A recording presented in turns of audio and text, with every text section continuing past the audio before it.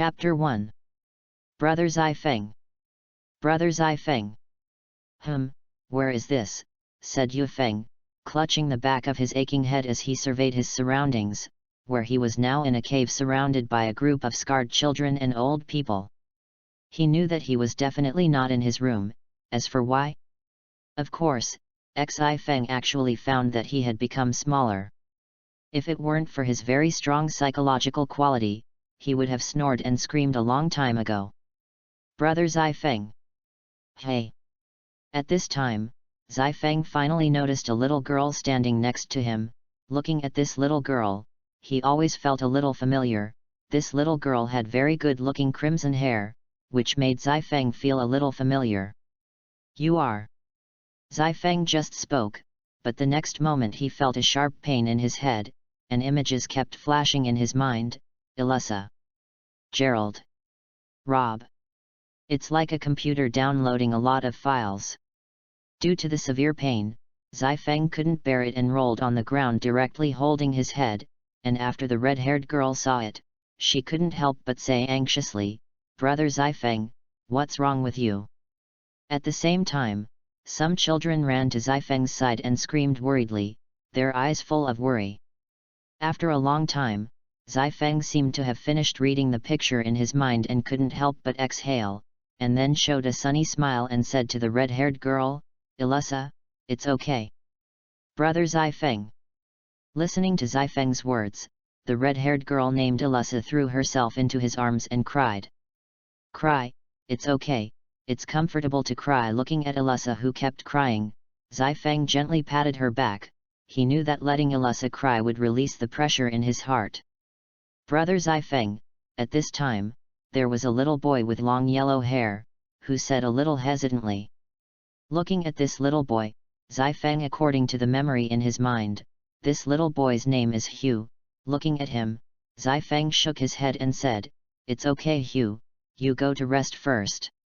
Thank you, Brother Zai Feng. Hugh thanked him and walked to the side and sat down. Zai Feng also called a few children who had been standing next to him to rest, and then Zai Feng also took Elisa to the side of the corner and sat down, and found that Elisa had slept in his arms. Seeing this, Zai Feng couldn't help but smile. I didn't expect the fairy queen after the past, so cute when she was a child.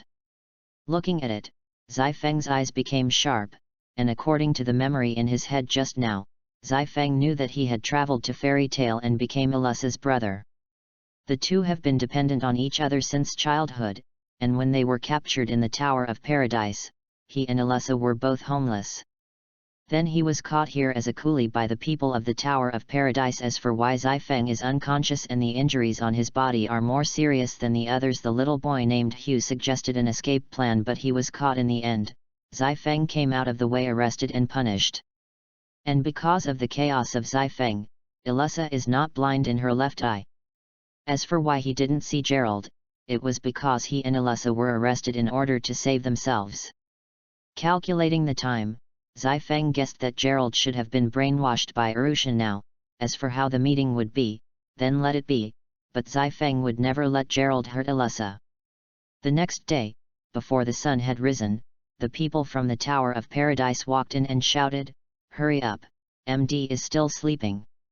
With a bang, a thunderbolt magic hit the sleeping Zai Feng and them, and suddenly screamed again and again, and Elisa couldn't help but snort. Seeing a few more burns on Elisa's skin, Zai Feng's eyes were full of coldness, and he looked at the magician who had unleashed the magic viciously, intending to keep in mind his appearance. Hurry up, rub something, want to be punished.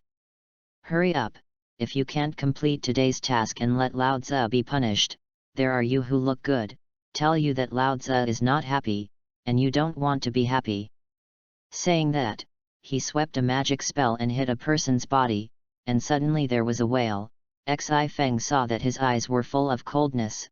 He knew that he couldn't help it. He was a mercenary, he had never seen anything. How could he retreat because of fear? Even if he knew that he couldn't fight, he wouldn't give up.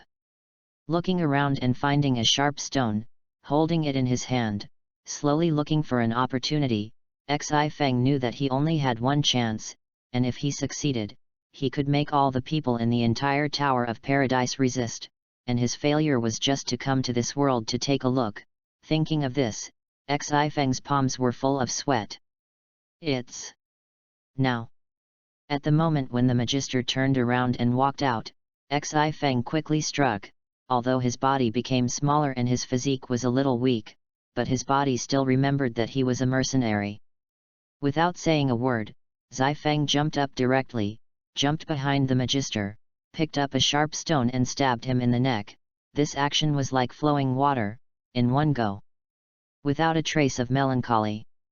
Poof!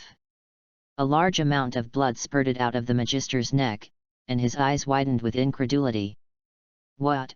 Everyone in the cell looked at Xi Feng with incredulity in their eyes, and before they could come to their senses, a Magus was killed.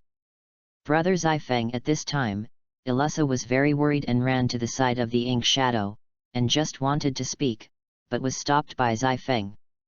Xi Feng glanced at everyone in the cell, and said loudly, "Just obey or run away, we will never be free, we can only resist, for the sake of freedom, let's resist." Xi Feng's words instantly made all the slaves resist, some directly made a fuss, and some were slaves who gathered in other places. Rebelled against. At this time, the soldiers of the Tower of Paradise also arrived, and then they fought the slaves. "Don't retreat, we have more than them. Snatch weapons from their hands. Our freedom is almost." The slaves did not hesitate at all, they did not fear the soldiers at all, but became more and more courageous, and kept defeating wave after wave of soldiers.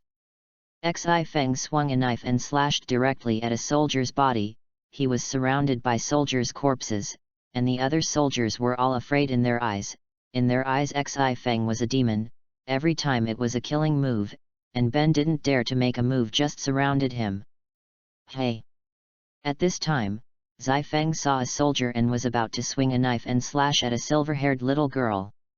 Xi Feng quickly kicked a small stone on the ground, and hit the soldier's face with a snap, and the ink shadow quickly came to the silver-haired girl's side, swinging the knife and slashing directly at the soldier's body. Then he said to the little girl, "You find a place to hide quickly, it's too dangerous here." Brother Xi Feng.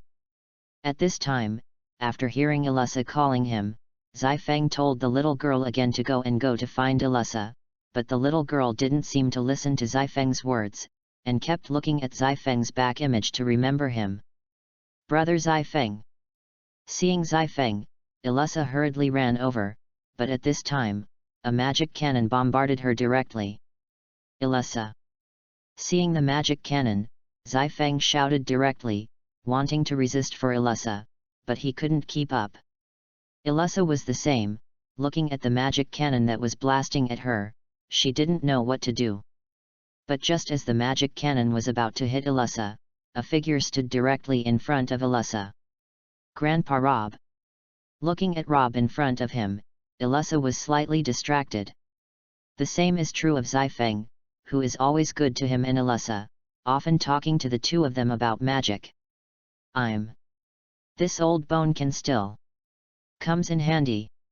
It's great, Rob, who helped Ilessa block the magic cannon, said with great difficulty, "Grandpa, my magic power has long been exhausted. Ilessa, you and Moying still have unlimited abilities. God really didn't abandon me, let me see you too, you have to cheer." After saying that, Rob fell to the ground, revealing the guild emblem on his back and a fairy tale. Chapter 2. Grandpa, X2. Watching Rob fall to the ground, Ilessa and Xi Feng erupted with a powerful momentum. Xi Feng's eyes were red and he shouted, and in the next moment, the surroundings directly transformed into a red wilderness, on which there were countless ownerless sword tombs, and as a horizon, there were leaping flames, and several huge gears were intertwined in the distance. Except for Ilessa, everyone present was very frightened, and Yu Feng looked at the Magister and the soldiers in the Tower of Paradise, and said lightly, "You guys will die for me." After saying that, extremely sharp swords appeared around Xi Feng, flying directly towards the Magister and the soldiers, piercing them. After the spell, Zai-Feng sat down on the ground, looking at his hands with some unimaginability. I actually used magic, but this magic makes Zai-Feng a little familiar. It's like the projection magic in Fata Stay Night, but it's different. Zai-Feng's projection magic didn't drop a level like the treasure projected by Fata Stay Night Rishiro, and it's exactly the same as the original. For example, the Obedient Sword EA and projection is also EA+. But the cost is also greater. If the magic is not enough to forcibly project, it is directly burning life force, and this projection will then continue to consume mana, that is, it cannot continue to fight. Awesome. Terrible. This is magic, and it will destroy the magic soldiers in one fell swoop. Great, we cannot be afraid of magic soldiers. We're finally free. Seeing that Yufeng and Elessa can do magic, so everyone is boiling. Brother. Seeing Zai-Feng sitting on the ground, Elessa hurriedly ran over and was very worried. Seeing Elessa, Zai-Feng shook it and said with a smile, "It's okay, it's just that the mana is consumed too much, and it's just out of strength." "That's good," Elessa patted her chest, and then said again, "Brother, let's go and save Gerald." Gerald, Elessa's words made Zai-Feng fall into deep thought. In his memory, Gerald and himself are also very good friends, but now that Gerald has been brainwashed, Elessa must be sad to see it, but seeing Elessa's eyes, Zai-Feng shook his head, sighed, "Let it be." Great. Zai-Feng's agreement made Elessa very happy, and directly helped Zai-Feng to go to the place where Gerald was being held. As for the others, they are collecting supplies. When they came to the cell, Elessa and Zai-Feng found that the guards had been knocked to the ground directly, and Elessa looked a little puzzled and said, "Brother, what's going on?" "I don't know, let's go in and take a look." But as soon as he entered, he saw Gerald standing in the middle of the guards, all of whom had fallen to the ground. And Elessa didn't notice it when she saw Gerald, but said excitedly, "Gerald, it's great, you're okay. We're victorious, we're free, let's get out of this island quickly." "Oh, Yufeng, Elessa, you're here too." Seeing someone calling him, Gerald turned around and said slightly, we don't need to run away, the real freedom is here." "You're kidding, Gerald, let's get out of this island quickly," Elessa continued to tell him, thinking that Gerald was joking, and Yufeng frowned. "I'm not kidding, Elessa. There is no real freedom in this world, the freedom we pursue is illusory, real freedom, in Jelf's world." Gerald said as if he was in a demon, "I seem to understand why these guys want to resurrect that Jelf, but these guys don't even feel it." Gerald, what are you talking about?" I don't understand." Elessa couldn't believe it, she felt like Gerald had changed. But the next moment, what Gerald did shocked Elessa completely, only to see Gerald walk up to a guard, directly stomp on a person's head, and then continued to torture and kill other soldiers. "Magic, stop it, Gerald." Watching Gerald continue to torture and kill soldiers, Elessa couldn't stand it. "Stop, Elessa, aren't you ruthless with these guys? Hate is hate, but..." "No, you can't feel Jelfa like that." Elessa was interrupted by Gerald before she could finish speaking, and at the same time threw a magic spell at a soldier who was fleeing, then turned to look at Yufeng and Elessa and said, "Yufeng, Elessa, let's resurrect Gerald together, let's rebuild the Tower of Paradise together." "I don't want to, I'm going to leave this island with my brother." "You guy." Elessa's words made Gerald very annoyed and threw out a magic blast directly at her, but at this time, Zai-Feng directly blocked in front of Elessa and endured it.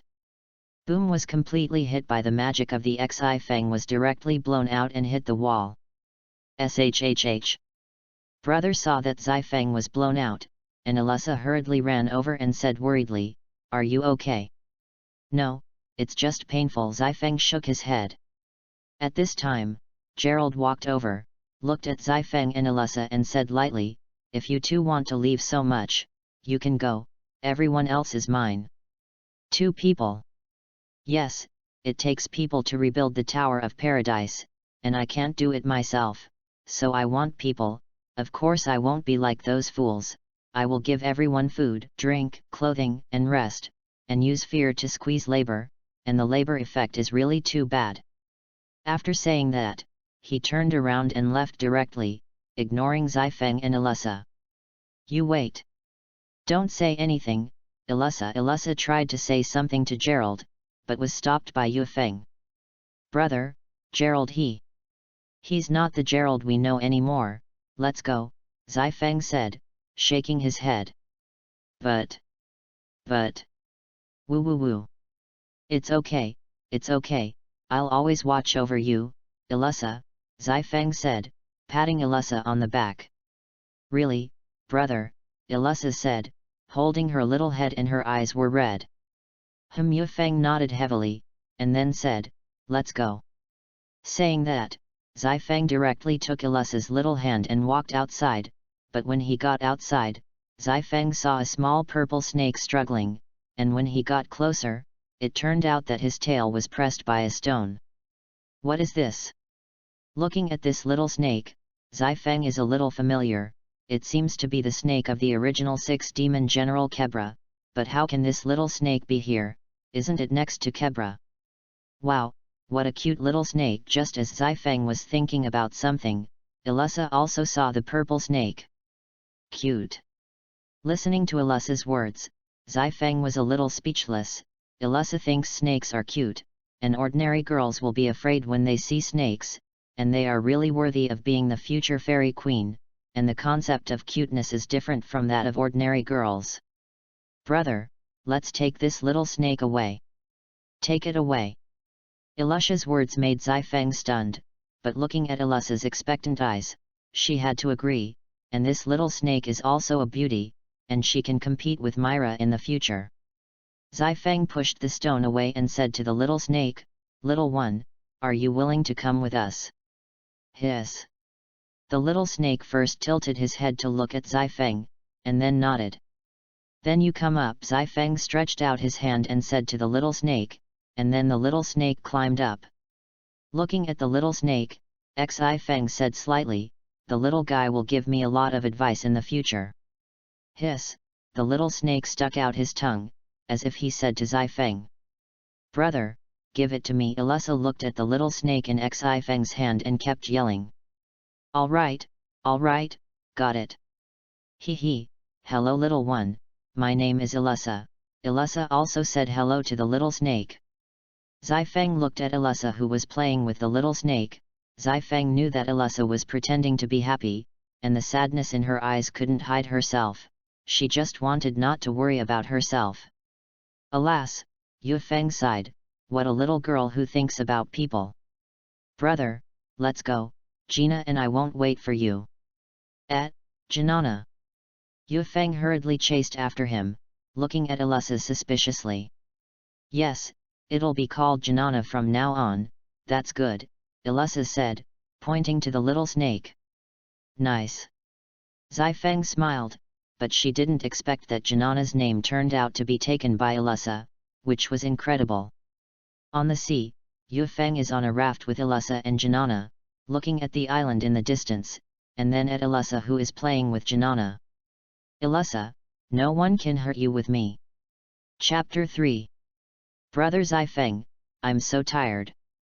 You listening to Elissa's words, Xifeng shook his head helplessly, squatted down, and said, "Come up, I'll carry you."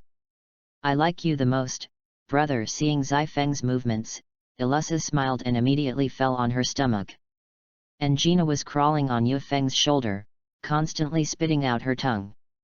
After coming out of the Tower of Paradise, Xifeng and Elissa lived in the forest for a month or two, hunting some wild beasts and going to a nearby town to change some gold coins and clothes, and since neither of them had a family, they finally decided to go to Fairy Tale.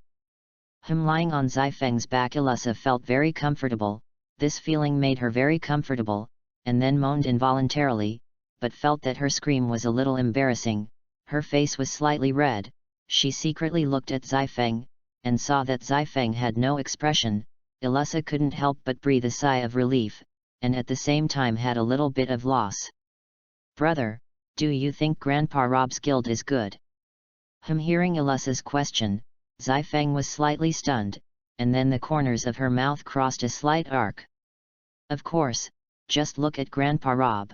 I want to go back for so many years, and Grandpa Rob is full of happiness when he talks about fairy tale.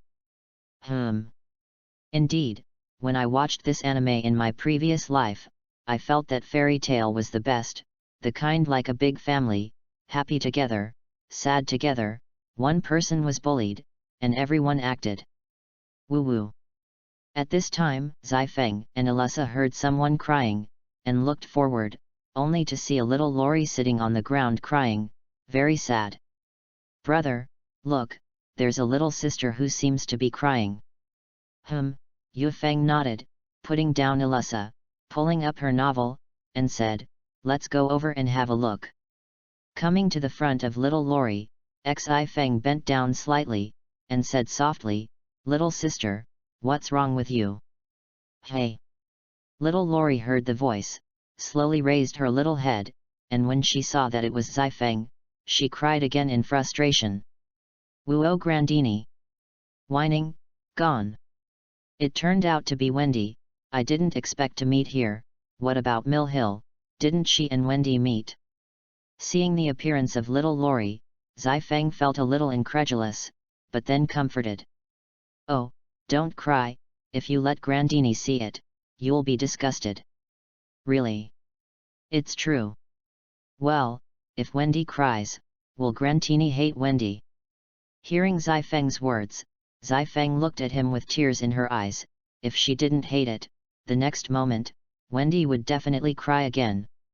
Looking at Wendy's appearance, Yufeng smiled, touched her little head and said, of course, Grandini doesn't like crahouses.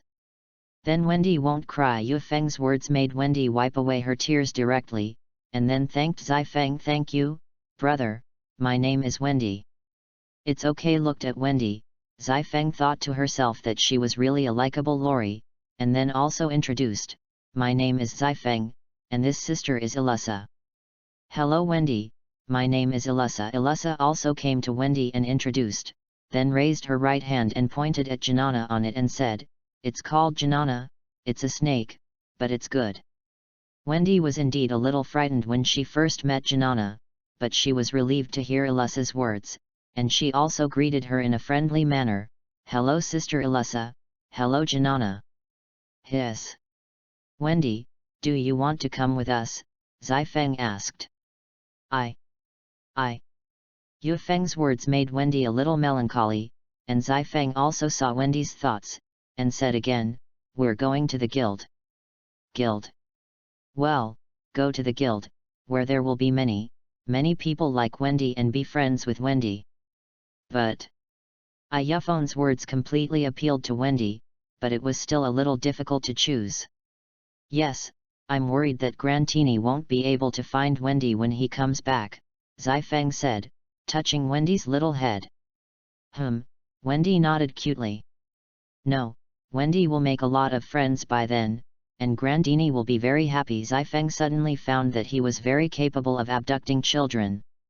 Then I'll go with you, and when I find a friend, Grandini will be very happy. Then let's go, Wendy, said Zifeng, taking Wendy's immature little hand. Wendy, who is that Grandini you're talking about? Elissa asked as she ran over to Wendy's side. Grandini, it's a dragon, it's big, said Grandini. Wendy was a little excited, and her two little hands gestured in the air, as if to describe Grandini. Dragon. Hearing Wendy's words, Elissa was a little surprised. When she was in the Tower of Paradise, she didn't talk about dragons in Grandpa Rob's mouth. As for Janana, she was turned into a snake by an evil magician when she was a child, and she didn't know about dragons, so she stuck out her tongue and looked at Elissa and Wendy with puzzled eyes. Don't, Grandini is a good dragon, she is very gentle, she also teaches Wendy magic literacy. Seeing Elissa surprised, Wendy thought she had misunderstood, and quickly explained. No, I'm just a little surprised, I didn't expect Wendy to have dragon magic, it's very powerful. Looking at Wendy's appearance, Elissa smiled slightly. No, Wendy is stupid, it took a long time for Grantini to teach Wendy. Hearing Ilissa's compliment, Wen was a little shy. Then work hard.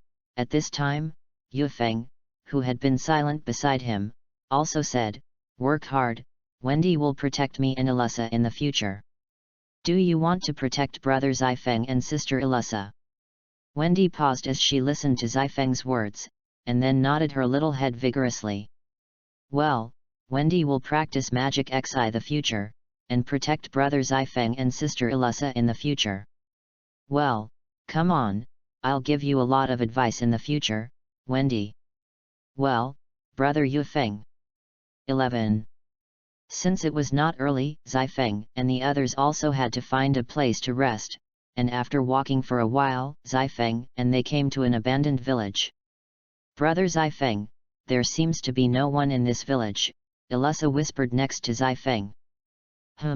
Yufeng nodded, be careful, pay attention to any danger around. However, they had not taken a few steps when they saw a bright light in a room in front of them. Brother, there seems to be someone somewhere. Go over and see. With that, Yufeng took Ilissa, Wendy, and Janana to the door. Excuse me, anyone? We are passing by here, can we rest here for the night? However, as soon as Zifeng's words were finished, the door opened, and from inside walked an old man dressed like a native. And when Zifeng saw this old man, he couldn't help but be surprised. Chapter 4. Grandpa Robin Lu, the food you cooked is so delicious, you said yes, Sister Ilissa. Well, it's delicious. Yes, eat more if it's delicious. Robin Lu looked at Wendy and Ilissa with a smile, and could tell that he was very happy. And Zifeng looked at Wendy and the old man, but he didn't expect that they met the person who was the original book that created a guild for Wendy alone, the Robin Lu who created the Nirvana reversal of light and dark magic. Brother Zifeng, what are you thinking? Are you not eating? I'm going to finish eating with Sister Ilissa. The food cooked by Grandpa Robin Lu is delicious. Wendy seemed to notice what Zifeng was thinking, and tugged at the corner of his clothes. No, let's eat. Hearing Wendy's words, Zifeng came back to his senses, smiled at Wendy, and then ate as well. And Robin Lu looked at Zifeng with a little deep meaning. After a while, after eating, Wendy and Ilissa were a little sleepy, so they went to sleep in other rooms, and there were only 3 people in this room, Zifeng, Robin Lu, and Janana. After a moment of silence in the room, Zifeng shouted at Reuben very respectfully. Young man, do you have a good perception? When did you find out? And Robin Lu knelt on the ground, looking at Zifeng with admiration in his eyes. When I saw you, I felt a little different, although it was only a little bit, but I still found that you were a little different from ordinary people. Is indeed just like what Zifeng said, although I knew the identity of Robin Lu by watching the anime before, but when I really saw it, Zifeng did feel a little different. Maybe he had a perfect projection magic, and his perception has improved a lot. Yes, yes, yes, Robin Lu said to Zifeng's repeated compliments, you young man is good, you are the first person to discover me in hundreds of years. Hundreds of years. Although Zifeng had known Robin Lu's identity for a long time, he still pretended not to know, and looked surprised. It was a long, long time ago. Robin Lu said as he slowly talked about his own affairs, and at the same time used magic to make Zifeng see what had happened before. This, after a while, Zifeng couldn't calm down for a long time. Just now Robin Lu used magic to show him the past, which made him feel as if he was there. Zifeng looked at Robin Lu, took a deep breath, and tried to restrain the excitement in his heart. This is the charm of magic, it really makes people's blood boil. Senior, the Nirvana magic you just said is too terrifying. If the evil person gets it, it's too terrifying. Alas, Zifeng's words made Robin Lu sigh. If I had known this, we would not have created Nirvana. Seniors, don't talk about this, it's all in the past, it's useless to regret it, I can only keep guarding here. Little brother, do you have something else? Saying that, Reuben looked at Gina in Zifeng's arms. Seeing Luo Ruben looking at Gina in his arms, Zifeng nodded and said, "Senior, you also feel it, the little snake in my arms is actually a cursed person, with my current magic power, I can't recover her with Ben now. I hope you can help me." "No problem." Ruben nodded, and put his hands in front of Janana, and then Zifeng felt a huge magic force surging around. At this time, a burst of intense white light emanated from Janana's body. Woo! After the strong light, there was originally a small purple snake in his arms, but now he has become a purple-haired and lovely little Lori. As for Ruben, he had already left when Janana recovered. Janana, who recovered, was a little confused at first, but after seeing Zifeng, she was very excited and reached out to hug Zifeng. Icky. Evening. Eve. Looking at Janana's appearance, Zifeng was a little funny, touched her head and said, "Don't worry, say it slowly, take it easy." Janana, who was turned into a snake when she was a child, has not spoken human language for a long time, and now that she has recovered her human body, it is indeed difficult to suddenly speak human language. Listening to Zifeng's words, Janana took a deep breath, looked at Zifeng and said with some difficulty, "Xi. Evening. Evening closure. Elder brother." Brother said that Gina seemed to be very relaxed. "Well, I know, Janana, you're great, you will slowly adapt to it in the future." Zifeng looked at Gina with a smile and said praisefully, but at this time, Zifeng also found one thing. Janana, who had just changed back to her original appearance, was not wearing clothes, but as for Janana, she was very happy to hold Zifeng and keep jumping, and kept shouting, "Brother! Brother!" Zifeng then pulled out the fabric next to her and covered her, and at the same time said to Janana, "Janana, get up, it's time to rest." "No," Gina, with some difficulty, hugged Zifeng tightly. "Elissa and Wendy are about asleep now, and it's not okay to disturb them now." Looking at Gina who was holding her, Yufeng touched her head dotingly, picked her up and walked to her room. When she came to the room, Zifeng first found a few Elissa clothes from her luggage and put them on for Janana, and then said to her, "Janana, wait until you sleep, don't move." "Hey!" Janana first tilted her head and looked at Zifeng suspiciously, as if she didn't know what he was going to say, but then nodded happily. "No, it's going to come out." Looking at Gina who was so cute, Zifeng hurriedly covered her nose. Then he shook his head and said, "Good night, Janana." "Night." Late. "An, brother. Brother." Saying that, Jinana hugged Xifeng's arm and closed her eyes with a smile, and Xifeng looked at Jinana, her face was also full of spoiling, smiled and closed her eyes. "Brother, get up." The next morning, Elissa ran to Yufeng's room to wake him up, smiling, but as soon as she entered, Elissa became completely gloomy, because she saw a girl she had never seen before sleeping with her brother in her arms. "Ah! H!" A scream directly scared away the birds that stayed in the trees. "What's the matter, Sister Elissa?" Hearing Elissa's voice, Wendy also hurried over, but she was stunned for the next moment. However, as soon as Xifeng finished speaking, he felt a coldness, rubbed his eyes, and saw that Elissa didn't know when to change into armor, and he was still holding an iron sword in his hand, and there was a black gas on his body. That. Peace.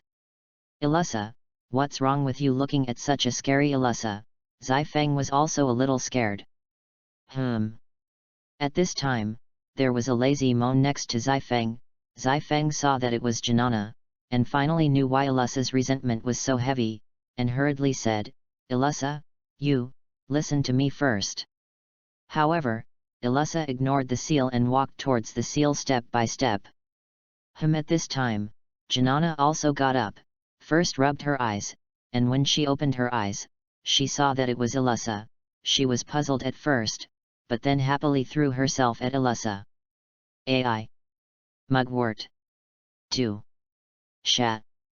Was suddenly hugged by this strange girl, Elissa was also a little confused. How could this girl be so close to herself? Did she know herself? Then she looked at Zifeng suspiciously. He saw that he was saved. Zifeng couldn't help but breathe a sigh of relief, and then said slightly, "She's Janana." Janana. Zifeng's words completely shocked Elissa and Wendy, and the two of them couldn't have imagined that a small purple snake would turn into a cute girl. Here's the thing. Yufeng then explained Janana's identity, and made a random reason, saying that Janana's curse may have slowly disappeared over time and then recovered. Chapter 5. Grandpa Reuben, we're gone. Elissa and Wendy were waving at Reuben standing in the doorway. Be careful on the road, children. Robin also looked at them with a smile on his face. All right, let's go, Yufeng said, looking at Elissa, Wendy, and Janana.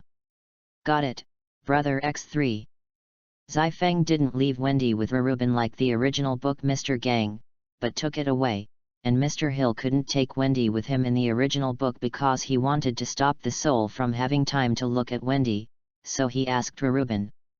As for Zifeng, he has nothing to do with Ben now, so it is better to take Wendy directly, so that Wendy will be sad for the fake cat turning house in the future, and as a traverser, changing the plot is the king.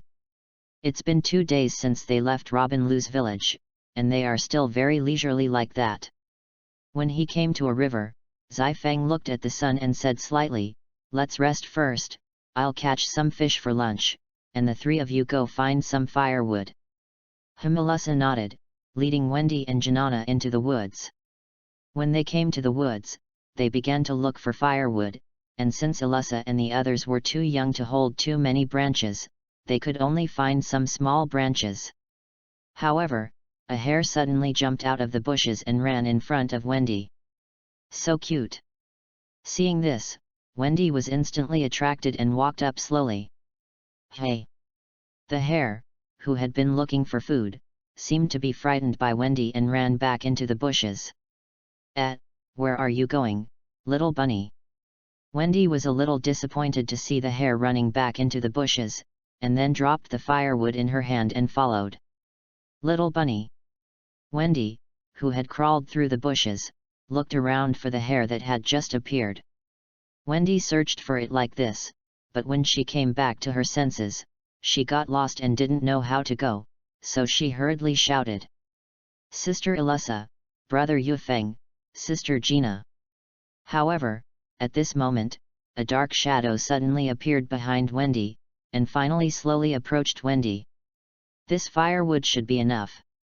Looking at the firewood on the ground, Elissa nodded, then shouted at Janana and Wendy. Janana, Wendy, we're going back. But as soon as Elissa finished speaking, she found that Wendy was gone, and hurriedly asked, Gina, where is Wendy? I don't know. Janana shook her head and said.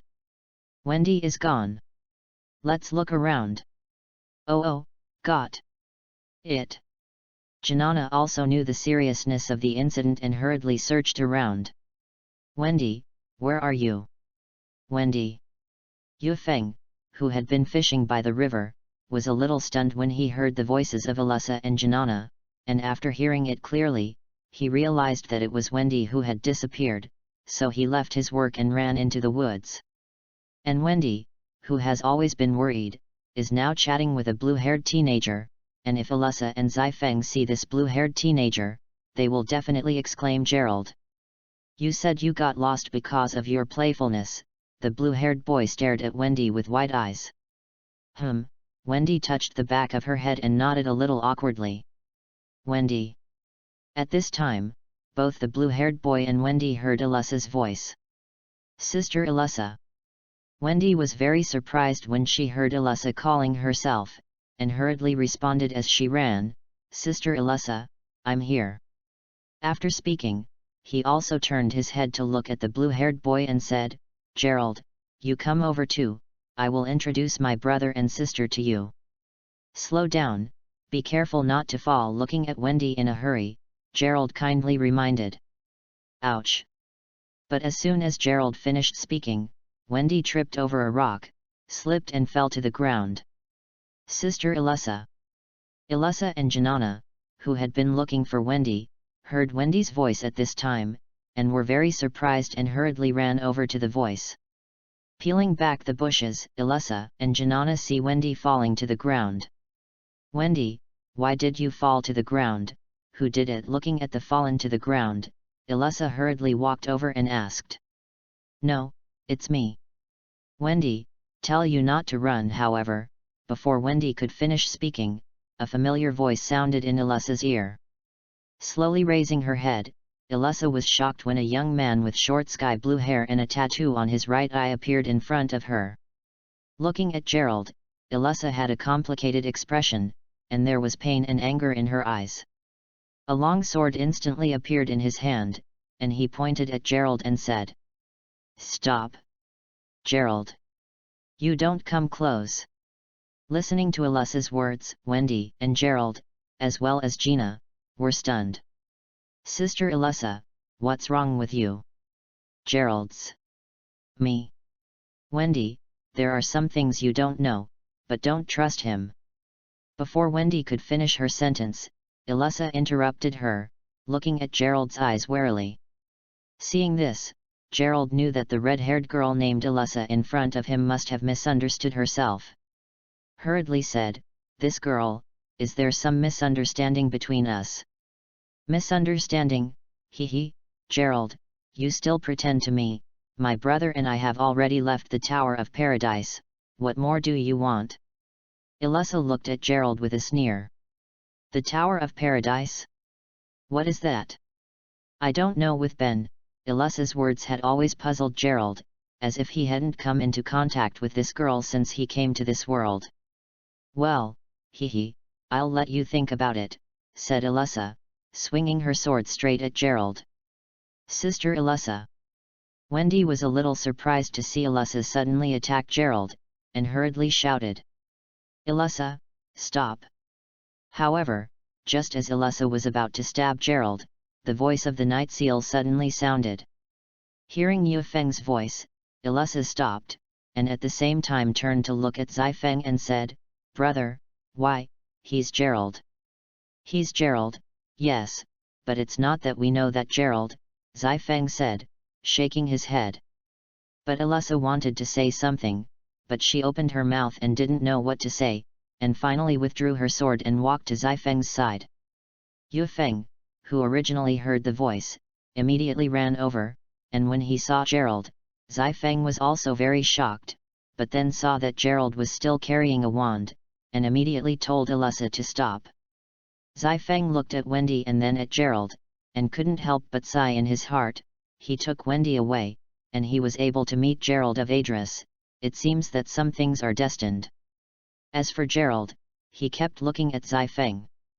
Back at the river, the sky had already been dyed red by dusk, and they sat around at night, watching the beating bonfire. However, this is when Gerald breaks the quiet atmosphere. "If you have anything you want to ask, just ask." Looking at the Prince Adris, who was exactly the same as Gerald, Zai Feng also fell into some memories. "That's why did Miss Elissa seem to be in pain and emotion when he saw me?" said Gerald, looking at Elissa, who had been keeping her head down. Listening to what Gerald said, Wendy and Janana also looked at Zai Feng and Elissa with some doubts, although Janana was also in the Tower of Paradise before, but she was a snake before, and she had no memory of what happened before the curse was lifted. Qingming Reading Gift, charge 100 and get 500 VIP coupons. To rush immediately, event period, April 5th to April 5th. Chapter 6. Listening to Gerald's words, Elissa involuntarily trembled. Seeing this, Zai Feng sighed, put his hand on Elissa's shoulder to comfort him, and then said, "I have a friend with Elissa, who is exactly like you and has the same name, but he has changed and become stranger." Woo woo woo. Zai Feng's words directly made Elissa cry. Seeing this, Zai Feng hurriedly hugged Elissa and kept patting her on the back. While looking at the crying Elissa, Gerald seemed to have something in mind. Night slowly fell, and after a few small talks with Gerald, Yu Feng went to sleep. The next morning, Gerald left a note and left. Didn't alarm anyone. When Wendy comes to call Yufeng learns that Gerald is gone. Taking the note handed over by Wendy, Zifeng smiled and really looked like his style. That's how I came quietly and left quietly.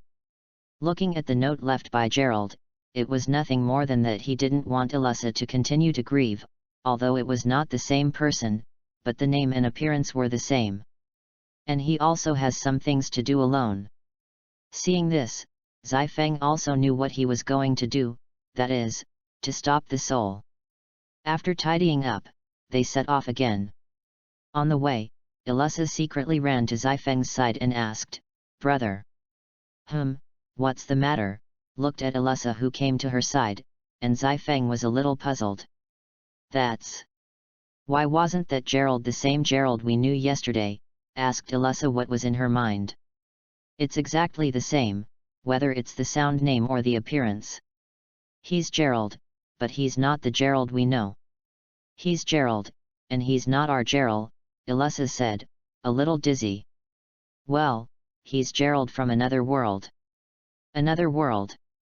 Zifeng nodded, and continued, "Don't worry about these things yet, you'll know later." Oh, hearing Zifeng's answer, Elissa answered and stopped talking. Fiori's eastern capital, Magnolia. After 2 or 3 days of walking and riding, the 4 of them finally came to Magnolia, during which Zifeng and Elissa and Wendy were also teaching Gina the language and common sense in life. Fortunately, Gina is very smart, and now some simple conversations are still okay, and the strange thing that makes Zifeng is that Janana can't remember the memory of when she was a snake, but she remembered the 3 of them, but Zifeng doesn't bother with these, and can't remember the memory of being a snake, which is always good for Janana. Is this Magnolia? It's so big. Looking at such a prosperous city, Elissa and the 3 little girls couldn't help but be a little amazed. Elissa wandered with Zifeng when she was a child, and then was captured and taken to the Tower of Paradise. Janana was cursed as a snake, and Wendy, although her life is better than that of Elissa and Janana, she has been learning Dragon Slayer magic with Grantini, and she has never been to Xi the city, so it is indeed amazing to come to such a prosperous city.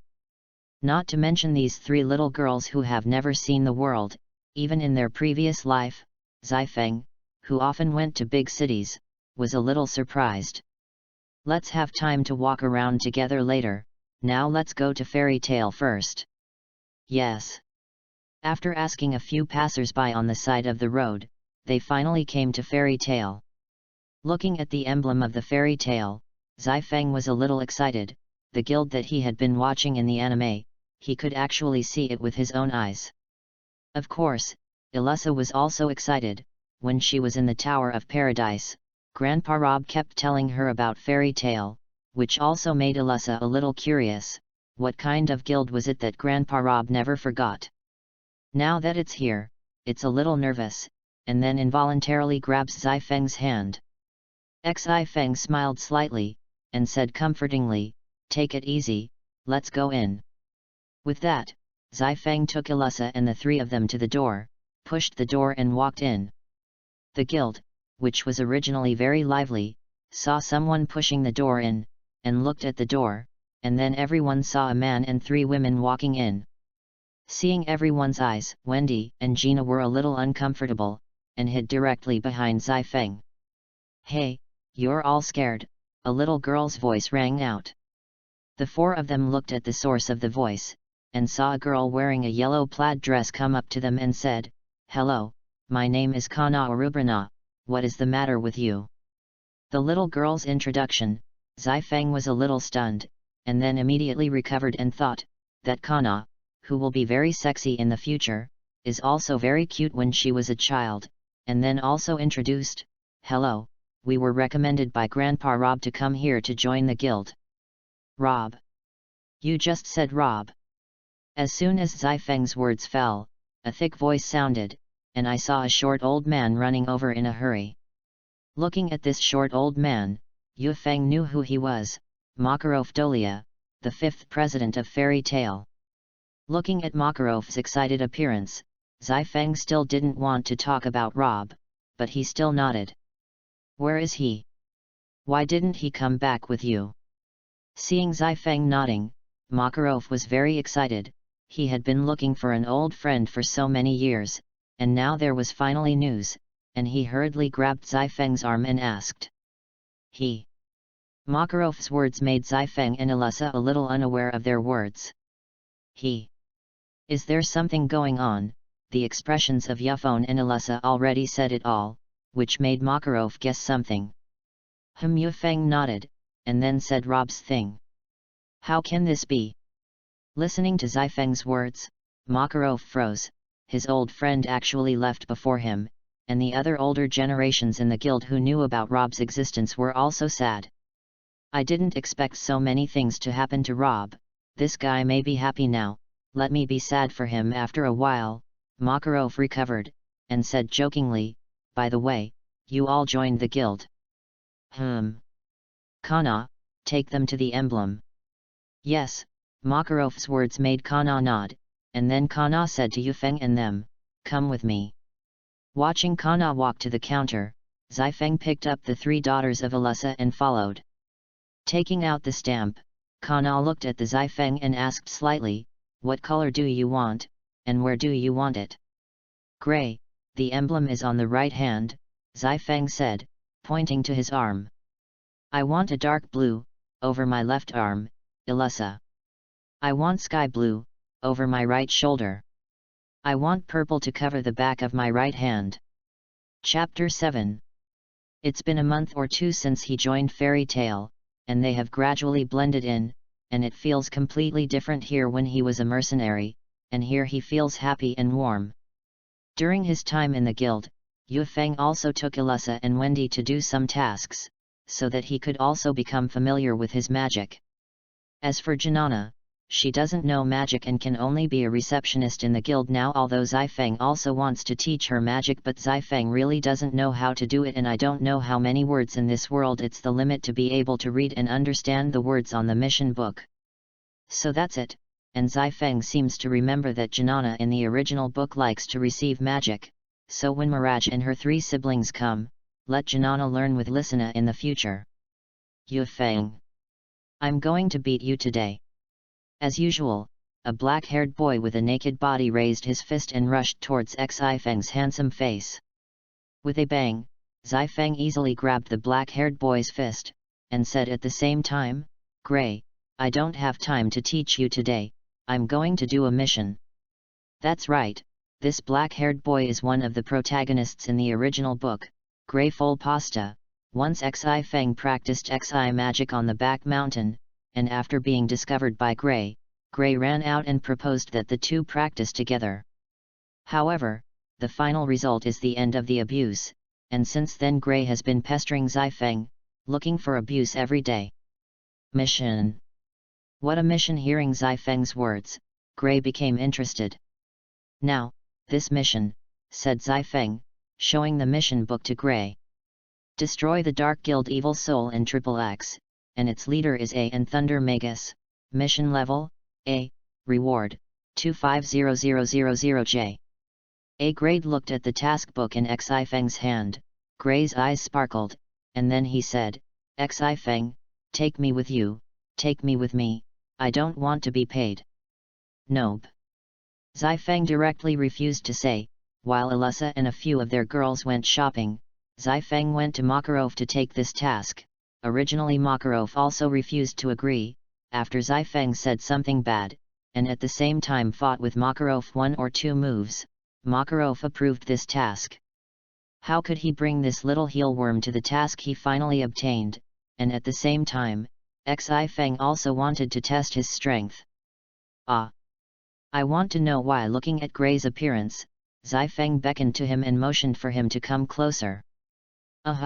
Gray nodded repeatedly. The reason is, I'm better than you, ha ha ha. After speaking, Xifeng laughed directly. Ah! Then I'll wait and see. Xifeng shook his hand without looking back, and then walked out of the guild.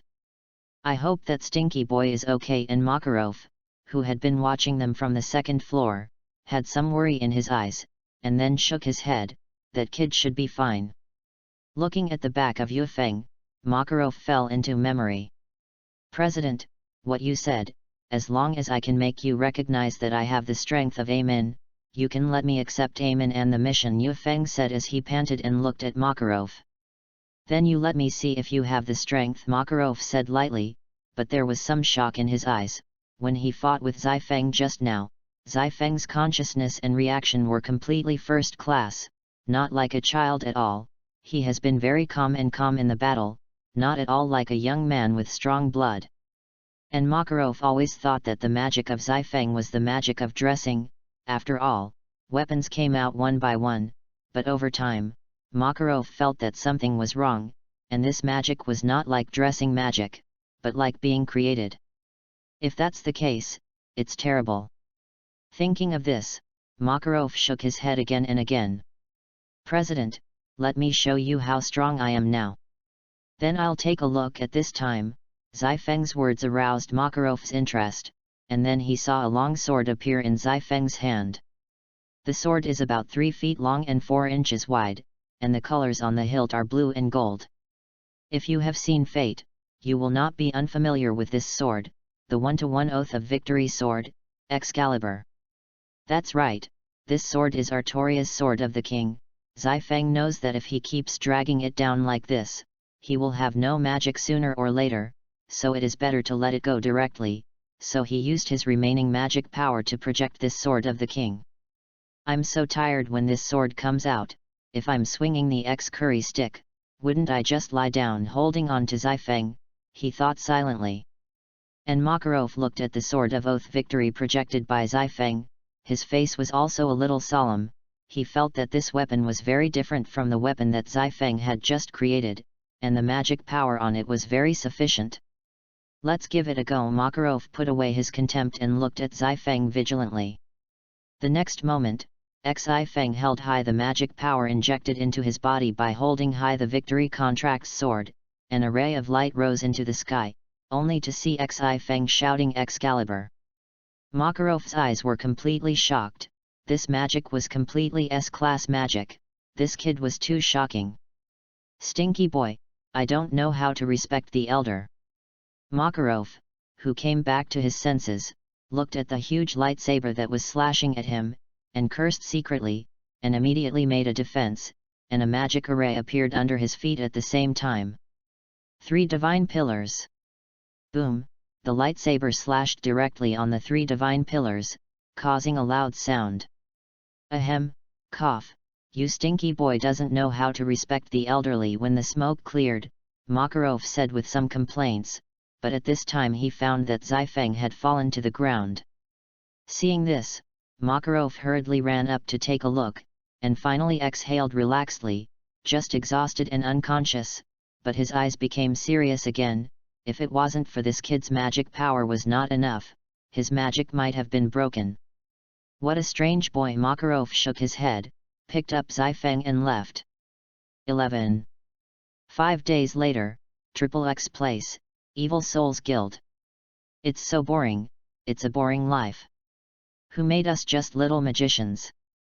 At this moment, the 2 evil spirit magicians in charge of guarding were boringly talking to each other that was not nutritious. But at this moment, a teenager appeared in their field of vision from a distance. There seems to be a guy over there. Let's go, and see. As he spoke, the 2 minions clenched their weapons and walked vigilantly towards the young man. Hey, boy, stop me, what are you doing here? Seeing that it was a teenager, the 2 minions breathed a sigh of relief, and then immediately became tough. Me, looked at the minions who stopped him. The young man narrowed his eyes, and the next moment a silver light flashed, and the 2 minions stared wide-eyed, and finally fell to the ground. A faint fine mark appeared on his neck, and a long knife more than a meter long appeared in the young man's originally empty hand. Looking at the 2 people who fell to the ground, the young man said lightly, I'm here to ask for your names. After saying that, the boy walked straight into this dark guild. Inside the guild, Nickel, the president of the evil spirits, is squinting his eyes and enjoying the massage of the beautiful woman, and the life of the wine pool meat forest is so uncomfortable. Will President, no, someone's calling. Just when Nicker was in YY, one of his subordinates hurriedly ran in and said, "What?" Hearing his subordinate's words, Nickel stood up directly, grabbed him and said, "How many people?" "Return." "Hui, President." "Yes. It's a brunette boy. He's the only one." "What? There is only one person, is it still a teenager? What do you eat big? What do you eat big? So many people actually let a little kid hit the house. Do you trademark think Lao Tzu is so foolish?" Hearing this, Nickel suddenly scolded in disbelief. "No. No, the boy was a magician. Aren't you magicians? A group of magicians can't beat a single magician. That boy was so weird, he was holding a long knife, and we didn't see him move, and many of us fell. It's really that weird." Seeing that what his subordinates said didn't seem to be fake, Nicker was a little deeply shocked in his eyes, and then waved his hand and said, "I'm going to see what this kid looks like." Chapter 8. Draw your sword and slash. Zai Feng drew the knife instantly. The thing in his hand was blanched in an instant, and in an instant, all the magicians who rushed up fell to the ground, and a thin mark appeared on his neck. Managon blanching, Bison Naga Captain Hikaru Haikatsu, is a sword of about 3 feet in the sword of the famous swordsman Kojiro Sasaki. Since Wugan's Wo is not a very powerful weapon, it doesn't take much magic to project it, and Xi Feng found that as long as he projected out of the treasure, he would use it naturally. What moves, tricks are completely in his mind.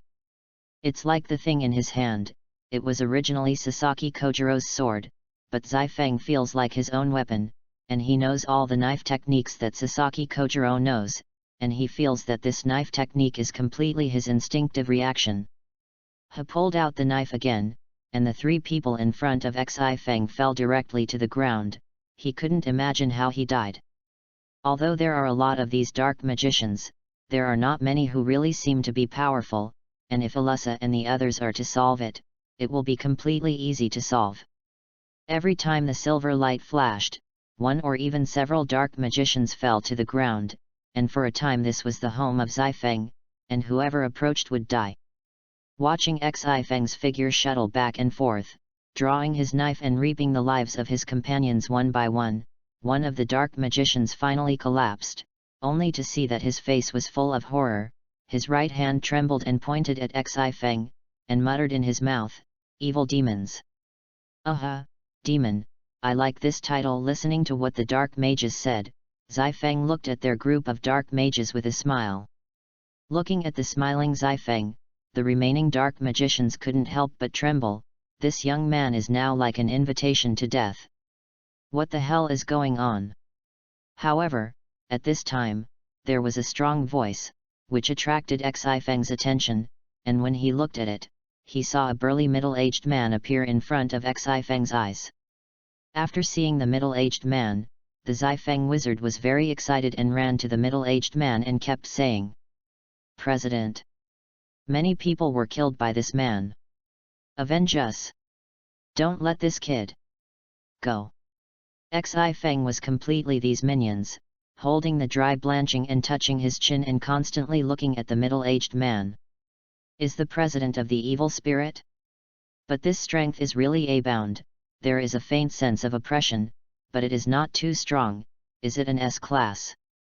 Thinking of this, Zai Feng's pupils contracted, and he looked at Nick vigilantly, and at the same time said secretly, "Who said that this trademark is A and magician? The information is completely wrong. Trademark kid. You did all this." At this moment, a voice with anger interrupted the thoughtful Yu Feng. Hearing this, Xi Feng nodded and said lightly, "Yes, I did it." Getting the answer, Nickel, who was forcibly suppressing his anger, said in a low voice, "Give me a reason." "That's the reason," said Yufu, tearing off the sleeves of his shirt to reveal the emblem of the fairy tale. Bright Guild. Looking at the emblem of Zai Feng, Nick's eyes widened, and he quickly looked around, and found that there was indeed no one else around, so he immediately laughed and said, "Haha, there is no one in the Bright Guild now, right?" The facts are in front of you, you garbage just need me to do it, Zai-Feng said as he squinted at Nick Li. You. Nickel, who couldn't speak at what Zai-Feng said, was furious, and hurriedly shouted, "Stinky boy, you are looking for death. Everyone bombards me with magic. Beaded fireball. Tempest blade. Ice gun."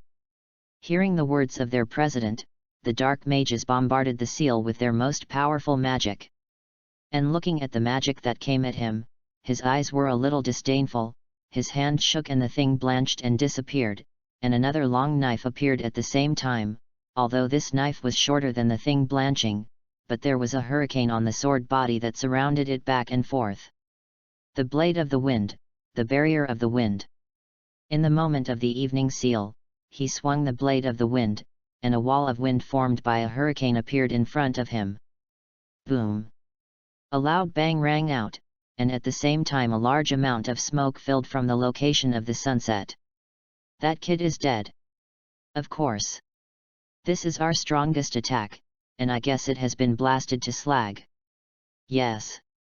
Yes, I really think that I am invincible in the world, and dare to come and annihilate our evil spirits. The Bright Guild is amazing, it's not a waste. Ha ha ha ha.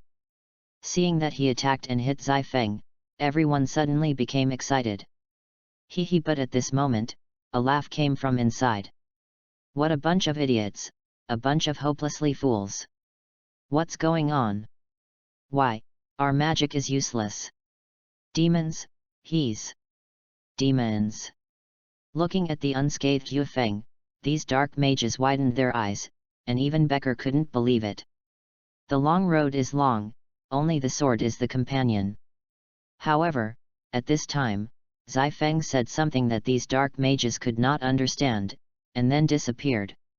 Ah! However, as soon as the sunset seal disappeared, a dark mage screamed from a dark wizard, and as the first one sounded, the second one sounded, and then many came one after another. What the hell is going on? Looking at the people who fell to the ground one by one, Nickel was furious, and at the same time, a wave of magic burst out. Hey! Zai-Feng, who had been playing with lawn-mowing Wushuan all the time, had been slashing, suddenly stopped. Damn, stinky boy, I'm going to torture you so hard that you can't survive, you can't die. Nicker looked at Zai-Feng with red eyes, and his magic continued to burst out. You're not the only one who thinks like this, Zai-Feng said with a chuckle, but he was a little vigilant in his heart. The magic power is indeed a level, but the sense of oppression is not so strong.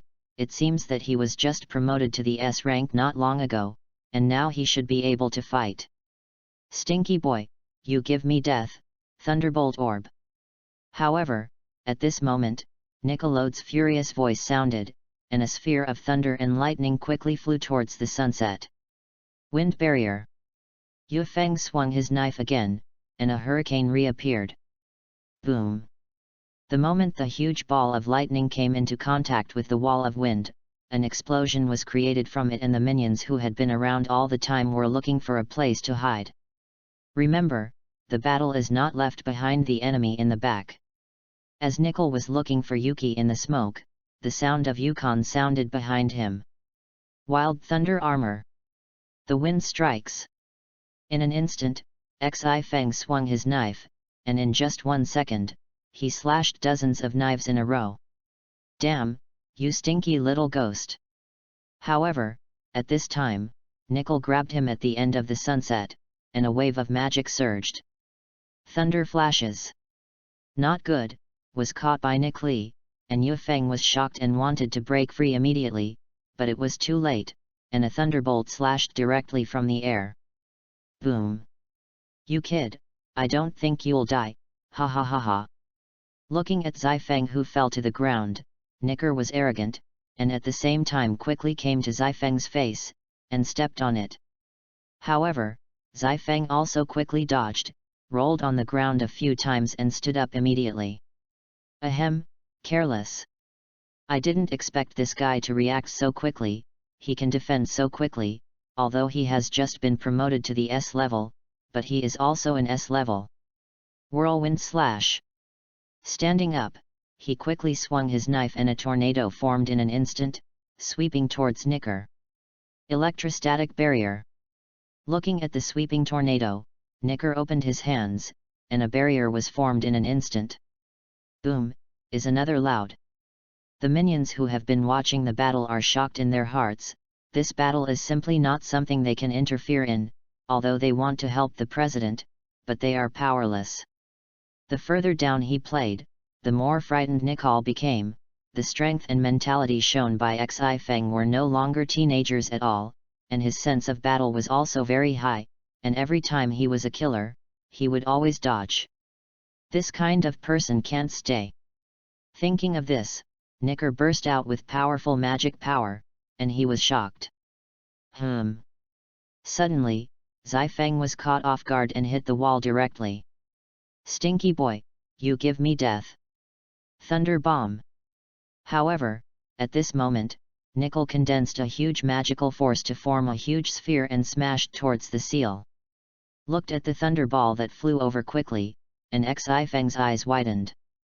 It's a good to come. The blade of the wind in his hand disappeared. Xi Feng raised his hands high, and the sword of the king appeared. Excalibur. Wield the sword of victory and slash down. This. Looking at this majestic lightsaber, Knicker looked at it in disbelief. The collision of the lightsaber and the thunderball produced a huge magic force, which made the weekend unsightly, and some minions who couldn't bear the magic power were directly exploded. Stinky boy, you give me death. Who dies doesn't have to. Under Nickel's shocked gaze, he easily broke his magic and slashed at him. No, don't. Nickel was terrified and tried to defend at the lightsaber that slashed at him, but it was all in vain. Boom. A loud bang ended the battle. Chapter 9. After dealing with Knicker, Yuki cleaned up the remaining minions, and after a day's stay, after making sure there were no leftovers, he left. He now has to hurry back to hand in the task and let people come to inspect it in order to get the reward, but when Xi Feng passed through a village, he did hear a commotion. Get out! Get out of the village! Demon-possessed guys, how long do you plan to stay in our village? You cursed family! As long as you are there, the bad luck in the village will not stop. Demon, what's going on? Hearing this, Xi Feng was a little interested, and followed the sound, and saw a group of people with hoes and tools, shouting around a room. I said, what are you doing here? Looking at the incessant throwing stones into the house, Yu Feng patted a person on the shoulder and asked. And when the man turned around and saw that it was a young man, he sighed, as if he was disappointed by something, but he still answered Xi Feng's words. Boy, you'd better get out of here, there's a demon-possessed girl in this house, and we're driving them away. Demon-possessed girl, was the villager's words, and Yu Feng was very interested, and then walked to the front and said, everyone, be quiet, be quiet. And the villagers, suddenly saw a teenager appear in them and asked a little strangely. What are you doing here, boy? Get out. There's a demon here, boy, go away. Ahem. Yu Feng coughed, motioning for them to quiet down and said, I'm a magician, and I heard that there are demons in your village, so I'll take a look. As he spoke, Xi Feng showed the emblem on his arm. Magician. Where is there such a magician? It's a child. Even if there is, it's not powerful. Listening to Xi Feng's words, the villagers said with some disbelief, and Xi Feng was a little helpless, and could only prove himself, and then in the shocked eyes of the villagers, a long sword suddenly appeared in Xi Feng's hand, and with a slight wave, a big tree behind the villagers was actually cut off. Looking at the cut-down tree, the villagers were stunned, but then instantly became excited. It's really a magician. Master Magister, help us get rid of the demons in the house. Calm down, I'll go in and have a look. Yu Feng motioned for them to be quiet, turned and walked to the door. Master Magister, be careful. Magician, be careful. And in the house, a little girl heard what the villagers outside said, and hurriedly ran over to a girl sitting on the ground and wearing a black robe. "Sister Myra, what to do? A magician is coming, he's coming to arrest us." What to do? We're going to be caught." The woman named Myra had not yet spoken, but a boy next to her spoke first. It's okay, my sister will protect you, no one can separate us." Myra shook her head and said, "If you look closely, you find that this Myra is constantly trembling. Open the door." However, there was a sound outside the door. "Sister Myra, what should we do?" Hearing Zai Feng's voice, the little girl hurriedly ran to Myra's side and said very scared. "It's okay, they can't get in," Myra said reassuringly. "Hey!" No one opened the door for a long time, and Zai Feng frowned a little. It seemed that he could only use his magic power. Using his magic power, Zai Feng directly pushed open the door of the house. And the door suddenly got up and was opened, completely frightened by the little girl and the boy, who ran to Myra's side in fear. Entering the door, Zai Feng first surrounded the surroundings, and finally found two women and a man hiding in the corner. Looking at these two women and one man, Zai Feng finally fixed on the arm of the girl in the middle. Seeing this, Zai Feng thought, well, these two women and one man should be Mirage, Lysina, and Elfman when they were children. As for Mirage, they were very scared to huddle together when they saw Zai Feng, and Mirage saw that she had been staring at her demon arm, and quickly put it away. "Please, don't kill my sister is not a demon, woo. However, before Zai Feng could speak, Lysina ran over and said to Zai Feng. "Lysina." Seeing Lysina suddenly run in front of Zai Feng, Mirage and Elfman couldn't help but get nervous. "Hey!" Looking at Lysina who suddenly ran over, Zai Feng was a little puzzled, and then when she heard what she said, Zai Feng smiled, "What a good girl." Then he reached out and touched Lysina's head. Looking at the Zai Feng who reached out to touch her, Lysina closed her eyes in fear, and Mirage and Elfman also stood up very nervously. "No, I'm not here to kill your sister." However, Lysina's head was suddenly touched, and a gentle voice came from her ears.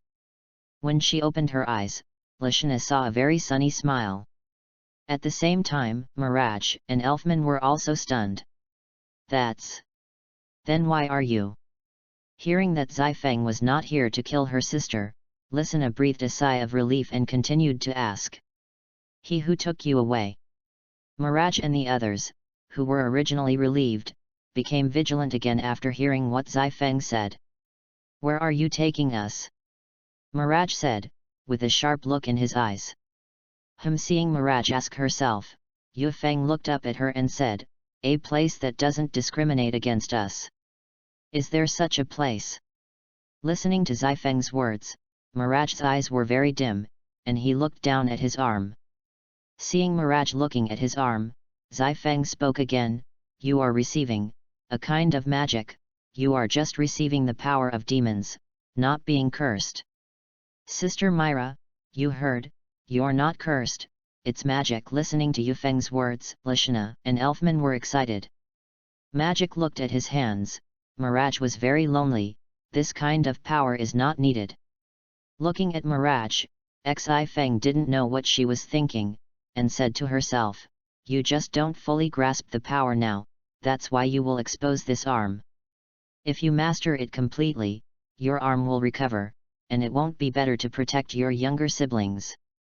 Zai Feng's words completely brought Mirage back to his senses, and he looked up to see Elfman and Lysina looking at him very happily. "Yes, if you control the power, you can protect Lysina and Elfman." Thinking of this, Mirage raised his head and looked at Zai Feng and said, "Let's go with you." "That's right. Get out of our village. Demons. Finally gone. Get out." Looking at Mirage and the others who were following behind Zai Feng, the villagers kept shouting, and the three of them also lowered their heads, gritted their teeth, and their bodies trembled a little.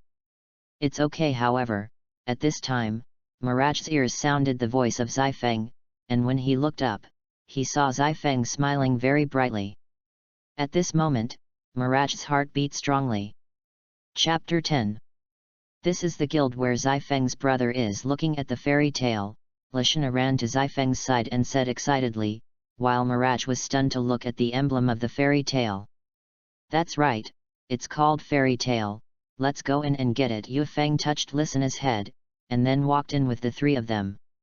After a few days of long journey, Zifeng finally brought Miraj and the three to the guild, during which Zifeng also told the three of them about the guild, which made the three of them look forward to it.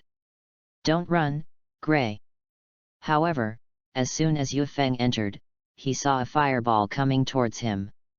Looking at the incoming fireball, Zifeng directly stretched out his hand and blocked it. But wave after wave, just after the fireball was blocked in the sunset, a chair attacked again. I didn't run, Charizard. Looking at the chaotic guild, the three of Miraj were completely stunned, while Zifeng was full of black lines and shouted unbearably. Gray! What the hell is going on? A familiar voice caught the attention of everyone in the guild. Yo, you're back. That's right, Zifeng heard that you completed the A-level mission by yourself. Zifeng. Hearing that it was Zifeng's voice, Gray quickly turned around and punched Zifeng. I'm going to beat you today. Smack.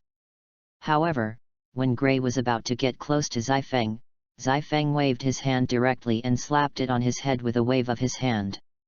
Ha ha ha, sure enough, Gray lost again.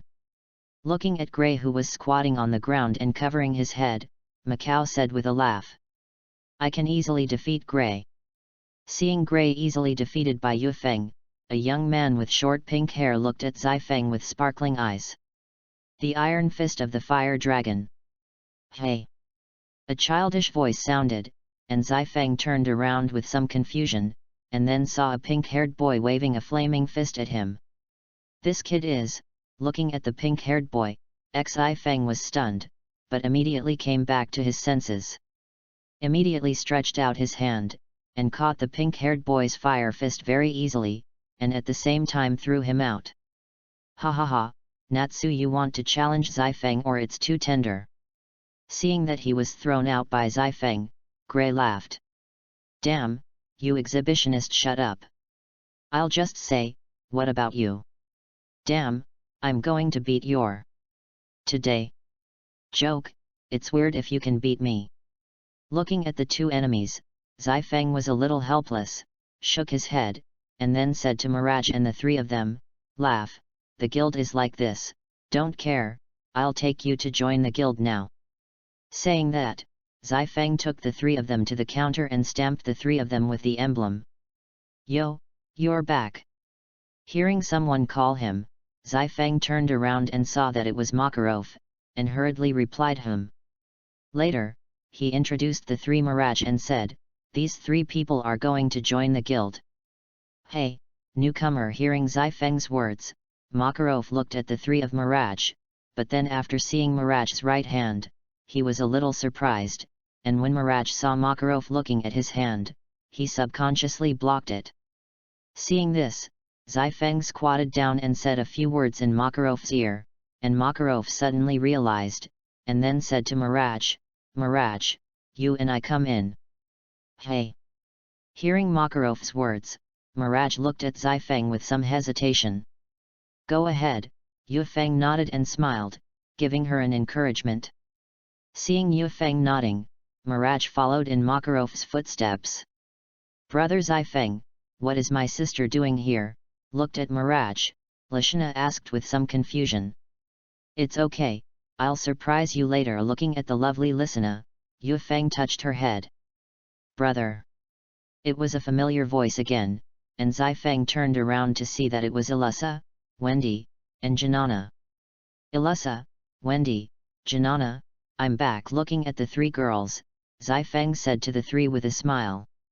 Humph. Seeing Zifeng, Ilusa snorted coldly and turned her head to the other side. Brother Zifeng, it's like this. Wendy ran to Zifeng's ear and muttered a few times. Listening to what Wendy said, Zifeng had a smile in her eyes, and kept looking at Ilusa. It turned out that she was secretly doing the task by herself, and she didn't take her there, so she made a fuss. Elisa, who peeked over, saw that Zifeng had been looking at her, and quickly withdrew her gaze. Seeing this, Xifeng smiled even more in his heart, walked behind Elisa and hugged her and said, "What's the awkwardness, it's just a task." Wu hurriedly comforted and said, "Elisa, it's me who is wrong, and I will definitely not be alone in the future. Hey! I don't want to lose." Wu. Zifeng was stunned. He didn't expect him to be so important to Elisa. It seems that Gerald's matter is too badly injured. Even if he is whitewashed in the future, he will have to teach him a good lesson when he is in the Tower of Paradise. Looking at Elisa crying in her arms, Zifeng said softly, "Elisa, we will never be separated. Brother. Sister, your watch is restored." Just as Elisa was about to say something, the excited voices of Lisana and Elfman came from the side. Listening to the words of the two, Yufeng looked at Mirage and saw that her right hand had recovered, and brought Elisa and Wendy and Janana to the side and said, "Congratulations, my arm has recovered." "Well, thanks to the president, although I can't control it freely now, the president said that as long as I practice diligently I can control it." Hearing Zifeng's voice, Mirage hurriedly turned around and said excitedly, "That's good, let's make good use of this power in the future." Mirage nodded, but the next moment of action stunned everyone. "Whoa!" Then I saw that Mirage kissed Zifeng's face, and at the same time said with a blushing face, I'm. It's just a thank you gift, don't think about it." You guy, why do you want to kiss your brother?" However, before Zifeng could speak, Elisa spoke first. Are you?" Looking at Elisa next to Zifeng, Mirage frowned, not knowing that she was a little unhappy to see this girl beside Zifeng. "Why should I tell you?" Elisa snorted coldly, "Too. You." Elisa's words instantly made wells appear on Mirage's forehead at the same time, and then he also snorted coldly, "What about my kiss, Zifeng? I still want to kiss." "You dare?" "Why don't you dare?" said Mirage and kissed him angrily, but his face was a little blushing. "You. I'm going to duel you. Come on, armored girl." "Damn. Little sister. Armored girl. Little sister." Alas! Seeing the two of them like this, Xifeng sighed, thinking, these two people are also enemies. Chapter 11. As usual, Yufeng brought Elisa and the three little girls to the guild, much to the envy of many male creatures. "Zifeng, this kid is so hateful, it's too much to catch a doll," Macau said with a little sour as he drank his wine, his tone a little envious. "How can I hear that you seem to be a little envious?" Marco's partner and friend Wakaba said. "Humph." After taking a sip of his wine, Macau turned to look at a beautiful girl who was dancing, and seemed to make a decision too. "I decided." What have you decided?" Wakaba on the side was a little puzzled. "I'm going to confess to Arrow." "What?" Macau's words surprised Wakaba. "Give up, don't you know how many people like her? Just wait and see." "Okay." At the same time, on Zifeng's side, as soon as he sat down, Mirage's voice came from his ears. "Zifeng, I took a mission today, you can take me with Lishana and Elfman." "Not good." Hearing Mirage's voice, Zifeng knew that something bad was going to happen, and glanced at Elisa next to her. Sure enough, Elisa came over angrily, looking at Myra a little angry. "Let's go." However, Mirage didn't seem to notice Elisa, and grabbed Zifeng's hand and walked outside the guild. "Mirage!" Mirage kept ignoring it, and finally Elisa exploded.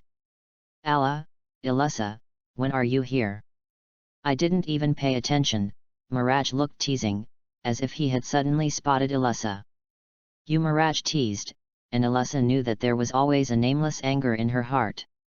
"Okay, now I'm going to do a mission with Zifeng, bye-bye," said Mirage and continued to pull Zifeng outside. Brother won't go with you. Seeing Mirage pulling Zifeng outside, Ilusa grabbed Zifeng's arm and shouted at Mirage. Will it not be up to you to say it? Brother Zifeng just won't. Brother Zifeng and Zifeng. As he spoke, Mirage and Ilusa both turned their heads to look at Zifeng, who was sandwiched between them. This, looking at the expectant eyes of the two of them, Zifeng didn't know how to answer for a while, and the atmosphere was a little awkward for a while. You deserve it, this stinky boy at night. Looking at the dilemma, Macau, who was drinking on the side, seemed to be a little happy. Listening to your tone, I still feel like you're envious. Wakaba didn't care about their friendship in the slightest, and continued to damage Macau. You don't have to worry about. Lisana, Gina, Wendy, and Elfman looked at each other and sighed helplessly. Closed. Just when Zifeng was in a dilemma, a faint voice sounded. They looked over and saw a young man with blonde hair and headphones. What's the matter with Laxus? Seeing that it was Laxus looking for him, Zifeng had some doubts in his heart, but at least he could solve the siege. I'll wait for you in the back mountain, Laxus said lightly, then turned and left. Looking at Laxus's back, Zifeng felt a little speechless, but at least he was relieved, and said directly to the two girls, that Ilusa, Mirage, Laxus has something to do with me, so I'll leave first. Saying that, Zifeng hurriedly broke free from the two girls, and ran out of the guild directly to. Looking at Zifeng, who had escaped, Ilusa and Mirage were stunned for a while, but after seeing each other, they snorted coldly and turned their heads away. 11. Hey, what about the Laxusians? When he came to the back mountain, Zifeng didn't see anything but trees and flowers. However, at this time, Zifeng heard a manic and harsh sound, and when he turned his head, he saw that Laxus's right hand was filled with violent thunder and lightning towards him. I'm going, Laxus suddenly attacked, causing Yufeng to greet him, and at the same time reacted quickly to dodge immediately. Boom! As Yufeng dodged Laxus's attack, his fist punched a huge hole directly into the ground. What are you doing? Looking at the giant pit on the ground, Yufeng patted his chest and looked at Laxus with some anger. I've heard that you pulled out a dark guild yourself, Laxus, who stood up, patted the dust on his body and said lightly. And then? If you can pull out a guild by yourself, your strength should be very strong, fight me once. Zifeng nodded, he also needs someone to fight him now, although Grey often comes to him, but it is also a crushing party, and now Laxus has taken the initiative to find the door, why not? However, as soon as Zifeng agreed, a few traces of electric light appeared on Laxus's body, and his body suddenly turned into a ball of lightning and appeared in front of Zifeng. Looking at Laxus, who suddenly appeared in front of him, Zifeng felt a little surprised in his heart, but he was also prepared, and his body also burst out with magic power, and he retreated at a speed not inferior to Laxus, and at the same time, a flick of the wind blade appeared in his right hand. Whirlwind slash! With a wave of his hand, a small tornado swept towards Laxus. However, Laxus seemed to be blind to the tornado, and continued to rush towards Zifeng without dodging, waving a fist full of thunder and lightning, and hitting Zifeng's tornado. Boom! The friction between the fist and the tornado made a very piercing sound, and with a loud bang, Laxus actually used his fist to break through the tornado and attack the sunset. Raised his right fist and flashed crackling thunder and lightning, and smashed it towards the Zifeng, who was close in front of him with a roar. Thunder fist! Seeing this, Zifeng's left hand also swung out a fist with powerful magic power. There was a loud bang. A bang, and the furious magic power destroyed the surroundings. The two confronted each other for a while, and then began to fight again, the interplay of blue light and golden light. The feeling of being electrocuted is really uncomfortable. Zifeng shook his hand, now he only felt that his arm was numb now, and Laxus was not comfortable, and there were some thin wounds on his body. But then, I saw Laxus burst out with powerful magic power, putting his hands in front of his mouth and facing Zai-Feng. Looking at the situation, Zai-Feng almost forgot that Laxus could destroy dragon magic, only to see a violent thunderbolt dragon breath swept towards Zai-Feng in the next moment. The roar of the thunder dragon. Wind barrier. Yu-Feng waved forward unhurriedly, and a wall formed by a hurricane appeared in front of him. The collision between the boom dragon breath and the wind wall directly caused an explosion, stirring up thick black smoke at the location where Zai-Feng was located. Looking at Yu-Feng's position, Laxus frowned, not knowing what to think. Step forward and cut. However, at this time, like a gust of wind, the sunset quickly rushed out of the black smoke and rushed towards Laxus. Seeing this, Laxus immediately reacted and punched Zai-Feng in front of him, but at this moment, Zai-Feng's figure suddenly disappeared, and at the same time, Zai-Feng's words sounded behind Laxus. "You lose, Laxus." At some point, Yu-Feng appeared behind Laxus's back, and the back of the knife was pressed against his neck. Humph! Laxus snorted coldly, acquiescing in his defeat, and at the same time said to Yu-Feng, "I will definitely beat you next time." "Yes, I'm looking forward to it." Retracting the wind blade, Yu-Feng replied with a smile as he listened to Laxus's words. "Please support the flower collection. If it is not good, please bring it up." Chapter 12. Look, it's an egg, I picked up a big one. One morning, Natsu ran in noisily with a very beaten egg in her arms. "Where did you pick it up?" Makarov asked slightly, looking at the egg in Natsu's hand. "In the woods, I picked it up on the way here," Natsu said with some excitement, looking excited. "Natsu is so excited this time, is he going to eat with us?" said Gray as he sat on the side. "Just kidding, this is a dragon egg, it's not allowed to be eaten." Gray's words made Natsu very vigilant, and hurriedly protected the egg. "That's not right, Natsu, how did you know that this is a dragon egg?" Zai-Feng, who has been watching the play, also spoke when he saw this, and now that Natsu has touched it, I don't know if Wendy will meet Xiaolulu. After all, he has already brought Wendy to Fairy Tale. "Zai-Feng, look, the strange pattern on this egg, is it like a dragon's claw?" Speaking of this egg, Natsu became excited again, and kept pointing to the pattern on the egg and said, "I have decided that I want to hatch this dragon." "In that case, you have to take good care of this egg, and by the way, let you know about the birth of life," Makarov also spoke. Brother Zai-Feng, however, at this time, Wendy's anxious voices also sounded, and then Wendy, Gina, and Alyssa also walked in with an egg. Seeing this scene, the drink in Zai-Feng's mouth squirted out directly. Just now he was wondering if Wendy would meet Xiaolulu, but now he has done it. This plot is really powerful. What's the matter, everyone?" The three girls who had just come in were slightly stunned when they saw everyone looking at the three of them. "You've picked up the dragon eggs too?" Natsu said excitedly as he walked over.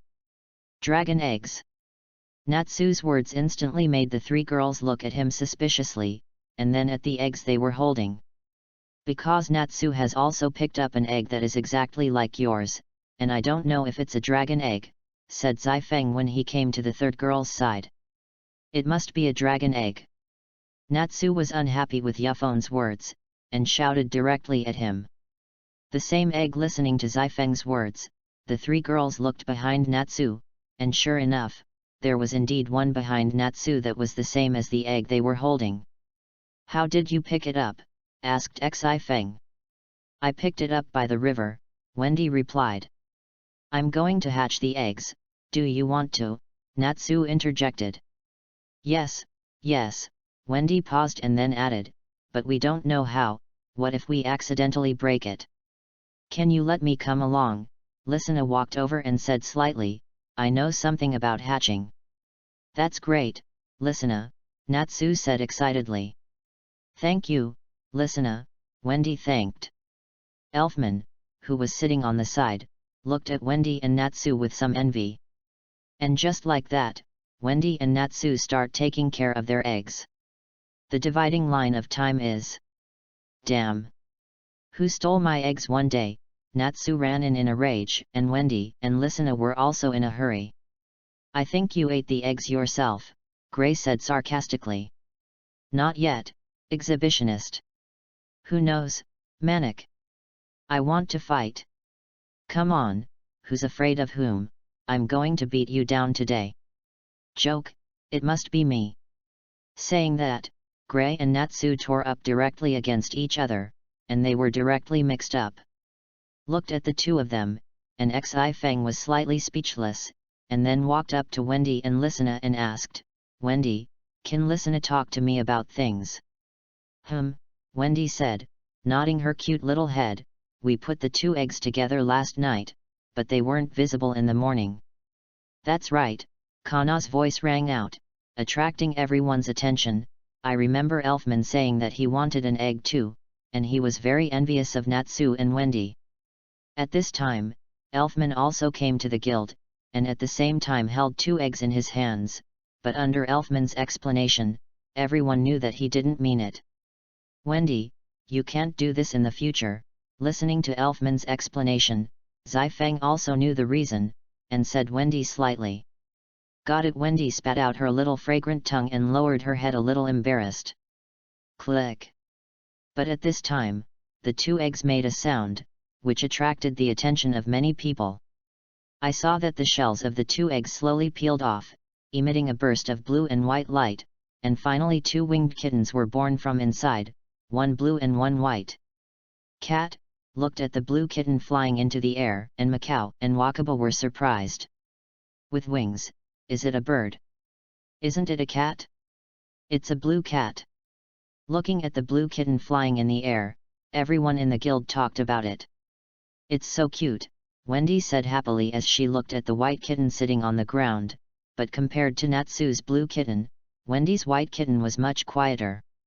The power of foresight. Looking at Wendy's white kitten, Yu Feng knew that she had just been born now, and this power would inevitably make her memory wrong. Then he walked over, touched her head and said, "It's so cute, Wendy, what do you want to name her?" "Hey."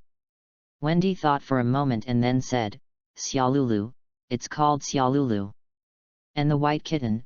"No, it should be called Xiaolulu now."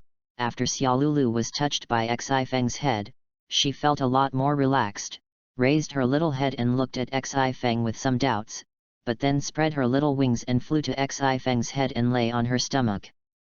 "Brother Xi Feng, Xiaolulu seems to like you very much." Looking at Xiaolulu lying on top of Xi Feng's head, Wendy said with some envy. Xi Feng just smiled, then touched Wendy's head and said, "You two have to get along well in the future. Xiaolulu wants you to take care of it." "Well, I see." And Natsu's blue kitten is also named Harpy like the original book, symbolizing the meaning of bringing happiness to people. Dragon Boat Festival is happy to read books every day, charge 100 and get 500 VIP coupons.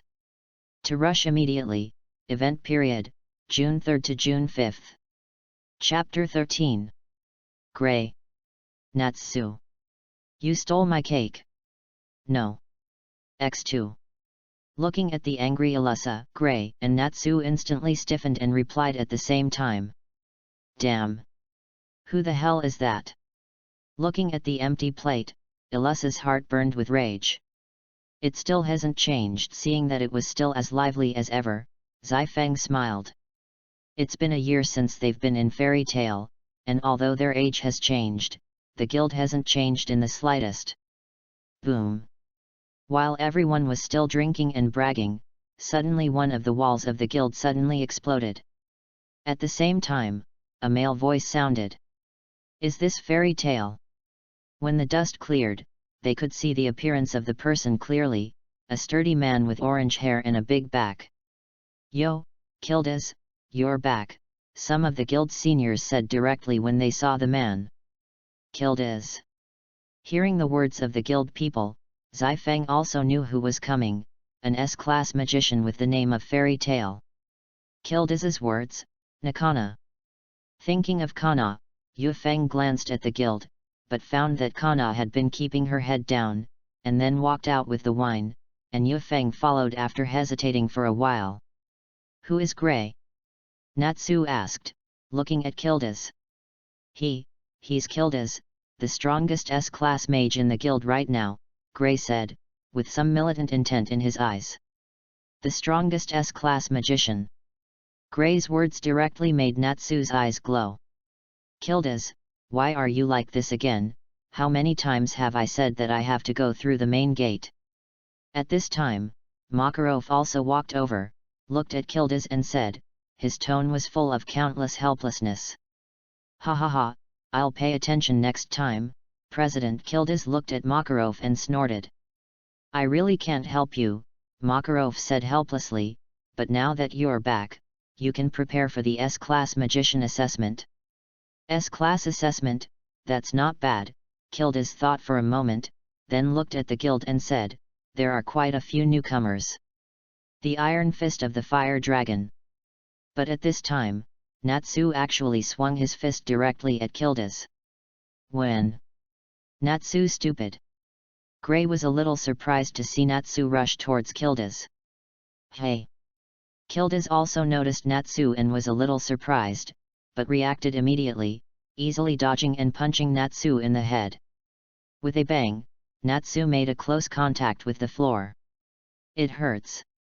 Natsu, who was beaten up, quickly got up and covered his head, while Kildas was a little surprised.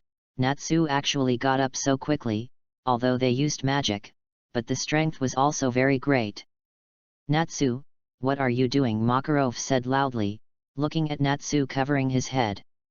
Hello boy, what's your name? Looked at Natsu, and Kildas seemed interested in Natsu. Natsu Duragnir, I will definitely defeat you and become a magician stronger than you in the future. Natsu said as he watched Kildas. Ha ha ha, boy, I'm optimistic about you. Natsu's words made Kildas laugh, thinking that Natsu had a good appetite for him. Just you, I can't beat you, I want to defeat Kildas, Gray said as he walked over to Natsu.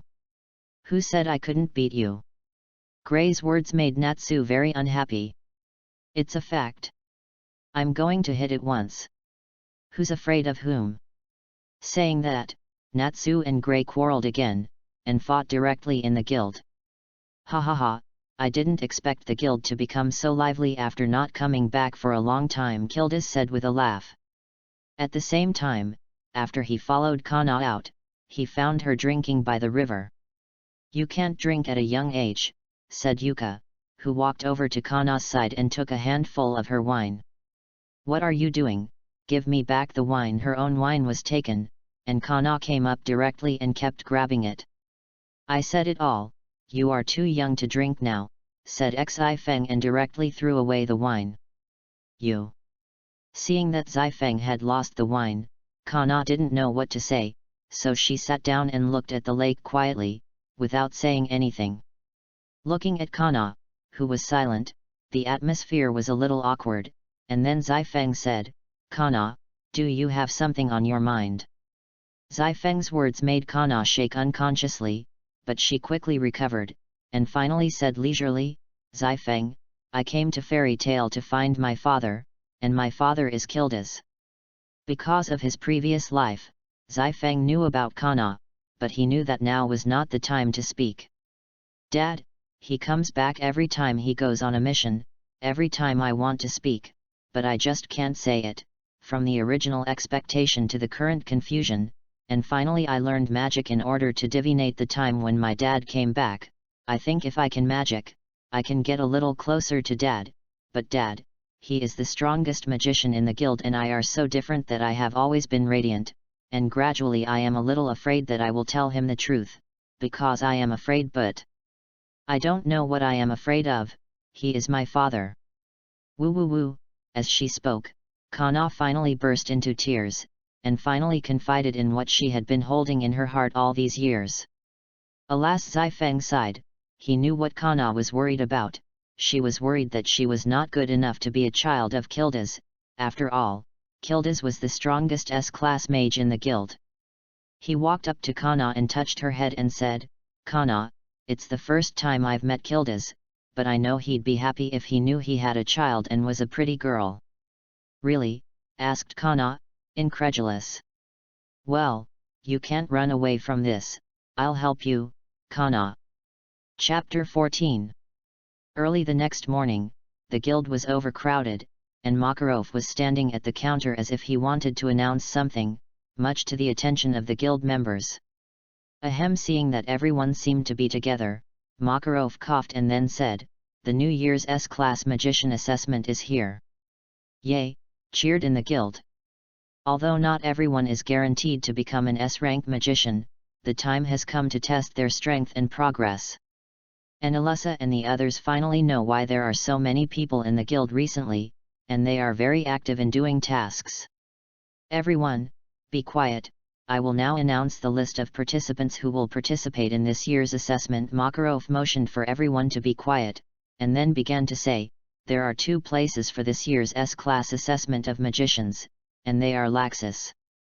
Listen to Makarov's words, and the corners of Laxus's mouth, which was leaning against the corner, were slightly hooked. "The other one is..." Makarov couldn't help but stretch his voice to whet everyone's appetite, while the others also looked at Makarov with great anticipation. "Sunset." Alas, the people of the guild showed a look of disappointment when they heard that Makarov's announcement was not themselves. And Xi Feng was a little surprised, he didn't expect to have himself. "Old man, why don't you have me? I also have to participate in the S-level assessment." And Natsu was a little unhappy when he saw that he didn't have him, and hurriedly shouted, "Natsu, you are not strong enough, at least wait a few years." "Who said I wasn't strong enough? But I'm very powerful." Hearing Maklov say that he was not strong enough, Natsu was even more unhappy. "Natsu!" Kildiz's voice rang out, and Natsu looked at it. "What? What's the matter?" "Kildiz. Natsu, the S-level assessment is not a small fight, it is very strict. Everyone present is not just you want to participate, everyone wants to see their efforts over the years. If you want to participate in the S-level assessment, then improve your strength in the future." Yes, Natsu was a little scared as he looked at Kildiz's serious expression. After seeing Natsu calm down, Makarov spoke again, "This year's examiners are me and Kildiz, and the location is in the Holy Land of Fairy Tale, Sirius, Xifeng, Laxus. You are ready, and you will leave tomorrow." With that, Makarov and Kildiz left. "Brother Xifeng, come on." After Makarov and Kurdosh left, Wendy and the others also came over to cheer for Xifeng. "Brother, I will follow in your footsteps in the future," Ilusa said confidently. "I'll do my best." Listening to the encouragement of the women, Xifeng just smiled, and one hand was really teasing Xiaolulu, but Xifeng's actions made a blue kitten next to him envious and jealous. The next morning, Yufeng, Laxus, Makarov, and Kildiz boarded the ship early and headed for Fairy Tale's Holy Land, Sirius Island. After a few hours of travel, Xifeng and the others finally came to the sea not far from Sirius Island, where they could already clearly see the appearance of the island. Makarov, who was dressed in vacation clothes, shook his fan and looked at the Sirius Island not far away and said, "Wait, Kildiz and I will land on Sirius Island first. You will be on the island in an hour, and the 2 of you will meet one of us on the island to be recognized.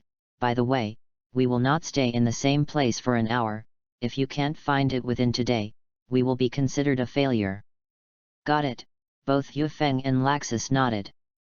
11. An hour later, Xifeng and Laxus disembarked directly and landed on the island, and the 2 did not talk but went their separate ways.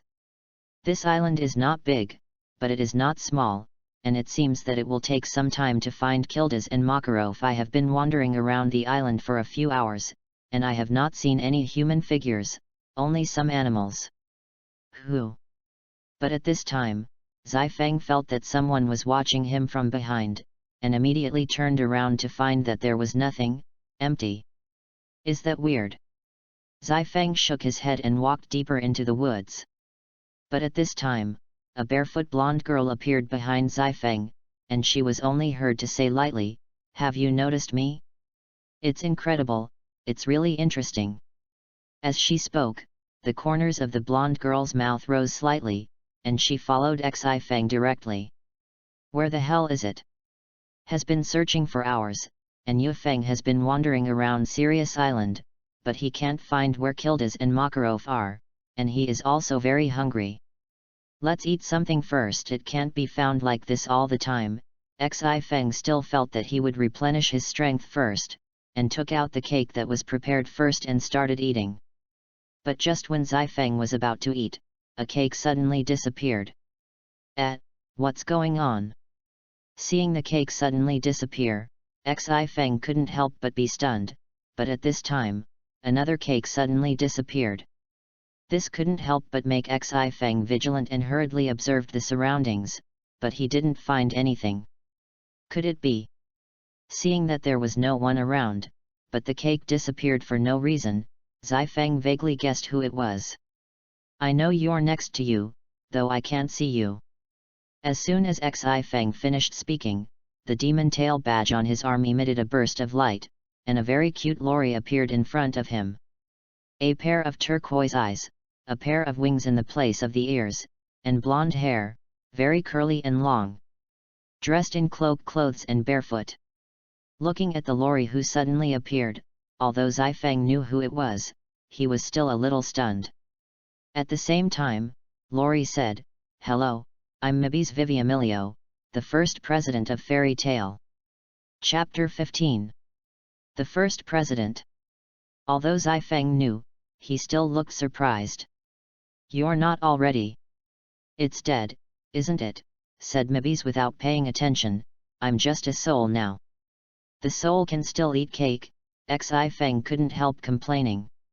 "You don't worry about these details." Xi Feng's words made Mabis blush.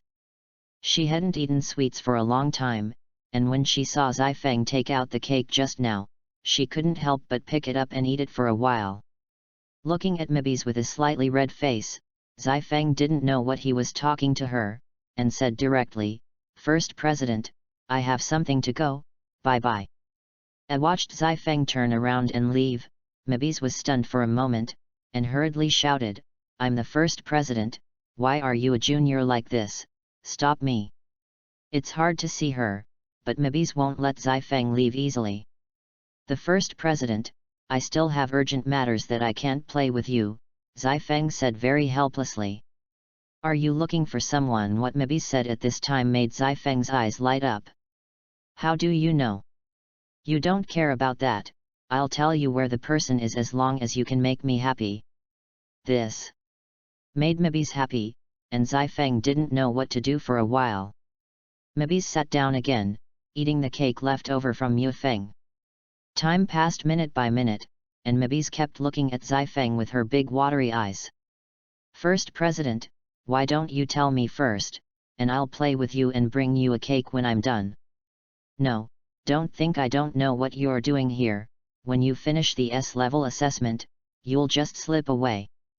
Looking at Mabis's determined eyes, Xi Feng knew what he was asking, and Mabis wouldn't say anything, so it seemed that he could only play with her for a while. "Okay. Hurry up, what are we playing?" Hearing Yu Feng's promise, Mabis immediately became excited. "Let me think about this." Looking at Mabis's excited appearance, Xi Feng was a little speechless. He was still like a child after hundreds of years. There are only trees around but trees, so there's really nothing fun to do. "Don't joke, Mabis is a soul, and you can't catch it when you stand next to her." "That's right." Xi Feng seemed to think of something, and directly used magic to say projection chess. In an instant, a pair of chess pieces appeared in Xi Feng's hand. Hey, what is this?" Looking at the chess in Xi Feng's hand, Mabis instantly became interested and hurriedly asked. "I don't call me to feed, I'm called Xi Feng." Hearing Mabis call himself to feed, Xi Feng was a little speechless. "I don't know the name, you asked at the beginning." "Slightly." "I don't know." Mabis stuck out her little tongue and said cutely, "Hurry up, Yukazi, tell me what this is." Alas, Mabis's cuteness really made Xi Feng speechless, and after shaking his head, he explained to Mabis, "This is chess, an entertainment item in a very, very distant country in the East, a puzzle game, a test of IQ. Mabis has the title of Demon Tail Military Division, and he must be interested in IQ games, so Zifeng finally thought of the puzzle game in his previous life, chess. Test your IQ. Sure enough, after listening to Zifeng's words, Mebiza's eyes lit up, and he was very interested in chess. Hurriedly shouted, Xifeng, hurry up and teach me how to play. Got it, don't scream. Seeing Mebiza's excited appearance, Zifeng began to tell her about the basic rules of chess and the moves of the chess pieces. Can you win just by eating the opposing manager? Yes. Okay, I know, let's hurry up and play. After knowing the basic rules and moves of chess, Mebiz looked like he was eager to try. Got it, go to the center. 11. General.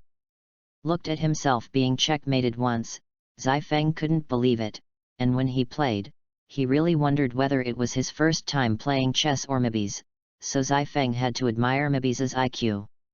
Hee, this game is really good. Mebiz stretched for a moment and said with great satisfaction, let's go, I'll take you to someone. Really, heard Mebiz say that he was going to take himself to someone, and Zifeng's eyes lit up. Then what's the fake, you wait, said Mebiz as she closed her eyes for a moment, then said, let's go, over here. Saying that, Mebiz walked straight forward, and Yufeng hurriedly followed. After following Mebiz for a while, he finally stopped. Are you looking for him? Said Mebiz as he peeled back the grass, pointing to the sturdy orange-haired man who was resting against a tree with his eyes closed. After Zifeng looked over and found out that it was Kildas, he asked with a slight doubt, how did you know that I was looking for him? I noticed you when you landed on the island, and you came to assess S-level magicians. According to this situation, I found someone with stronger magic on Sirius Island, and he was just very close to us, so I looked for him. Mebiz's words completely made Zifeng admire, and he really deserved to be the Demon Tail Military Division. Go ahead. Yufeng nodded and walked out, and when Yufeng walked out, Kildas also opened his eyes. Ah! Kildas said after stretching, standing up, it's finally here, I'm dying of boredom.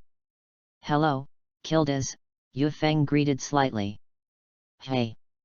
Kildas, who had fully sobered up, also saw Zifeng and said directly, your name is Zifeng, right? The president told me that you are a very powerful newcomer. But as soon as Kildas finished speaking, there was a boom and an explosion came from the rest of Sirius Island. Hearing this, the corners of Kildas's mouth rose slightly, and he said, it seems that the president's side has also started, so get ready for the assessment. It's been ready for a long time, said Zifeng's momentum and rising. Chapter 16. Seeing that Zifeng's magic continued to rise, Kildas was also interested, and not to be outdone, burst out with powerful magic. An equally powerful white magic came out of Kildas's body. For a while, the magic power on Zifeng and Kildas collided fiercely with each other as the center. When these two magical forces collided, the stones on the ground and the surrounding trees were destroyed. It's amazing, and Mebiz, who was sitting not far away watching the game, covered his skirt.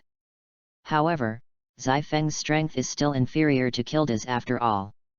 In the collision of magic power, Kildas gradually began to gain the upper hand. At first it was still two evenly matched magic forces. Gradually, Kildas's magic gradually moved closer to the magic of Zifeng. On the contrary, the place occupied by Zifeng's magic power became smaller and smaller, and it was gradually pressed in front of him. There was not the slightest advantage in the collision of magic power, and Zifeng directly took the lead in attacking. Projection, Wind Blade, Whirlwind Slash. As soon as the wind blade appeared in Zifeng's hand, it quickly swung out, and a small tornado swept directly towards Kildas. In the face of the sweeping tornado, Kildas didn't even have the intention of dodging, only to see Kildas clenched his right hand into a fist and waved violently, and actually directly scattered the tornado of Zifeng. The power is not bad, but it is a little worse, and this kind of usual temptation does not need to be tried. After a punch to break up Zifeng's attack, Kildas said a little lazily. Xifeng was not the slightest surprised that Kildas could easily disperse his attack. As Kildas said, this usual temptation was still forgotten. After taking a deep breath, the magic of the Night Seal climbed. Projection, the caged hand of the Red Dragon Emperor. In an instant, the red hand armor instantly covered Xifeng's left arm. Boost! A mechanical voice rang out, and Xifeng only felt that his strength had doubled. Hey, costume magic? No. Kildas's eyes were full of interest as he looked at the dragon claw-like handpiece on Xifeng's left hand. Well, in an instant, Xifeng came to Kildas, waved his left hand and struck him. Xifeng's speed surprised Kildas, but he reacted quickly, and then punched him with the same punch. I saw two fists full of magic power collide together, and a strong wave of chi spread out from between the two, and the strong wave of chi rolled up a large amount of dust on the ground, and the two of them were forced back a few steps by the powerful force at the same time. Boost! At one point, a mechanical sound came from the Red Dragon Emperor's cage hand again, doubling the power that had just doubled. After taking a few steps backwards, Yufeng quickly stood on his feet, and then his left fist gathered a large amount of magic again and Kildas struck him. Bang! Kildas quickly put his hands in front of him, once again blocking Yufeng's attack. However, this time Kildas felt wrong. After he took Xifeng's attack, he felt that his strength was actually much higher than just now, and he couldn't help frowning. Boost! But at this moment, there was another mechanical sound from the Red Dragon Emperor's cage hand. What? After the sound sounded, Kildas once again clearly felt the strength of the sunset increase again, and Kirdash involuntarily slid backwards due to this change. Two ravines close to a meter long slid directly into the ground. Kildas, who had stopped, looked at Xifeng with great interest, and looked at the Red Dragon Emperor's cage hand on his left hand. Doubling your strength every once in a while in battle, what is the power of that hand armor? After blocking the attack, Kildas didn't wait for Xifeng to strike again, and rushed directly towards Xifeng, punching Xifeng in the stomach. Kildas's speed was too fast, and Xifeng couldn't react at all, so he was directly beaten by Kildas and flew out more than 10 meters and fell heavily to the ground. This is the power of Kildas. The power and speed that burst out in this instant are stronger than ordinary S-class magicians. Xifeng stood up slowly, with indescribable excitement in his eyes. This was the strongest person he had ever met when he came to this world. Boost! With a mechanical sound again, Xifeng stepped forward again. Didn't it fall? Xifeng, you're a good kid, I like it. Seeing Xifeng rushing up again, Kildas raised his eyebrows and followed. After the battle just now, he knew that Xifeng would increase his strength every once in a while, although he didn't know if it would be infinitely superimposed, but he also had to pay attention. Bang! The collision again directly caused a loud noise, and the violent magic of the two directly destroyed the surrounding environment again. Explosion! Dragon shot! A mechanical sound sounded again, and a ball of light formed by magic appeared in Xifeng's left hand, and with a wave of his left hand, it instantly hit Kildas. Seeing this, Kildas did not panic in the slightest, stretched out his right hand unhurriedly, and said in a deep voice, "Smash!" I saw that Xifeng's attack stopped in an instant, and under Xifeng's shocked gaze, it directly decomposed. Is this the magic of Kildas? Although I had seen Kildas's magic in the comics, I was not shocked to see it with my own eyes. Enmibis, who was watching the battle from a distance, frowned, and said to himself, "The superior breaks the destruction magic in a crash, and you seem to be in trouble at night." Looking at Xifeng's appearance, Kildas thought he was frightened, and said slightly, "Scared, aren't you?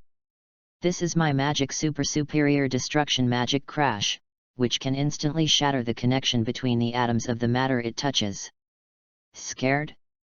Non-existent Xifeng smiled, but he himself knew that he couldn't hold on any longer. The Red Dragon Emperor's cage hand was not an ordinary weapon, it was a god-extinguishing tool, and the magic power consumed by projection was huge. Welsh Dragon Over Booster. After a mechanical sound, the magic of the sunset seal burst out and rose into the sky, blowing gusts of strong wind. This magic power, is it going to be fought? Feeling the magic of Xifeng, Kildes was slightly surprised, and then a powerful magic power erupted from his body. On the other side of Sirius Island, Makarov and Laxus, who were fighting fiercely, couldn't help but stop after feeling the magic of Kildes and Yufeng. This magic, Makarov looked in the direction of Yufeng, not knowing what he was thinking. Xifeng. These two streams of magic directly stimulated Laxus, and the magic power couldn't help but surge. The roar of the thunder dragon. Laxus's attack directly brought Makarov back to his senses, and he faced him without fear. After the hurricane dissipated, a red-armored sunset appeared in front of Kildes. Boost! With a mechanical sound, Yufeng rushed straight at Kildes quickly. It's good to come. Looking at Xifeng, who rushed over, Kildes was also excited, and at the same time threw a punch at Xifeng. Boom! The fists collided, directly causing a loud bang.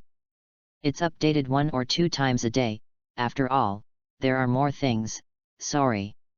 There was a power outage last night. Chapter 17. Hey! Xifeng slowly opened his eyes, only to find that he was no longer on Sirius Island, but on the ship. Wake up! Makarov's voice came at this time. What am I? Yufeng, who slowly stood up, looked at Makarov with some confusion. Looking at the appearance of Yufeng, Makarov knew what he was thinking. You fainted while fighting Kurdosh just now. Makarov's words instantly made Xifeng think about it, and in the battle just now, due to his own magic power, he could not continue to maintain the forbidden mode of the Red Dragon Emperor's Dragon Hand, and finally fainted. What about my S-class assessment? Your assessment? Makarov stretched out the tune, which made Xifeng inexplicably uncomfortable, and hurriedly said, Say it quickly, President. What an impatient child! Looking at Xifeng's appearance, Makarov shook his head and said, Congratulations, Xifeng, you are now an S-class magician. Great! Makarov's words instantly made Yufeng cheer. Based on your strength, Kildes, and I will award the title of S-class magician. Makarov looked at Xifeng and said slightly, I really didn't expect that, Xifeng, you could make Kildes so embarrassed. I haven't seen it for many years. Thank you. After nodding to Makarov, Yufeng seemed to think of something, and hurriedly ran to the stern of the boat to look at Sirius Island, just as Xifeng thought, and found that Mabes was standing on the largest tree watching them, and hurriedly waved at her and shouted, I'll come back to play with you when I have time. And Mabes on Sirius Island was slightly stunned after hearing Xifeng's words, but he recovered, and a smile appeared on his face. What are you talking about? Kildes, who had just come out of the room, looked at him with some confusion. Kildes, I didn't say anything. Seeing that it was Kildes, Xifeng shook his head and quickly changed the subject and said, By the way, Kildes, I have something to talk to you about. What's the matter? Said Kildes. Looked at him with a puzzled expression. What I'm talking about is very important to you, you have to be mentally prepared. It's very important to me, he hurriedly urged, keeping losing his appetite, making Kildes very uncomfortable. Got it. Looked at Kildes, who had been urging, and Yufeng paused and said, Kildes, you have a daughter. I see, I have one. Kildes disagreed, but then his jaw dropped. I have a daughter. That's right, Yufeng nodded. Who is it? Tell me quickly. Xifeng's words made Kildes excited, and kept shaking Xifeng. Don't shake it, I'm fainting. Oh, Xifeng's words made Kildes calm down for a moment, but his eyes were full of excitement. Looking at his appearance, Xifeng said slightly, Kildes, your daughter is Kana. What turned out to be her? Yufeng's words shocked Kildes again, and finally turned into a wry smile. No wonder, she used to keep looking for herself, she really was, she actually regarded her daughter as a fan. Well, what are you two going to say, Kurdosh, what's wrong with your sad face? Makarov came over as well. When the president saw Makarov, Yufeng shouted. President, Kildes cried out, and at last he smiled bitterly. What the hell is wrong with you, Kildes? Looking at Kildes's appearance, Makarov's heart was full of doubts. That's how the president is. Yu Feng walked over to Makarov's side and told him about Kana. What? Kana is Kardash's daughter. After knowing that Kana was Kardash's daughter, Makarov was also very surprised, and finally patted Kildes's shoulder and said, Kildes will stay a little longer after she goes back, and talk to Kana. She has been very bitter all these years. I know the president. 11. Fairy Tale Guild. After Yu Feng and them returned, Makarov announced that Yu Feng and Laxus had become S-class magicians. Seeing this, the entire guild cheered and directly turned on the celebration mode. Zai Feng, come and duel with me. Natsu didn't say a word, and directly hit Zai Feng. Bang! But before the end of the day was approached, Natsu was directly kicked away by Alyssa. Brother Zai Feng just came back from the S-level magician, let him rest well. Zai Feng, that's good, I've become an S-class magician at this time. Myra also walked to Zai Feng's side, hugged his arm and said, was suddenly hugged by Myra's arm, which made Zai Feng stunned for a while. Feeling the touch coming from his arm, Zai Feng's body straightened a little. Although Myra is only a teenager now, the hills are slowly coming. Myra. But while enjoying the sunset, Alyssa's cold voice rang out, and when she turned her head, she saw Alyssa looking at them with black air. What are you doing? Bad girl, why are you holding your brother? Why can't I hug it? I'll just hug it, Armored Girl said. Myra hugged Zai Feng tighter, which made Zai Feng's heart cry out with refreshment, but he didn't dare to change his expression in the slightest. Looking at Myra's appearance, Alyssa's anger grew stronger and louder, and she shouted directly, you want to fight, right? Come on, who's afraid of whom? See if I don't beat you down today. I knocked you down, bad girl. Alas, looking at Myra and Alyssa, Zai Feng sighed, there is no day when the two of them are not troublesome. Shaking his head, Zai Feng looked around for a while, and found that Kana was drinking, so he got up and walked over and said, Kana, come to the river for a while, I have something to say to you. Hey! Kana followed despite her doubts, but when she came to the river, Zai Feng was gone, and someone was in front of her who she wanted to see but didn't want to see. Seeing Kildes, Kana was stunned for a while, and turned around and left without any hesitation, but as soon as she turned around, she was hugged by Kildes. This sudden situation made Kana's body stiffen, and she forcibly endured the bitterness in her heart and said, Kildes, what are you doing? Let me go.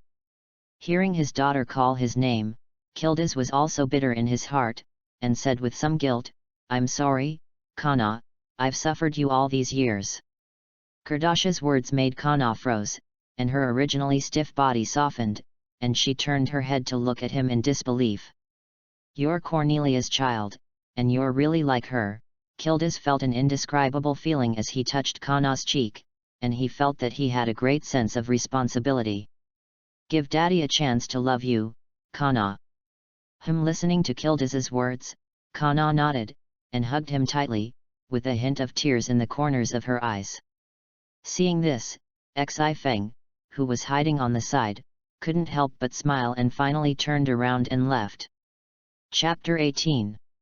After the S-level assessment was completed, everyone was still as usual, making trouble when they should be playing when they should be playing, and doing tasks when they should be doing tasks, without a trace of change. And the people of the guild exclaimed in disbelief when they knew that Kana was Kildes's daughter, but after Kildes made a move, no one dared to question it. And since Kildes and Kana met, they have always wanted to be by her side, and at first, Kana thought it was good, and felt that it was good for her father to be by her side, but over time she felt annoyed. But because of this incident, the relationship between Kana and Zai Feng is getting better and better, and she comes to him when she has nothing to do, which makes Kildes envious and jealous, and her daughter even ignores herself to go to Zai Feng every day. Although being clinged to Kana, a sexy beauty, makes Yu Feng very happy, but because of this, it often makes Mila and Alyssa angry. Mission accomplished. Looking at the dying demonic beast that could no longer die, Zai Feng patted the dust on his body. After looking at the sun overhead, I decided that it was still early and decided to go for a walk around the city. Hey! But when Zai Feng was about to arrive in the city, he found billowing black smoke. What's going on? Zai Feng, who was full of doubts in his heart, hurriedly rushed over. But when he came, he was shocked, and the whole city was in ruins. What the hell is going on? Running into the city, Zai Feng looked left and right, and there was nothing left but a ruin. Sister! Where are you? At this time, Zai Feng heard a childish voice. Seeing this, Zai Feng immediately ran over. I saw a pink-haired lorry wearing headphones. Who are you? Seeing Zai Feng suddenly appear, the pink-haired lorry said with some fear. It's okay, my brother is a good person. Noticing that the pink-haired lorry was a little scared, Zai Feng hurriedly comforted her, approaching her step by step. Good guys. Really? Although Zai Feng said this, he was still a little wary and afraid. Yu Feng nodded, slowly walked over to the pink-haired lorry, touched her head, and said, do you know what's going on here? I don't know. Pink-haired lorry shook her head, looking very lonely. When I wake up, the city becomes. Mom and Dad are gone, too. That's it. Listening to the words of the pink-haired lorry, Yu Feng frowned. Fire God's fist of fire. But at this moment, a huge black fireball struck towards Zai Feng's side. Suddenly came out to attack, which surprised Zai Feng, and immediately hugged the pink-haired lorry to dodge. With a boom, it directly blew up a deep pit where Zai Feng was just now. At the same time, a crisp girl's voice sounded, Zankro, you're going to hurt Melty like this. Hearing the voice, Zai Feng turned to look directly, only to see two men and a woman, one man with blonde unkempt hair, and the other with burly body and black hair. The woman has very beautiful long black hair, and she is wearing a tight suit to perfectly show off her figure. However, this girl made Zai Feng a little familiar. I'm just going to kill everyone in this town, the blonde boyfriend said in his high-pitched voice. Sister! Zai Feng, who was originally vigilantly watching the three of them, heard the pink-haired lorry in his arms scream, and was immediately stunned. What's going on? Looking at Lori in her arms, Zai Feng was a little confused. Murdy here, the girl said as she waved at her after hearing Melty's words. Lori named Melty nodded, and said to Zai Feng, brother, where am I going? Sister, bye-bye. Then Murdy broke free from Zai Feng's embrace and ran towards the girl. You can kill this guy this way, the blonde man said again, but before the girl could reply, the blonde man attacked directly. Arrow of the Fire God. I saw a black flame burning in the blonde man's hand, and finally formed a black arrow and shot at Zai Feng. Boom! There was a loud bang, and a huge explosion sounded directly at the location where Zai Feng was. Brother, and Lori Melty, who had just walked next to the woman, hurriedly turned her head after hearing the explosion, although it was only the first time she saw it, but this strange brother gave her a very comfortable feeling. No need to go, the girl frowned when she saw Melty's appearance, and immediately hugged Melty and comforted her. Okay, that's it, let's go. Looking at the location of the Yu Feng explosion, the blonde man said. Whirlwind slash. But at this moment, the tornado blew directly out of the position of the sunset, and attacked the blonde man with a furious rage. The sudden attack shocked the trio, and the blonde man crashed directly into the tornado. With a boom, the blonde man flew out and crashed into the rubble, embarrassed. I want to leave like this when I attack, and I will allow it. When the smoke cleared, I saw Zai Feng standing in its original position intact. Hateful, hateful. At this time, the blonde man also got up, and his face was dusty, which made him very angry. I'm going to kill you. Zankro. Just when the blonde man named Zankro struck again, the girl called him directly. What for? Zankro looked at the girl with some annoyance. Hand him over to me, and you will go first. Listening to the girl's words, Zankro wanted to refuse directly, but was stopped by the burly man next to him. Seeing this, Zankro snorted coldly, and left after glancing at Zifeng fiercely. And Zifeng watched Zankro leave, and did not do anything to stop him. He turned his head directly to look at the woman and said, "Who are you? It's not something you can know, this time because you took care of Melty, I can let you go." The woman looked at Zifeng and frowned, and said lightly, then turned around and left. Arusha. But at this time, the words of the seal made the woman a little unbelievable. Vigilantly said, "Who the hell are you? Don't be nervous." Looking at Arusha, Zifeng shook his head and said, "I still know about you, about Hulu." Shut up. Hearing Zifeng talk about Hulu, Arusha was very angry, and directly hugged Melty and turned away. "Melty, let's go."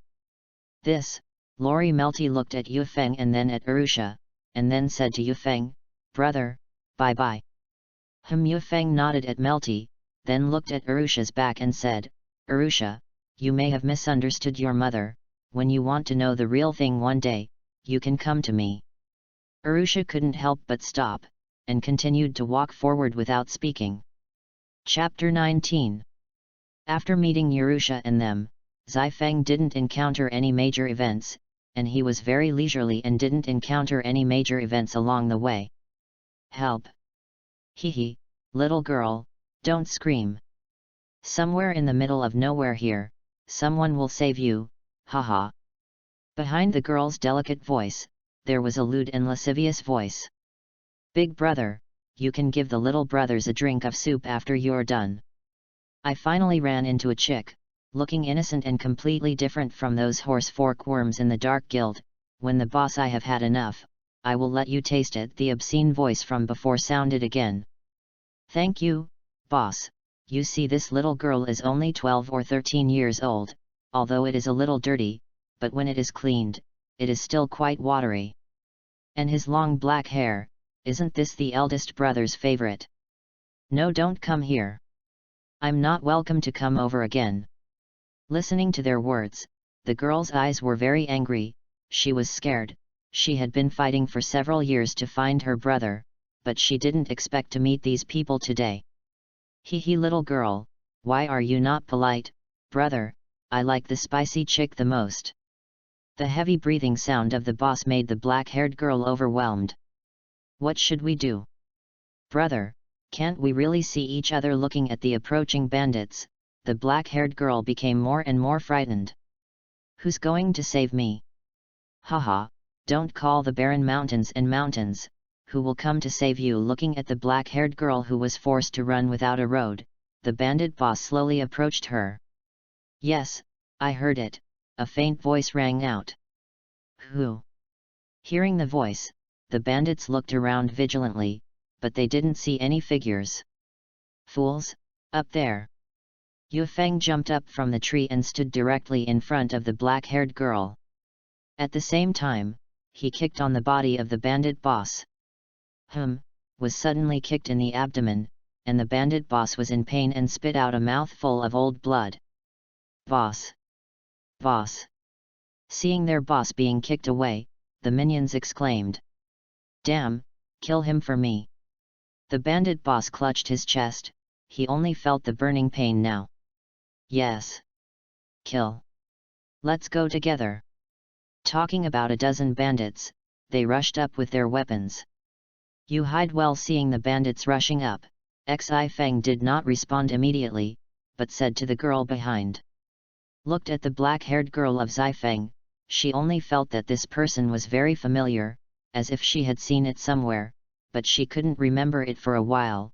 She couldn't help but be stunned, and after hearing Zifeng's voice, she came back to her senses and immediately nodded her head. Seeing the black-haired girl nodded, Zifeng didn't speak, and the wind blade appeared directly in his hand. Step forward and cut. Directly disappeared in an instant, appearing in the shuttle back and forth among the bandits. Under the frightened eyes of the bandit boss, all the bandit minions fell. How is it possible?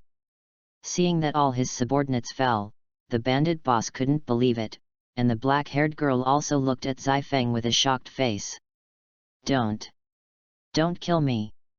Please, I have money, I have a lot of money, I can give it to you. Seeing the sunset that was slowly approaching him, the bandit boss was frightened and kept retreating and begging for mercy. Hey! Hearing the words of the bandit boss, Zai Feng paused and asked slightly, where is your money? In my cottage. Not far ahead felt that the hope of his life came, and the bandit boss said everything. Hey!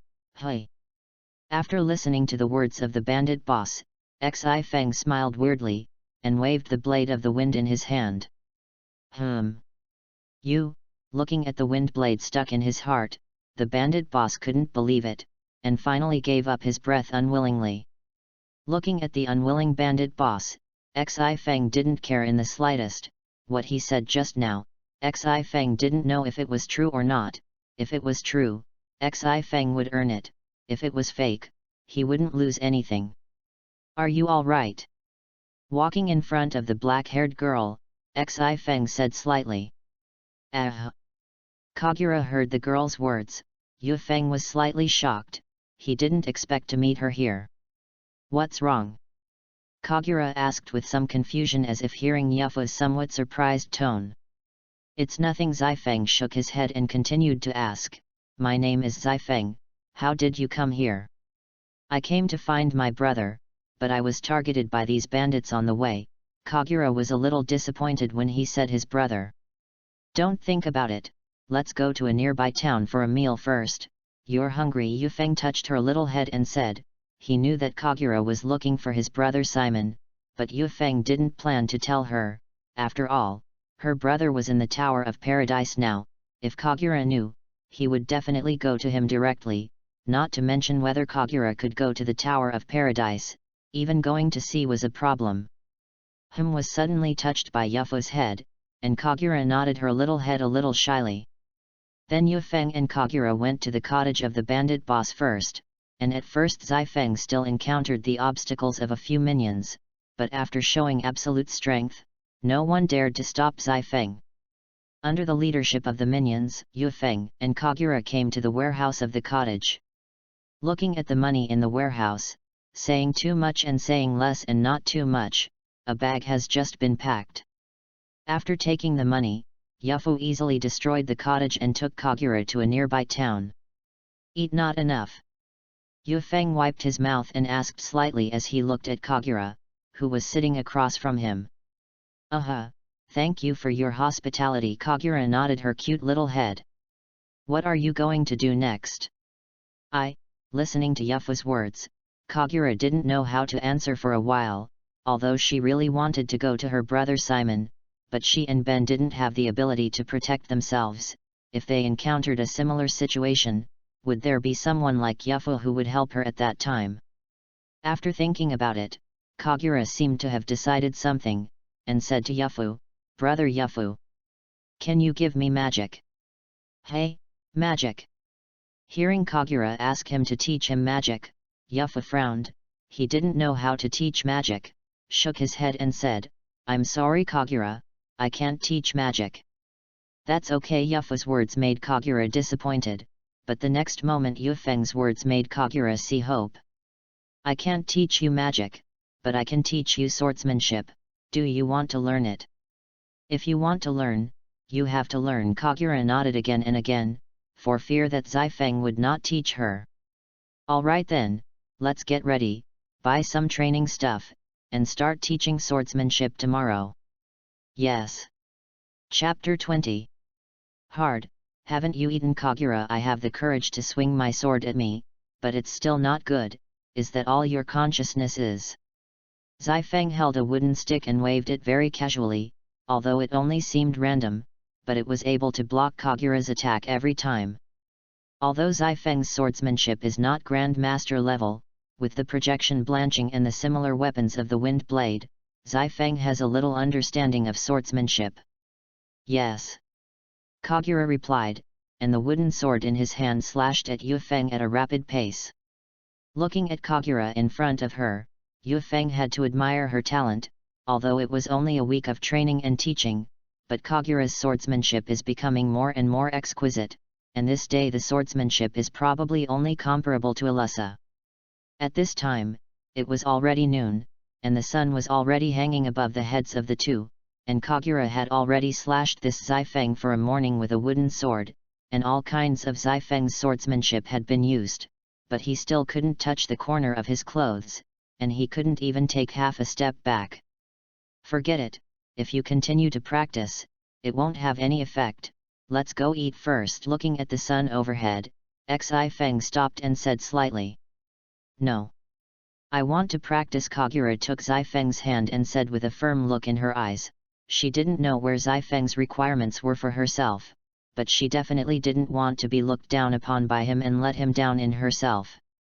Well, let's eat first. Yufeng touched Kagura's head and said slightly, although Kagura's insistent character made Yufeng like it very much, but if she was too persistent and meticulous, she wouldn't stop if she didn't feel satisfied with herself. No. Kagura shook her head stubbornly, her eyes stunned as she looked at Yufu.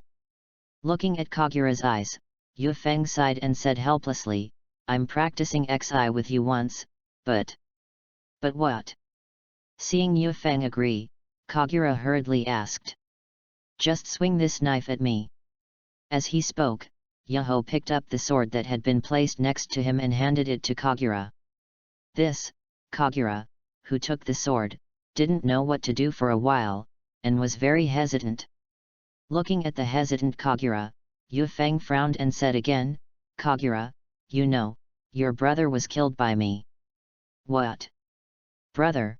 Yufu's words completely stunned Kagura, and his face was full of incredulity. The familiar word that she has been looking for all these years is the motivation for her to keep going. Brother Simon. It turned out to be a night ban? Your brother's name is Simon, and he came to steal my stuff that time. I'll kill him if I accidentally kill him, Yufeng said coldly as he looked at Kagura, releasing a faint magic power that continuously stimulated Kagura's brain. Ah! Don't! I'm going to kill you! I'm going to kill you! Kagura held the knife in both hands, and her magic suddenly exploded, forming a force field that belonged to her. Is this magic? Seeing the magic that burst out of Kagura, Yufeng was surprised and delighted, and it actually stimulated the magic power. I saw bursts of fluttering sword light attached to the blade of the sword, and he couldn't move, you damn it. I'm going to kill you. I can't wear the blade in the sky. Hey! Yufeng lightly clamped the blade that was slashing at him from the side, aiming for his own neck. The smoke and dust in the air were all dispersed by the impact just now, leaving a clear sky. Zifeng looked at the sword that had completely lost its sword in his hand, and a few black hairs fell in front of him. Not bad. Looking at Kagura, who had already fainted, Yufu walked up to her side and hugged her. 11. Kagura woke up after an hour of coma, and as soon as she opened her eyes, she saw Yufu sitting by the river fishing. Brother Zifeng. Kagura walked over and muttered, looking very uneasy. She also vaguely guessed the purpose of Zifeng's just now, but... Hungry, there's grilled fish there. Zifeng pointed to the grilled fish next to the fire and said slightly. Kagura, congratulations, Kendo has improved a lot, and you've awakened magic, so you'll have to rely on yourself in your cultivation in the future. Oh, thank you. Kagura doesn't say much, and her way of expressing herself is very limited, but just her obedient appearance with chi bangs is enough to make people love her. That's... Brother Zifeng. Hey! Brother! Brother, you didn't kill him, Kagura said with some uneasiness as he sat next to Yufeng after eating. No, it's all made up, it's all about pushing your potential out, you won't blame me. Yufeng looked at Kagura and said slightly. No, Kagura shook her head, her worries completely gone. All right, you can get some rest. What happened just now is more expensive for you. After the next few days, Yufu continued to teach Kagura as always, and as for Kagura's magic, Yuffie didn't know much about it. I can only tell her what he knows. Sure enough, Kagura's talent is extraordinary, and after a few days of pruning, the magic can be used. And her magic is gravity magic, although it is not as perverted as the gravity man of the demon heart, but Kagura's gravity magic is only a supplement, and the Lord still relies on swordsmanship. Looking at Kagura, who was swinging a sword not far away, Yukatsu had been training her for a month, and her strength was also strong. Although the strength is not the same, it can't be compared with Illusa, but it can also protect itself. Kagura, come here. Hey! Hearing Yuffie call herself, Kagura was stunned for a moment, but still walked over. What's the matter, brother Zifeng? Kagura, do you want to go back to the guild with me? Hey! Yufeng's words made Kagura completely stunned, but he hesitated. Finally, he shook his head and said, Brother Zifeng, I'm sorry, I'm grateful for your invitation, but I still have to go to my brother. Okay, Yukatsu, although a little disappointed, still respects Kagura's choice and doesn't force her. In the night of that night, Yufeng left directly, although Kagura was very sad, but she didn't dare to stay, because she knew that she didn't say so, and in the end she could only pretend to be asleep. Yuffie also knew that Kagura was pretending to be asleep, and after touching her long hair, she disappeared into the night. Chapter 21. After separating from Kagura, Yufeng naturally returned to Fairy Tale, but as soon as he went back, he was taught a lesson by Illusa and Myra. After all, after a month of Zifeng, how could it be impossible to make a few girls angry without the slightest connection? Knowing that it was his own fault, Zifeng could only endure the discouragement of several women all the time. In this way, 4 years passed in a hurry. During these 4 years, Illusa and Myra also passed the S-Class assessment and became S-Class magicians, and Ribi also joined during this time. Is the caramel mousse that delicious? Looking at the town in front of him, Zifeng was a little helpless.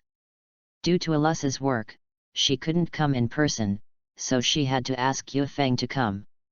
Because it was his beloved sister, Zifeng had no choice but to agree. After a 2-day-long journey, the sunset has finally arrived. After entering the town, after looking left and right, he didn't know where the dessert shop was, and finally decided to ask passers-by. Walking in front of a fruit stand, Zifeng said slightly, "Where is the dessert shop?" "Oh, sweet shop, in." Originally, the owner of the fruit stall was about to give Zifeng directions, but after seeing the seal on Zifeng's arm, he instantly became frightened and shouted, "Wizard's Guild, Fairy Tale!" And after the words of the fruit stall owner shouted, the pedestrians on the road also showed frightened expressions, and fled along the way, which made Zifeng suddenly stunned. "What's wrong with you? I'm indeed a fairy tale wizard, but I don't have to be so scared. Don't come here." The fruit stall kept retreating, and said scaredly, "Please spare me, it's my daughter's birthday today. What the hell is going on?"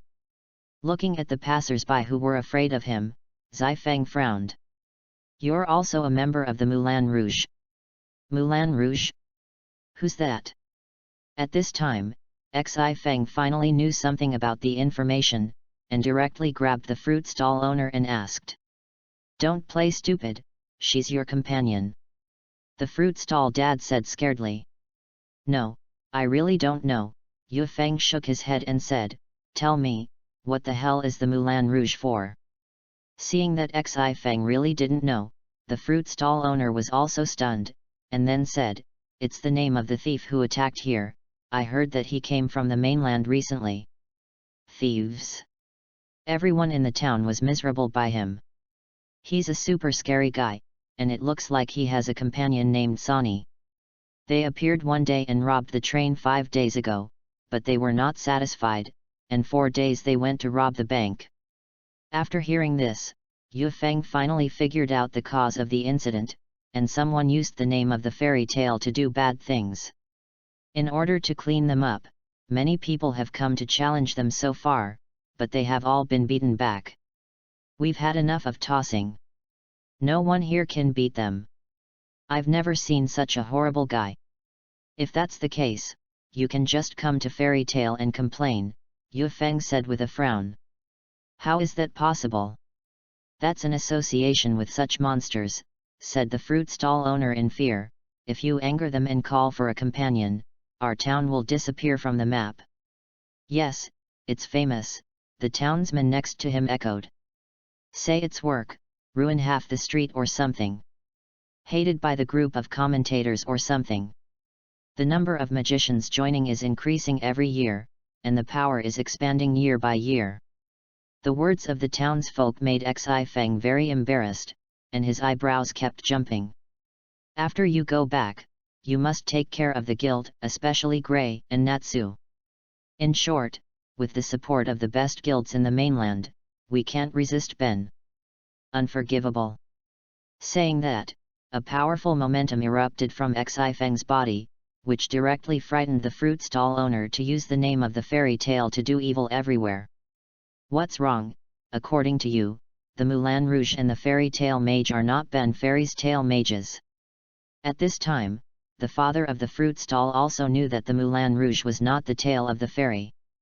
Fairy tale wouldn't do such a thing to ordinary people. Xi Feng glanced at the fruit stall owner and said lightly, where are the gangsters of the Moulin Rouge? They should be there in the dessert shop right now.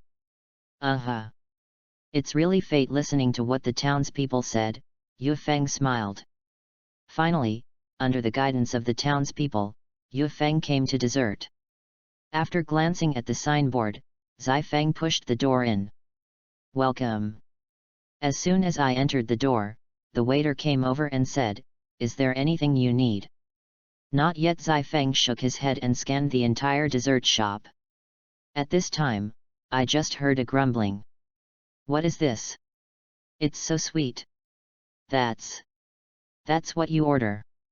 Seeing this, Xi Feng looked over and found that it was a girl with green broken hair. I can't eat something like this. But this is the dessert shop, the waiter said, a little scared. Long-winded. I just hate sweet things, the green-haired girl said unreasonably. Do you look down on me? No, I'm sorry. At this time, Xi Feng couldn't stand it anymore, frowned, walked over and said, are you the Moulin Rouge? What? Who are you?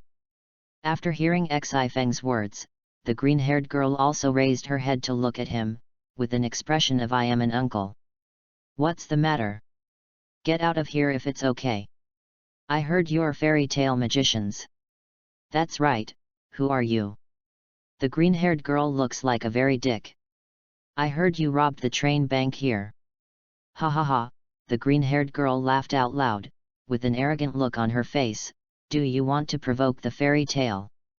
No problem, I'm not afraid that we will bring our companions to smooth out this street of yours. Provocation. Xi Feng smiled, this sentence, the original will be returned to you. As he spoke, he blanched Xi Feng's hand and stabbed it directly on the sofa next to the green-haired girl, which directly scared her. If you have the ability to provoke the tale of the fairy, you must have thought about the consequences, right? What? Where did this knife come from? Looking at the thing inserted next to her, the green-haired girl kept shaking. Damn! Seeing this, the green-haired girl scolded secretly, and immediately jumped out, looked at Xi Feng, and said, finally found out by the real thing. Have you thought about the consequences? Xi Feng said lightly. What are you kidding? How could I get caught so quickly at the rapid-fire Moulin Rouge? Saying that, the green-haired girl went directly through the sunset. Hey!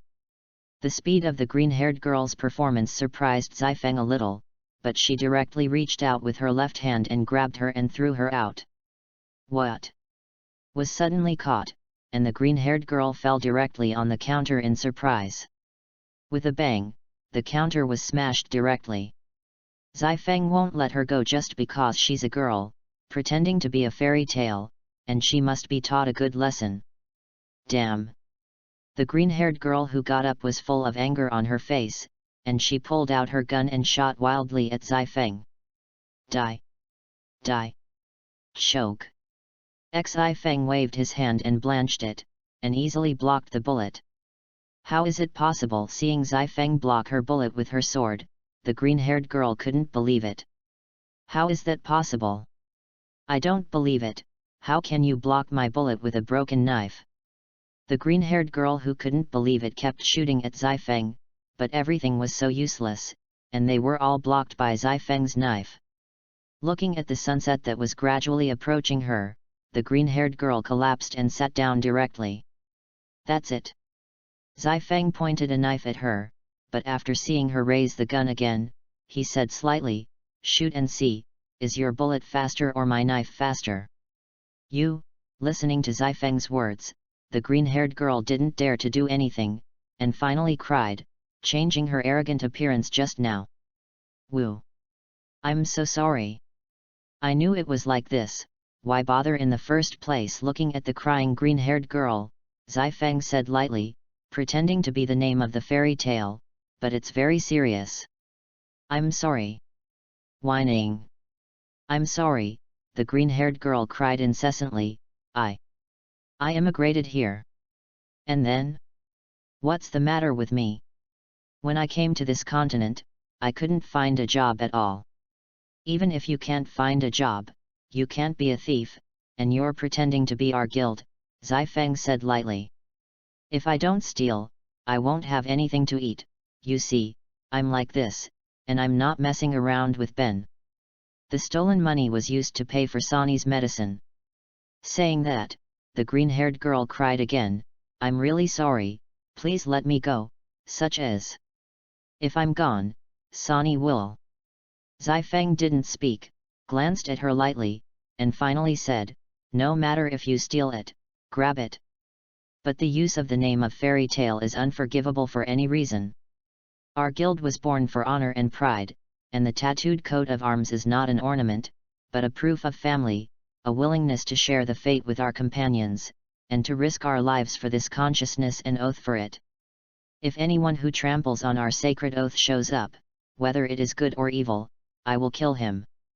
Saying that, Zifeng swung his fist at the green-haired girl. I'm sorry. I'm so sorry. Don't kill me. Looking at the fist that was gradually approaching her, the green-haired girl felt that her life was coming to an end, and tears could not help but flow from the corners of her eyes. Smack! Just when the green-haired girl felt that her life was at the end of her life, she only felt a pain in her forehead, and at the same time a large hand covered her head. Only a gentle voice was heard, this is the association, never forget. Hey! Hearing this voice, the green-haired girl opened her eyes directly, only to see a gentle and handsome face appear in front of her. It made her a little shy.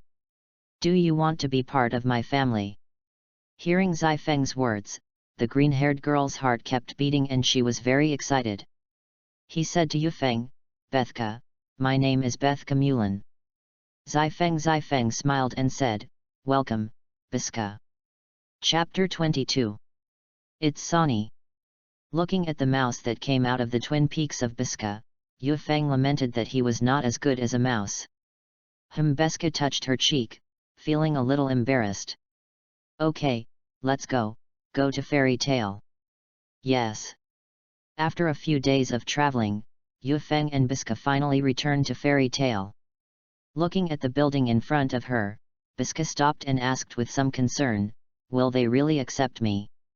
Definitely. Looking at the worried Bethka, Zifeng smiled and grabbed her hand directly and walked into the guild. Being held by Zifeng's hand, which made Bethka's face blush slightly, but she didn't break free and kept following behind. I'm back. As soon as he retreated to open the door, Zifeng shouted directly inside. Yo, I'm back, I'm back. Welcome back. Seeing the sunset, everyone in the guild said hello one after another. Yo, Yufeng is back. Then duel with me. At this time, after Natsu saw Zifeng come back, he directly opened his mouth to challenge. Bang! But as soon as she said that, Ilusa appeared behind Natsu and punched Natsu to the ground. Brother Zifeng, just come back, let him rest first. Yes, Natsu said weakly. Hey! At this time, Illusa noticed that Beska, who had been following Zifeng, couldn't help but say with some resentment, Brother Zifeng, don't introduce the guests behind you. Hey, Illusa is jealous. Harpy snickered behind her back when she saw Illusa's appearance. But as soon as he finished speaking, he felt a chill in his back, and when he turned around, he saw Illusa looking at him with black hair all over. Seeing this, Harpy hurriedly covered his mouth with his hands, claws, indicating that he didn't say anything. Listening to Illusa's words, Yufeng pushed Beska out and said, everyone be quiet for a while, this is Beska, who has joined the guild from today. Hello everyone, I'm Beska, Beska Mulan. At this time, Beska also walked over and said with some joy. Haha, welcome, welcome. Welcome, Beska. Welcome to the family. Hearing everyone's heartfelt welcome, a tear appeared in the corners of Beska's eyes, and she felt very happy now. Thank you, Yufeng, said Beska and kissed Zifeng's face directly. This sudden situation directly stunned Zifeng, until Harpy's curly tongue came out. Love. There is a leg. And Zifeng also noticed the eyes of the guild people, as if to say, you can do it yourself. Seeing this, Zifeng hurriedly turned his head to look, only to see that Illusa was no longer in place and left directly. Hurriedly said to Beska, Beska, you familiarize yourself with the guild first, I have some things. Hey! Looking at Zifeng's back, Beska was stunned for a while, and Kana on the side shook her head, walked directly to Beska's side and chatted with her, and at the same time stamped her. And Zifeng's side, he followed Illusa directly to the river. Arriving at the river, Yufeng took a look and found Illusa sitting on the side looking at the sparkling lake. Illusa, looking at Illusa, Zifeng walked up to her side and shouted slightly, but all she answered was a cold snort. Seeing this, Zifeng smiled helplessly, sat next to her and said, it's my brother who is not good, my brother apologized to you here. As compensation, I bought that caramel mousse you said. But Illusa still didn't speak and ignored Zifeng, and the atmosphere was a little awkward for a while. Illusa Zifeng shook her head and hugged her directly. Suddenly hugged by Zifeng, Illusa exclaimed, and shouted while struggling, you hurry up and let go of me. Jokes, if you let it go now, you will be a fool. Zifeng ignored Illusa, looked at her and said, Illusa, if you don't forgive my brother, I won't let go. You, Zifeng's words made Illusa angry, looking at his scoundrel appearance, she could only helplessly say, I forgive you, you can let me go. No, it's been a long time since I've hugged Illusa like this, I want to hug it. You, looking at such a scoundrel Zifeng, Illusa was very angry, but she couldn't get angry, and she was conflicted. Despite this, he still lifted the armor on his body, so that Zifeng would not be so uncomfortable to hold. Seeing Illusa remove her armor, Zifeng's eyes were full of tenderness. It was only when Illusa was alone in front of him that she relaxed with ease. Brother Zifeng. Hey! At this time, hearing Illusa's words, Zifeng looked at her with some doubts. Illusa is very willful, every time I see Brother Zifeng with other girls, I feel very uncomfortable, although Brother Zifeng said that he will not leave Illusa, but I am always worried. Listening to Illusa's heart, Yufeng was surprised. It seems that the matter of the Tower of Paradise has left a lot of scars on Illusa so far. She was worried that she would be abandoned again, so he always cared about herself. Touching her long crimson hair, she said, no, Illusa is a very important person, and she will not be separated for the rest of her life. Brother Zifeng. Illusa. The two stared at each other closer and closer, until finally lips touched each other. River crabs pass by, and there is no grass. A few minutes later, Illusa's face was red and she separated from Zifeng, and at the same time, there was still a trace of it hanging on the top. Looking at Illusa lying on her chest, Zifeng whispered in her ear, "Elissa, can you leave me the door tonight?" Hearing Zai Feng's words, Elissa's face instantly turned red. At this age, of course she knew what Zai Feng said, and her hand unconsciously stretched out to Zai Feng's waist and twisted. Tear was twisted by Elissa's waist, and Zai Feng took a breath of cool air, but in the end, Zai Feng responded weakly. Hearing this, Zai Feng was very excited and hugged Elissa even tighter. And Elissa looked at Zai Feng's appearance, her face turned even redder, and she didn't know why she agreed to Zai Feng. At the same time, I am looking forward to tonight. By the way, what about Myra? I didn't see Myra and her 3 siblings in the guild just now, Zai Feng asked with some confusion. What are you asking them for? Hearing Yu Feng ask Myra, Elissa said with a little jealousy, do you miss her too? No, it's just that I didn't see them today. Are you going to do a mission? Zai Feng shook his head again and said, now that he is holding Elissa in his arms, he will not be stupid to say that he misses Myra. After looking at Zai Feng's sincere gaze, Elissa nodded and said, well, Myra, they did go on a mission. It was an S-level mission, it seemed to be called the Beastmaster. What? Elissa's words completely stunned Zai Feng. What's wrong? Looking at Zai Feng's nervous expression, Elissa asked a little nervously. Myra, they're in danger, said Zai Feng, who quickly got up from the ground. How could it be? Brother Zai Feng, how do you know? Although Myra and Elissa have always been rivals, they have already admitted each other in their hearts, and they are already partners and friends with each other. I won't say anything about it, I'm going to take a look. Brother Zai Feng, I'm going too. It's okay, I'll just go by myself. Alright then, Elissa nodded, and stopped making a fuss. Well, then I'm leaving, he said, and Zai Feng turned around and left. Listen, wait for me to change your fate. Chapter 23. Yikes! Sure enough, it is worthy of the name of the Beastmaster. If Elfman receives it, his strength will definitely increase.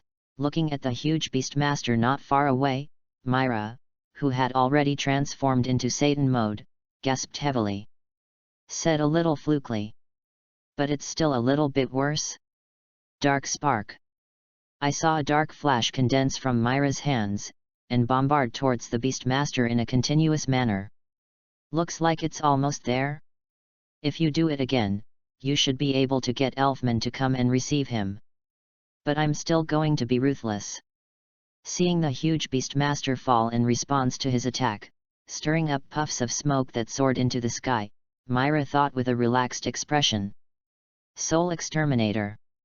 A purple-white magic array with a demon pattern as the core appeared in front of Myra's body, and a large amount of dark magic power only gathered on her hands, and through the magic array, an extremely powerful dark black shock wave was generated. Fiercely rushed towards the fallen Beastmaster not far away. I don't believe you'll be able to stand up, Elfman, come and take him. Myra said to the Beastmaster, who was already covered in bruises, and then called out to Elfman, who was standing not far away. Oh, got it, sister. Elfman replied with some excitement. Now he is imagining what kind of strength he will have after successfully receiving the soul of the Beastmaster, and he will be envied by his fellow guild mates, and if there is a battle in the future, he can only watch from the side like just now. You must know that even if it is Lysina, she can also help Sister Mila if she can fly, and she can protect her sister and Lysina in the future, Elfman thought in his heart. Sister Myra, be careful. But then Lysina exclaimed. Hearing Lysina's words, Myra was stunned, and quickly turned her head to look over, only to see the Beastmaster get up again. With a roar of rage, the Beastmaster threw a punch directly at Myra. Due to the distraction, Mirage was directly hit by the Beastmaster, rolling far on the ground before stopping. She coughed up a mouthful of blood and stood up with her body supported. Myra just wanted to fly into the sky, but the demon wing behind her just moved and there was a tearing pain. Looking at the Beastmaster Myra, who was close again, she couldn't help but feel a trance. She now began to blame herself. blamed herself for why she brought Lysina to do this task. "Get out of the way, Sister Myra!" Then Lysina and Elfman shouted again. Hearing a distant voice, Myra immediately turned around and ducked to the side, narrowly avoiding the Beastmaster's claws. When she looked up and saw that her sister and brother were fine, Myra couldn't help but breathe a sigh of relief. Staggering to her feet, she must face the Beastmaster once again, as she has to protect Elfman and Lysina. Myra's eyes were desperately injured and entangled with the Beastmaster, and a demon bombardment was thrown on the Beastmaster's body. The powerful dark ray did not bring much damage to the Beastmaster, but Myra relied on her own agility for a while to put the Beastmaster into a lot of trouble, and as Mila scratched her more and more, her speed slowed down.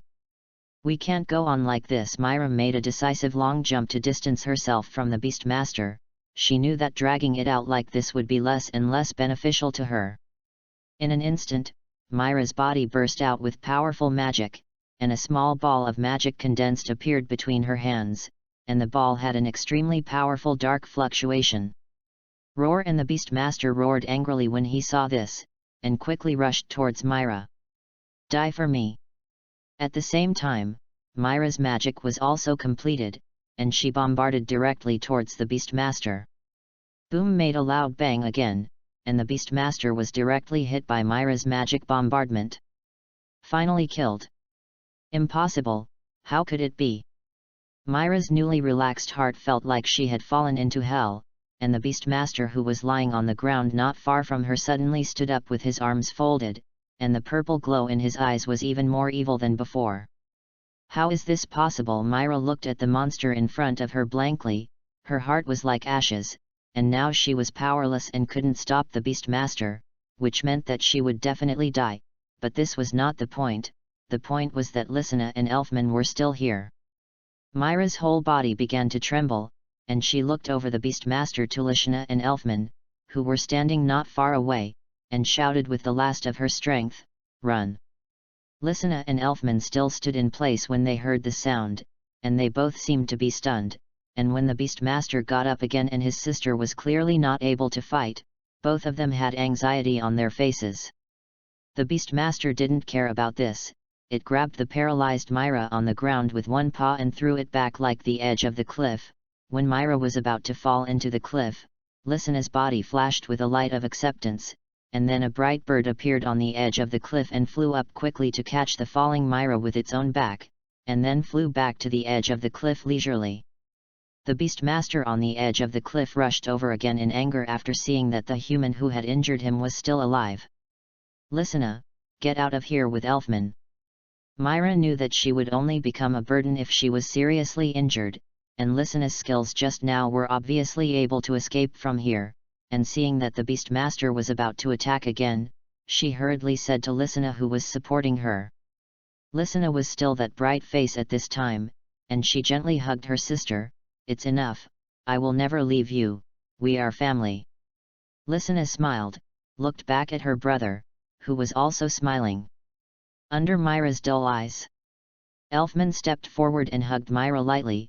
"If you want to die, it's just 3 of you, but I won't give up. This time it's my turn to protect my sister," said Elfman. Turned around and ran towards the Beastmaster with an angry face, and the Beastmaster's raised claws were close in front of him. "Don't!" The Beastmaster's claws swung down, and Myra and Lysina immediately exclaimed, but the imaginary scene of Elfman being slapped away did not appear, and Elf was seen violently grasping the Beastmaster's wrist with all his muscles. "This time it's my turn to protect my sister, Beastmaster.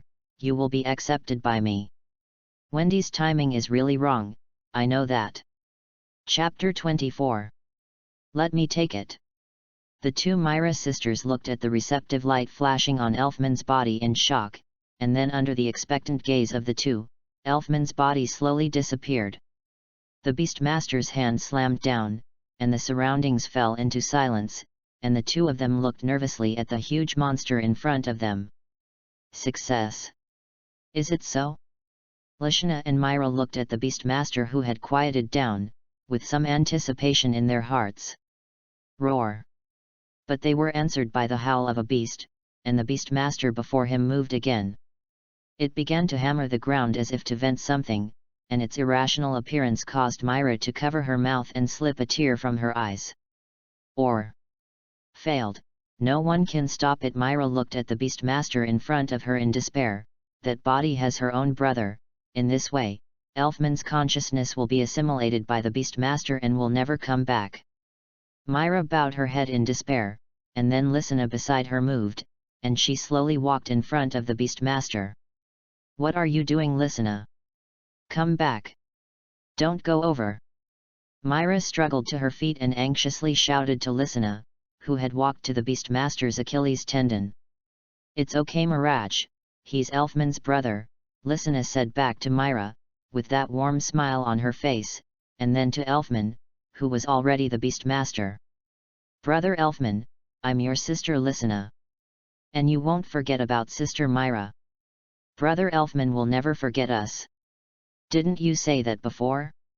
Do you have to protect your family with your own hands?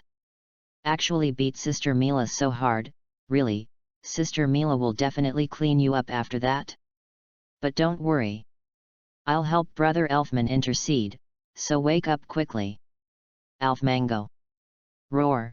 Looking at the human beings in front of him, the Beastmaster suddenly felt that the consciousness of the human in his body was resisting again, and roared wildly, forcibly suppressing the consciousness in his body, and the Beastmaster's originally calm eyes became violent again, looking at the human in front of him with a hideous face, and the crazy bloodthirsty killing intent rushed towards Lysina violently. "There's no way Brother Elfman will forget us. Because Lysina and Sister Mila both like Elfman the most, brother you." Roar. The Beast King, who felt the revival of consciousness in his body again, felt that his consciousness was about to dissipate. It raised its thick right arm high, and the huge magic power acted on the arm, and its sharp and dark claws flashed with black light. "Come, let's go home together. Brother Elfman," Lysina said to her brother with a smile on her face with her hands open. "Lysina. No, no. Get out of the way. Hurry up and get out of the way. Lysina." At this time, Myra's tear-filled eyes seemed to lose focus, and she lost all luster in vain, but even so, she used all the strength of her body to forcibly support her body with her left hand, and stretched out her right hand to Lysina. She wanted to rush forward to protect her sister and block the attack of the Beastmaster for her, but her current body could no longer support this behavior. Roar. The Beastmaster roared directly and swung at Lysina. A loud boom sounded. "Don't!" Looking at Lysina's position, Myra's heart was filled with despair. Tears kept flowing out of his eyes, and he kept blaming himself. "It's all me, it's me who hurt Elfman and Lysina. If I hadn't brought them, this wouldn't have happened. Woo-hoo-hoo-hoo-hoo. Woo. Fortunately, it came in time." But then Myra heard a familiar magnetic voice and looked over. "I saw that Xifeng didn't know when he appeared in front of the Beastmaster, and he was holding Lysina in his arms." Yufeng. Seeing Xifeng, Myra was surprised and delighted, and a smile appeared on her face again. "Great, great! Brother Xifeng!" And Lysina, who originally thought she was going to die, was also surprised after hearing Xifeng's voice. "Lysina, you can't be so willful next time." Looking at Lysina in her arms, Xifeng said slightly. "Got it." Lysina nodded, and then hurriedly said, "Brother Xifeng, hurry up and save Brother Elfman." "Got it, you go over and take care of Myra first." Lysina. Seeing Lysina running back, Myra immediately hugged her and checked her. "It's great that you're okay, it's great." "Okay, Sister Myra, don't cry, I'm not fine." And on Xifeng's side, the Beast King suddenly saw his appearance and was furious. Swing a huge fist directly at Xifeng. Interesting. Xifeng looked at the waving fist and couldn't help but smile. On the left hand, a dragon claw-like handpiece appears directly. Projection, the caged hand of the Red Dragon Emperor. Boost. After the sound of a mechanical sound sounded, Xifeng also swung his fist and blasted out against the Beastmaster. 11. Brother Zifeng, Brother Elfman, he's okay. Looking at the unconscious Elfman, Lysina and Myra were full of worry on their faces. It's okay, it's just that the magic is exhausted, Zifeng said, shaking his head. That's good, Myra patted her chest, her worries completely gone. Thank you, Yufeng said Lysina's shocked gaze, and Myra kissed Zifeng directly on the lips. Zifeng was stunned. She didn't expect Myra to be like this, although it wasn't like Alyssa, but it still made Zifeng very happy. You don't. Blind thoughts, I just thank you. Listening to Myra's stammering voice, Zifeng just smiled, but he didn't expect Myra to have Tsundere attributes. And Lysina looked at her sister with some envy. Ho ho ho. However, a huge black hole appeared in the sky, and a gust of wind blew directly. What's that? Looking at the black hole in the sky, Myra and Lysina's eyes were full of shock. Even Zifeng was the same, but at this time, Zifeng saw something falling from inside. Myra, Lysina, you take Elfman back first, I'll go over and have a look. Don't. Looking at the black hole in front of Zifeng, Myra immediately grabbed him and told him not to go. It's okay, good. Zifeng touched Myra's head and said gently. It's okay. Seeing that Yufeng insisted on going, Myra had to compromise. You have to be careful. Well, you should also be careful on the way back. Yufeng nodded, and turned around and ran in the direction of the black hole. Read books on Friday. Charge 100 and get 500 VIP coupons. To rush up immediately, event period, April 29 to May 3. Chapter 25. How is that possible? Looking at the familiar face in front of him, Xi-Feng's face was full of shock. When Xi-Feng came to the bottom of the black hole just now, Xi-Feng saw that it was not a thing that fell just now, but a person. And this person is still unusually familiar, Lysina. What's going on? Don't. Looking at Lysina, who was already unconscious, Zifeng looked at the black hole in the sky and vaguely guessed something. Lysina of Adris. Looking at Lysina with a serene face, Zifeng had some doubts in her heart. In the original book, didn't Adris's Lysina really die, and then she was replaced by Lysina, but what's going on now? Is it because of myself? Said Zifeng to himself. Ahem, ahem, ahem. But then Adris's Lysina let out a coughing sound, and then slowly opened her eyes. Looking at the towering trees, Lysina of Adris said leisurely, where is this? Didn't I fall off a cliff? You're awake, Lysina. At this time, an unfamiliar voice sounded in her ears, and Lysina turned her head to look, only to see a very handsome boy looking at her with a worried face. Who are you? How do you know my name? Looking at the sunset seal in front of her, Lysina of Adris asked the doubts in her heart. Hey? Don't know me? Didn't I of Adris get into fairy tale? Or is it without me? Listening to Lysina's words, Zifeng was slightly stunned, but then said, Zifeng, the magician of fairy tale. Fairy tale. Zifeng's words made Lysina instantly feel energetic, grabbed Zifeng's hand and asked anxiously, are you the tale of the fairy? Is there anything wrong with my sister and brother? Looking at Lysina from my Adris, Zifeng smiled. Sure enough, it was Lysina. Everything was for the sake of others, touched her head and said, Lysina, although I don't know what you said, I think you may have misunderstood. The fairy tale I am talking about may be different from the fairy tale you said. What? Zifeng's words made Lysina's Lysina unable to turn around for a while. Forget it, let's go back to the guild first, I'll talk to you on the way. 11. What? The guild here is recognized. On the way to the guild, Yufeng also explained the situation to this Lysina of Edraith, who was now not in Adaras but in Langdon, and was even more surprised when she knew that the guild here was legal and magic could be used casually. Mama, it's not counted, there are also some dark guilds, which are not recognized. Alright, it's time for the guild. Hearing Yufeng's words, Lysina of Adris raised her head directly, and the coat of arms of the fairy tale directly attracted her eyes. "All right, let's go inside." Lysina of Adris nodded, following behind Xifeng. But as soon as she entered, Adris's Lysina was shocked. The guild was very lively and happy, although in Adela's fairy tale was often lively and happy, but Lysina knew that it was all pretended, and seeing this, Lysina couldn't help but envy the people in this world. "Yo, you're back. Welcome back." When the people in the guild saw Xifeng coming back, they also greeted him one after another. "Xifeng, you're back, tell me if you did something to make Myra sad." At this time, Macau came over and shouted at Xifeng.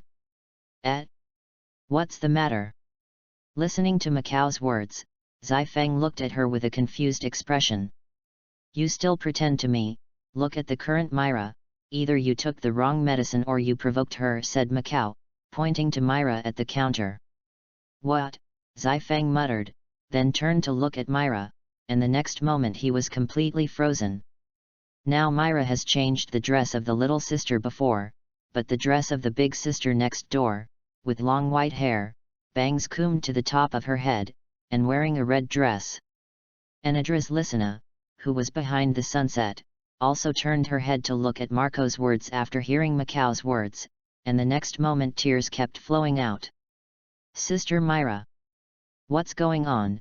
It's clear that Lysina didn't die Myra and she didn't lose her magic. How could this be? What are you talking about?" Hearing what Yufeng seemed to be saying, Marco turned his head and asked. No, Xifeng shook his head again and again, hurriedly changing the subject and said, "What about Elfman? Now, look," Marco pointed to Elfman, who was really messing with Natsu, and said, "Elfman, too, is now shouting manly all day long. I really don't know what's going on with this mission, but after I came back, Lysina was left alone." "Well? Lysina, why are you crying?" At this time, Macau also noticed, and Adrith Lysina, who was behind the night seal, asked slightly. "Hey!" Hearing Macau's words, Yufeng also looked over, only to see Lysina from Adris crying non-stop. Seeing this, Xifeng immediately walked over and comforted him. "What's wrong? Xifeng, what's going on? How can my sister and brother be here?" Lysina looked at Xifeng with tears in her eyes. "What's going on? It's like this." Just as Xifeng and Lysina of Adris explained the situation, a gentle girlish voice came from behind. "Brother Xifeng." "Hey!" Hearing the voice, Xifeng immediately turned his head and saw Lysina walking towards him. "Lysina! What the?" When Macau saw Lysina approaching, he greeted her as well. But the next moment, he felt that something was wrong, looked at Adris Lysina behind the sunset, then looked at Lysina in front of him, rubbed his eyes again, and after confirming that it was not his own dazzle, he was immediately stunned and shouted directly. "Two Lysinas!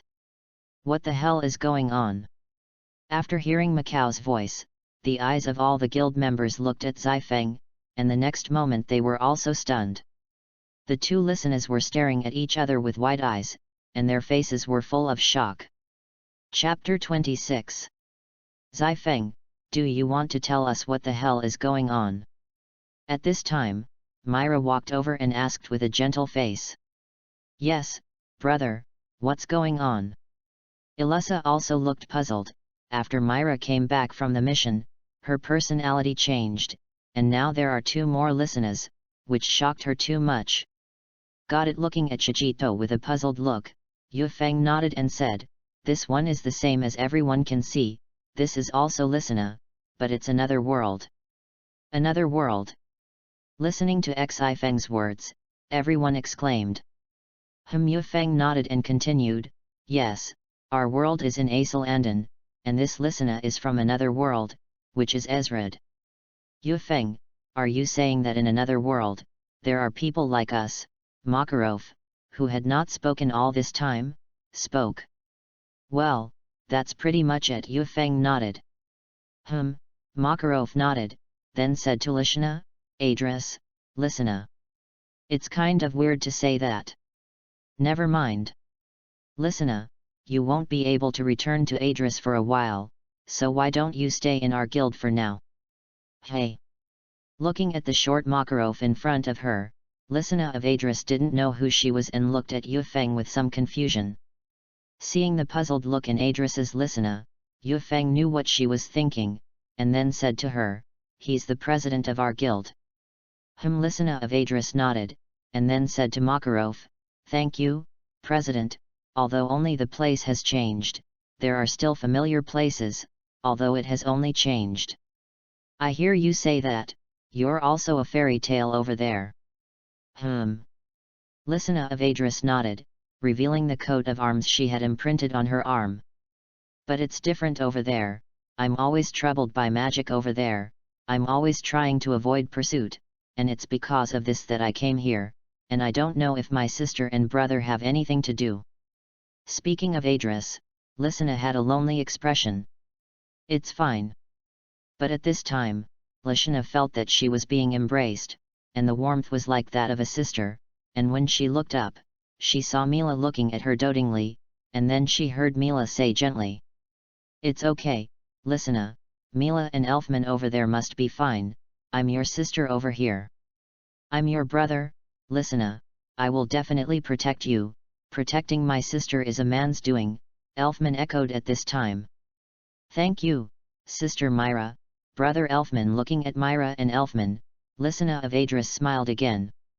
"Please advise, Lysina." Lysina also came over to say hello. "Hello," Lysina heard Lysina greet her, and Adras responded. But after the two looked at each other, they laughed. "How strange it feels." "Yes, like looking in a mirror." "Now, Lysina, I'm better than Grey on your side." At this time, Natsu ran over, and looked at Lysina of Adrias with sparkling eyes. What hearing Natsu's words, Grey on the side also ran over and said, "Lysina, tell the truth, am I better than him?" "What? It's definitely me. Don't daydream, it's me." Seeing that the two had a quarrel, Esaras's Lysina was a little embarrassed, but she still replied politely, "I don't know who Natsu and Grey are, but they're very good friends." "What? X2. Adras Lysina's words caused both of them to shout at the same time. "How could I be good friends with this exhibitionist?" "That's what I said, Charizard." "Damn. Do you want to fight? Come on, who's afraid of whom?" Saying that, Natsu and Grey tore up directly. Why are you fighting?" Seeing the two fighting, Lysina of Adris became a little worried. "It's okay, the two of them are usually like this." Zifeng patted her shoulder and said slightly. "That's right, that's what Natsu and Grey are," said Harpy as he flew over to Lysina and Adris, nodded with his eyes closed. "Beyonder." Looking at the Harpy who appeared in front of him, Adler's Lysina's eyes were full of shock. "Hey!" When Harpy heard Adler's Lysina call herself, Harpy said with some confusion, "Harpy's name is Harpy, not Beyond."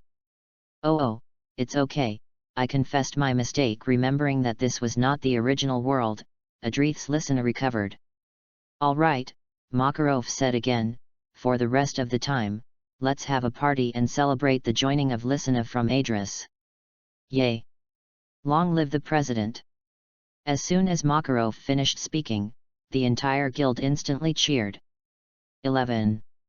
Night. After the celebration, it was already night. Since Lysina of Adris, she doesn't have a house here, so she can only follow Myra and Mila, and they live in Zifeng's house. Because they have done more tasks in recent years, the pay is relatively high, and every time they receive a task from the bandits, they will loot some property, and over time, Zifeng's wealth has so much, so they changed to a larger house. After changing houses, Myra moved in directly with Lysina, which made Ilusa depressed to death. So now there are Ilusa, Janana, Wendy, Myra, Lysina, Adrid Lysina, and Beska, as well as Ribi. As for Kana, she said she was coming, but Kildas knew about it, so she bombed her and forcibly took her away, while looking at Zifeng viciously. The night seal that had been washed was now turning over on the bed, remembering the appointment with Elissa today, and wondering if Elissa would abide by it. Thinking about it, Zifeng felt a little excited, and after calculating the time, he felt that it was almost the same, and walked to Elissa's room. Since Elissa's room is next door to Yufeng, it's a few steps away. After coming to the door, Yufeng opened it with a gentle push. Seeing this, Xifeng was overjoyed and walked in without a trace of hesitation.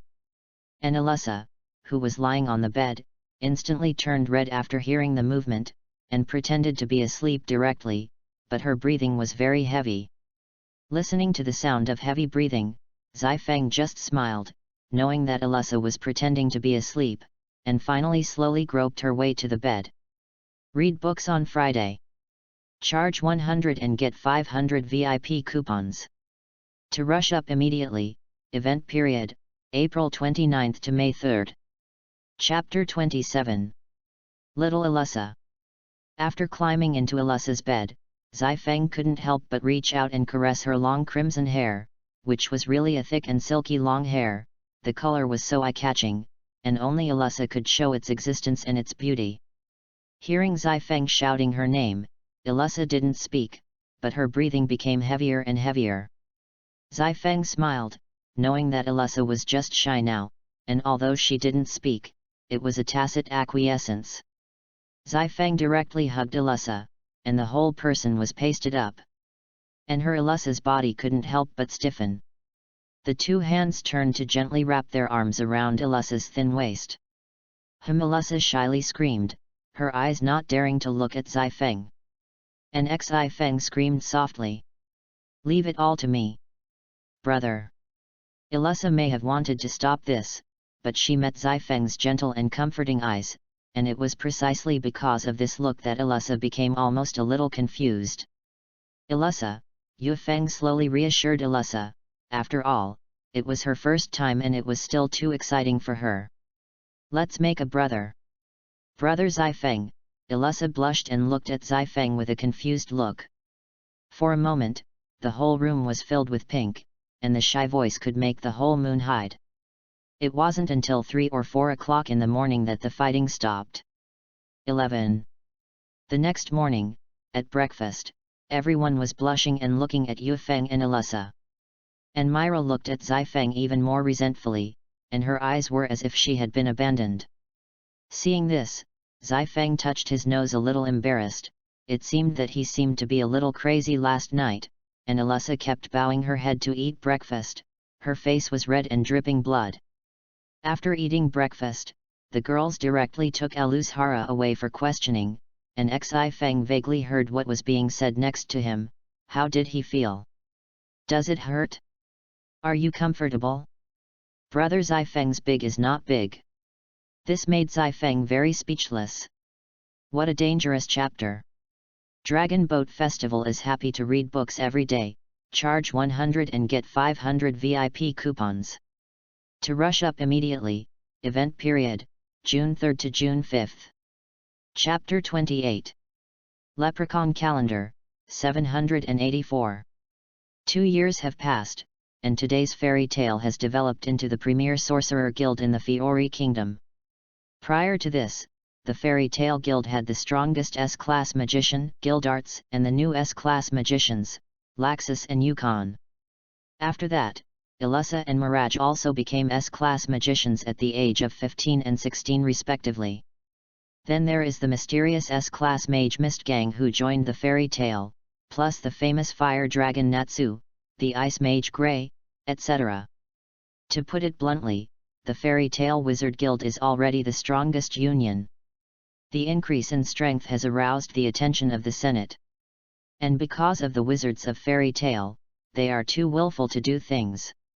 It's such an association that is casual and not very reputable, but the magicians in the association have a strong cohesion. Magic Judge Era. Fairy Tale's bunch of fools are causing trouble again, and this time they're half ruining the port. A tall man in the council said with some dissatisfaction. Really? But at this time, a young man with blue hair said, I like those fools. Ah, it's a bunch of fools, echoed a thin old man on the side, but it's also true that there are people with many abilities. This is the time when I am in a dilemma. Just leave them alone, the world would be boring without those stupid people. Fairy Tale Guild. Good morning. After coming to the guild, Yu Feng said hello, then came to the counter and said to Myra, "Dear Myra, give me a glass of juice." Hey, got it," Myra nodded, and handed a glass of orange juice to Zai Feng. "The guild is a little quiet today," said Zai Feng after taking a sip of orange juice, looking at the guild. Myra nodded, doing what she was doing. "Listen, the two of them and Elfman are on a mission, and so is Ilusa, and Natsu has heard about the fire dragon and ran to look for it. That's it."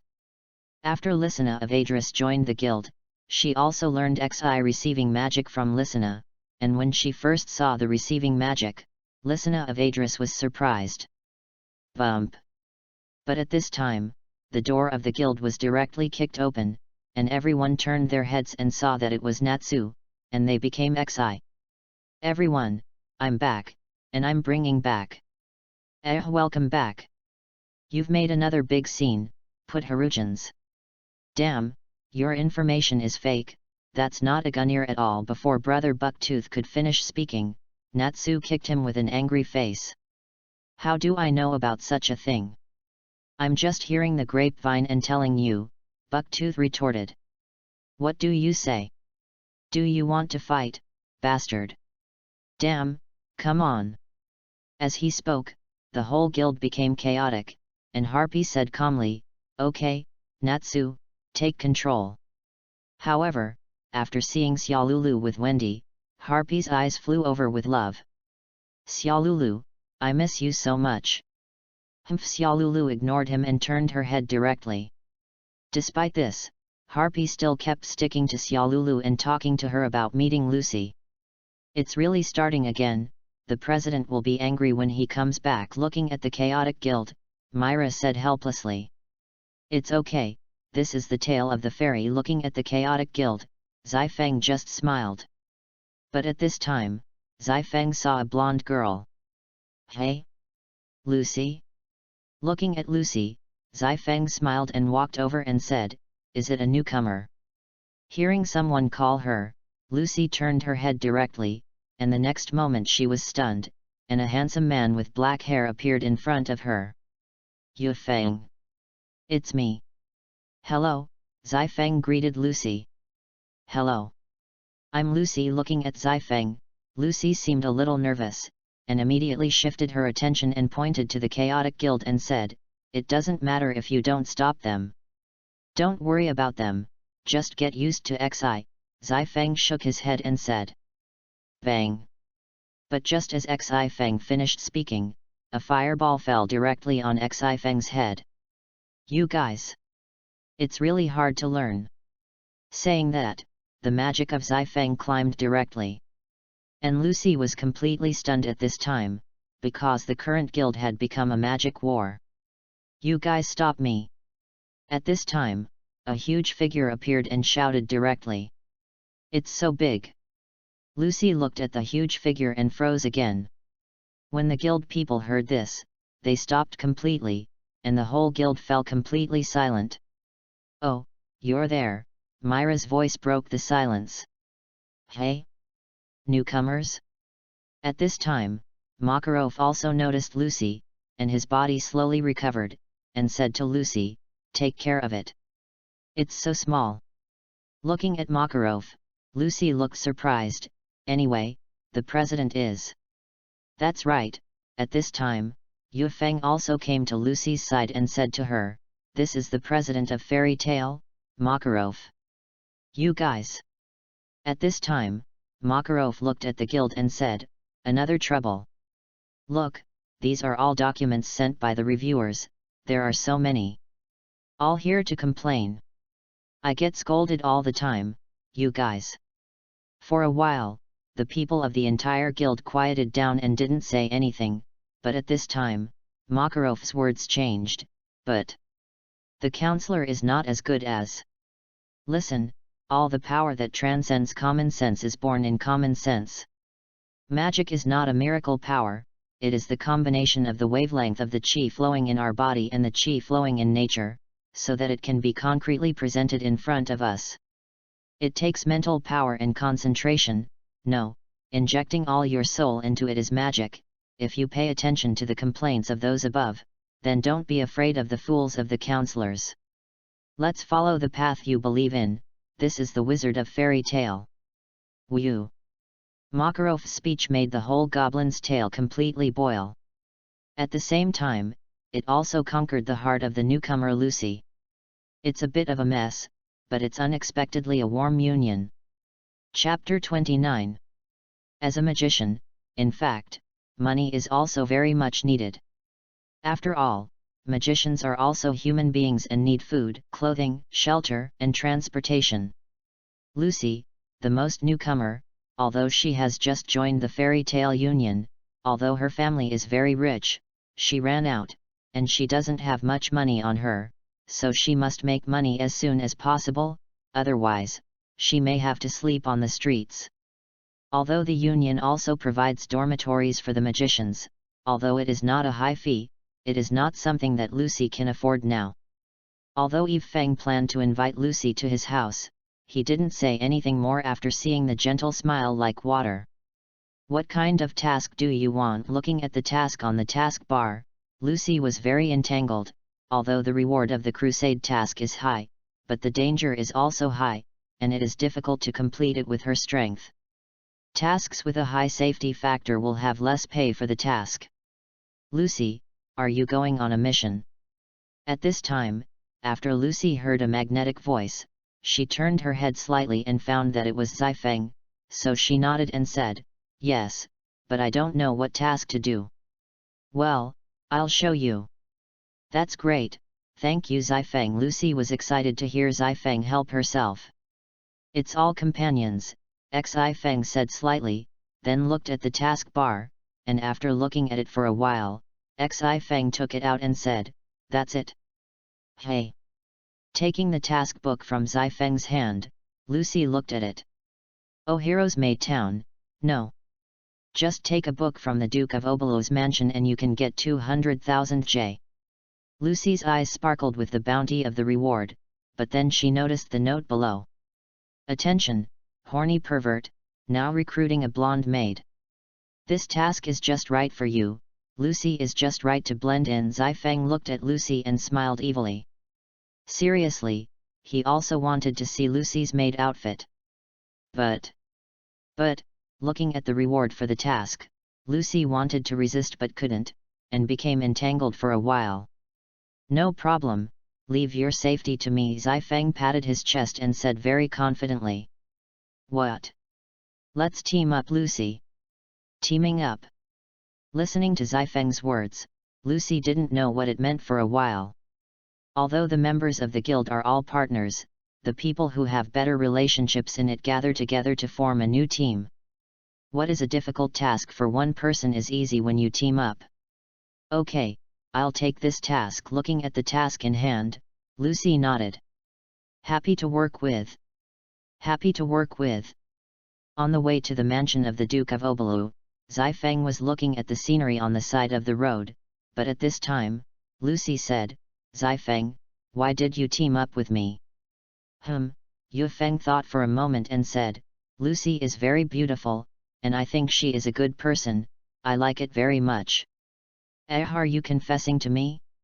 We've only known each other for less than a day, but Zifeng is not bad, and the boyfriend I want to have the most is ranked first, gentle and powerful. Oops, what are you thinking about, Lucy? Looking at Lucy, whose face was flushed, Zifeng's heart was full of doubts, but she didn't speak. After a 2-hour journey, Yufeng and Lucy finally arrived at the client's house in the town of Hirome. "I'm the client, Cardi Melon," a middle-aged man said to Yufeng and Lucy. "Let's get straight to the point." Yufeng and Lucy nodded. "My commission is to destroy and burn what is in the possession of the Duke of Obelu. Can you explain why?" "I want to burn that book anyway, and I don't allow that book to exist. And as soon as you destroy the book, I will raise the remuneration to 2 million. 2,000,000. Hearing this, Lucy was instantly shocked, and even Zifeng was a little moved. So please? No problem, Yufeng nodded, and then said to Lucy, let's go. Lucy. Lucy came back to her senses at this time, and then said to Zifeng, Zifeng, can you wait for me? What? Although he was a little confused, he nodded anyway. Mr. Mellon can borrow a room for a while. Casual. After some time, Lucy walked out of the room, but she was dressed as a maid, which completely stunned Zifeng. Then I heard Lucy say greasily, Master. It's not good looking. This, looking at Lucy's appearance, Zifeng smiled bitterly, but he didn't expect Lucy to be serious, and he really thought that he wanted her to sneak in.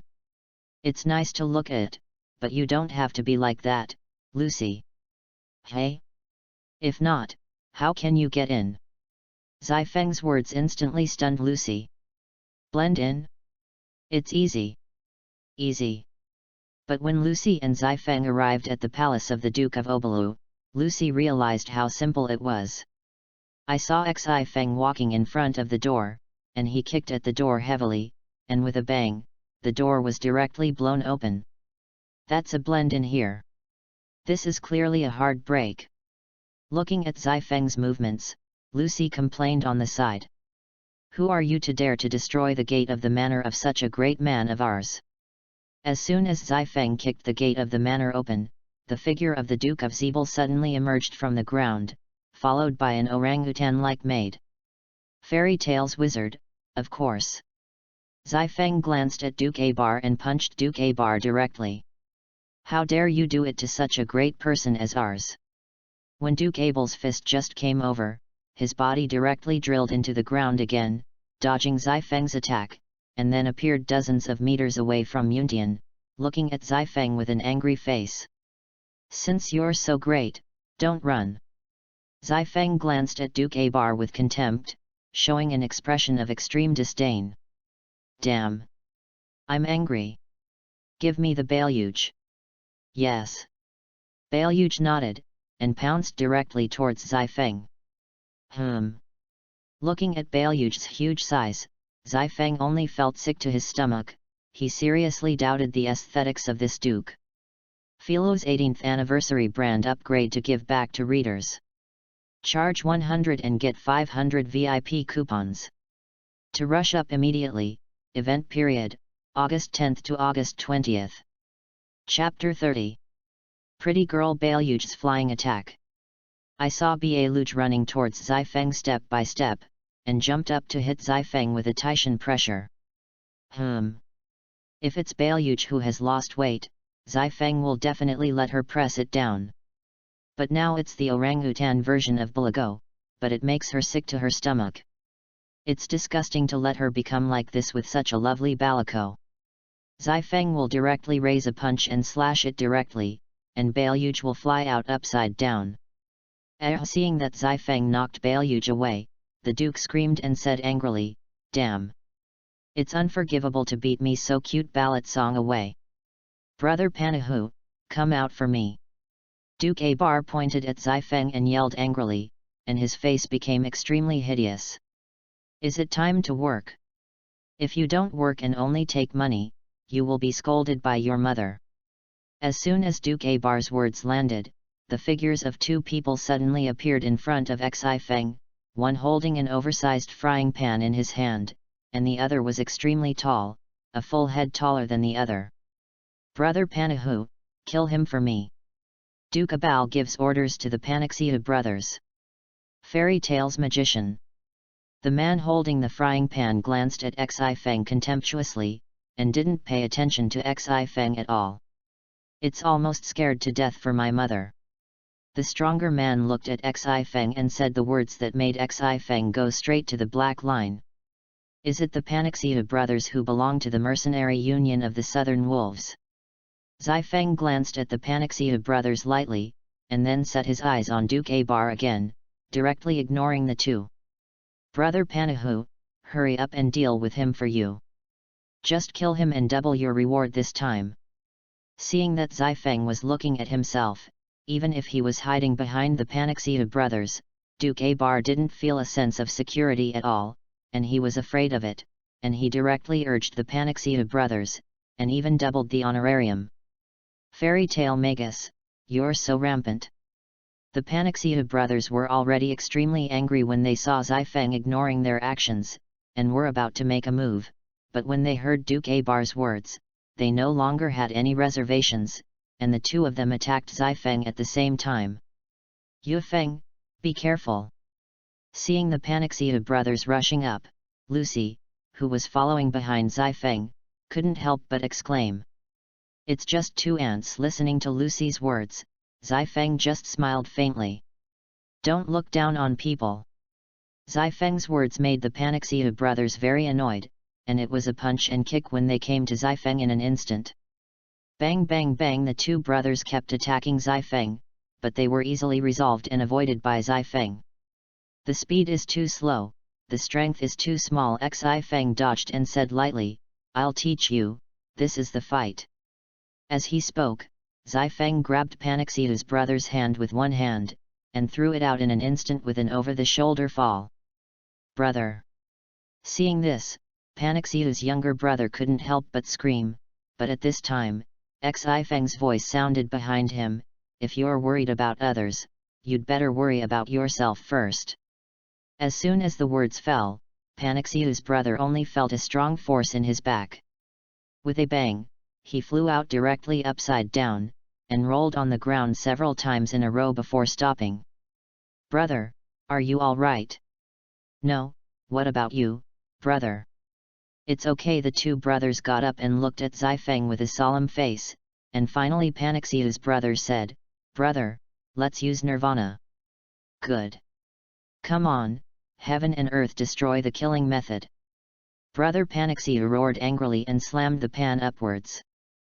Zai Feng instinctively looked at the person who flew into the sky, and suddenly a completely opposite voice came out of his ears. You think you're in heaven, but you're actually on earth. I saw Brother Panaxia, who appeared directly at Zai Feng's feet, was a sweeping leg. However, Zai Feng's reaction was very fast, and he easily dodged it. You think it's on the ground, but it's actually in the sky. Suddenly, another completely opposite sentence resounded in everyone's ears, and Zai Feng instinctively looked at the sky again, only to see Panaxia's younger brother swing a punch at Zai Feng. It's a good garbage Nirvana. Zai Feng looked at the two and said lightly, directly reached out to catch Panaxia's brother's fist, and then threw it at Panaxia's brother. Bang! The two of them crashed directly into the wall and passed out. All right, now it's your turn. Zai Feng looked at the two brothers who had passed out in a coma, and slowly walked in front of Duke Abal and said, What? What do you want to do to us? As he watched as he slowly approached his own sunset, Duke Abar was terrified. What do you want? I can give it to you. Is it? Zai Feng smiled, just waiting for this sentence. Where is the study? Over there, Duke Abal hurriedly pointed in the direction, for fear that Zai Feng would be angry. Lucy, you go to the study to find the book. After knowing the location of the study, Zai Feng turned his head directly to Lucy and said. Oh, Lucy, who had been in surprise, immediately came back to her senses after hearing Zai Feng's words, and turned around and walked directly into the study. After watching Lucy walk into the study, Zai Feng walked to look at Duke Abal. Seeing this, Duke Abal immediately said respectfully, Honorable Wizard, what else do you need? Give me the star spirit key for Virgo of the Zodiac. Duke Abar did not hesitate at all, and directly handed over the key to Virgo on his body to Zai Feng, and still took the initiative to terminate the contract. I've taken the initiative to terminate the Virgo contract. Duke Abal looked at Zai Feng flatteringly, and did not mention the negative impact of his voluntary termination of the contract. You can roll. Yes, Duke Abal nodded hurriedly and rolled out. I don't know, can I sign a contract with the star spirit? Looking at the Virgo key in his hand, Zai Feng thought about it and gave it a try. After all, he likes Baileuge quite a lot, and his loyalty is not under Aquea, although he is a little sorry for Lucy, and he will compensate her well in the future. Come out, Virgo Star Spirit Ballo. Xi Feng took the key, waved it casually, and the powerful magic power was injected into the key, and then a different door appeared, a door that shimmered with dazzling light. Again, with everyone, the two words I saw in the text were the previous names of the male protagonists, and then I changed it to Xi Feng. Chapter 31. Come out, Virgo Star Spirit Ballo. Xi Feng took the key, waved it casually, and the powerful magic power was injected into the key, and then a different door appeared, a door that shimmered with dazzling light. As soon as the door was formed, a girl with cherry blossom-colored hair, blue eyes, and a chain bracelet on both hands slowly walked out of the door, kneeling on one leg in front of Xi Feng with extreme respect. Master, are you my new contractor? Balugo wears a maid outfit, which is exactly the same as a real maid in terms of tone and movements.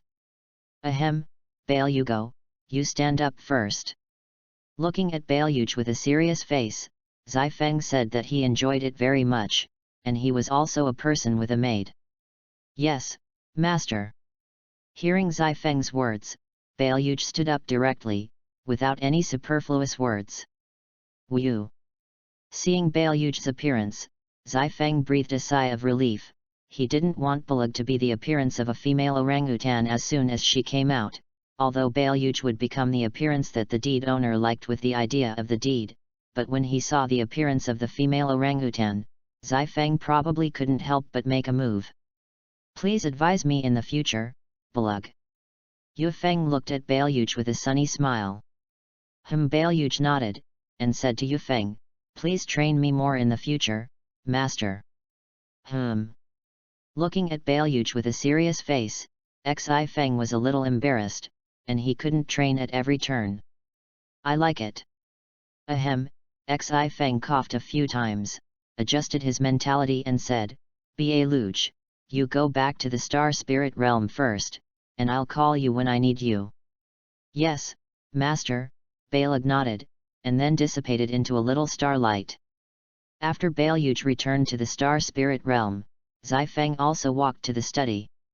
After entering the study, she saw that Lucy was seriously looking at the book in her hand, and Xi Feng didn't bother her when she saw this, and kept sitting next to her and watching. I didn't expect that this seemingly ordinary book would hide such a secret. After some time, Lucy took off her magic glasses and showed an extremely shocked expression on her face. At this time, he saw Xi Feng sitting next to him and immediately said, Ribi, this book must not be burned, the secret hidden on it must be known to the client. Yes, but, Yu Feng smiled and looked at Lucy with an evil expression. But what? Looking at Xi Feng's evil expression, Lucy asked with some fear, holding the book. When you go back, you will show me a maid outfit alone, and serve me well. Listening to Xi Feng's words, Lucy was a little ashamed, her face flushed, but finally she nodded and said, I promised you, pervert. Okay, Xi Feng smiled, looking like he had succeeded in his treacherous plan. The rest is the same as in the original, and Lucy gives the book to the client and tells him the secrets in the book. 11. Over time, Lucy also began to adapt to the life of the guild and became completely XI to the daily routine of fairy tale. I regret the 2 million J. Looking at her thin wallet, Lucy felt a heartache. Why did she pretend to be forced in the first place? No, I have to do my job well, or I'll sleep on the street.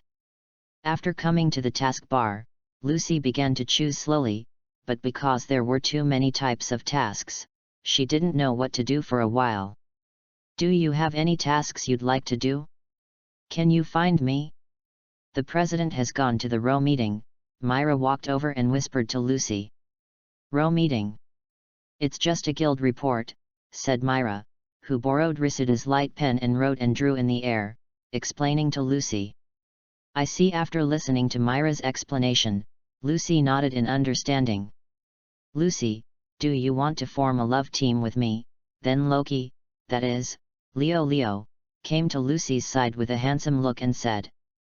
Listening to Loki's words, Lucy was slightly speechless, squinted at Xifeng, and saw that he was laughing with Libby, and felt slightly lost in her heart. "You're a star spirit wizard." However, Loki was shocked when he noticed the key on Lucy's waist at this time. What a prank of fate! "I'm sorry, let's stop here." With that, Loki ran out in tears. Loki's words made Lucy's face full of black lines, and the corners of her eyes kept jumping, and she complained, "Do we have a start?" "Oh no." But Loki had just run out when he ran back, and his face was even more terrifying than when he knew that Lucy was a star spirit wizard. "Illusa is back." Originally, the entire guild was silent, but after listening to Loki's words, he was instantly shocked. Even Najgray, who was fighting, stopped. "Who is Illusa?" Looking at everyone's shocked expressions, Lucy was slightly puzzled. "She." But the strongest female sorcerer in the guild, at this time, Xifeng walked over, and said that Illusa Xifeng was gentle. The heavy footsteps of step-to-step-to-step-to alarmed everyone, and everyone's heartbeat was fast again without taking a step. "This footstep is Illusa. Illusa is back." At the door, a figure walked in, holding a huge thing on his shoulder. Bang! The figure put down the huge thing and asked, "I'm back, where is the president?" "Well, it's so beautiful." Lucy was a little surprised to see Illusa. She had always thought that Illusa was terrible, but she didn't expect it to be so beautiful. "Welcome back, the president has gone to the column meeting," Xifeng said as he walked up.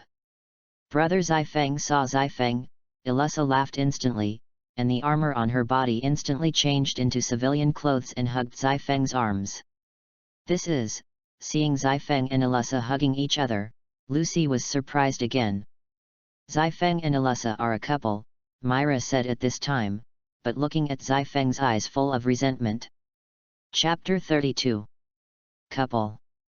Lucy was taken aback for a while, and she didn't know why she felt a little uncomfortable when she looked at Xifeng who hugged Illusa. "What is this?"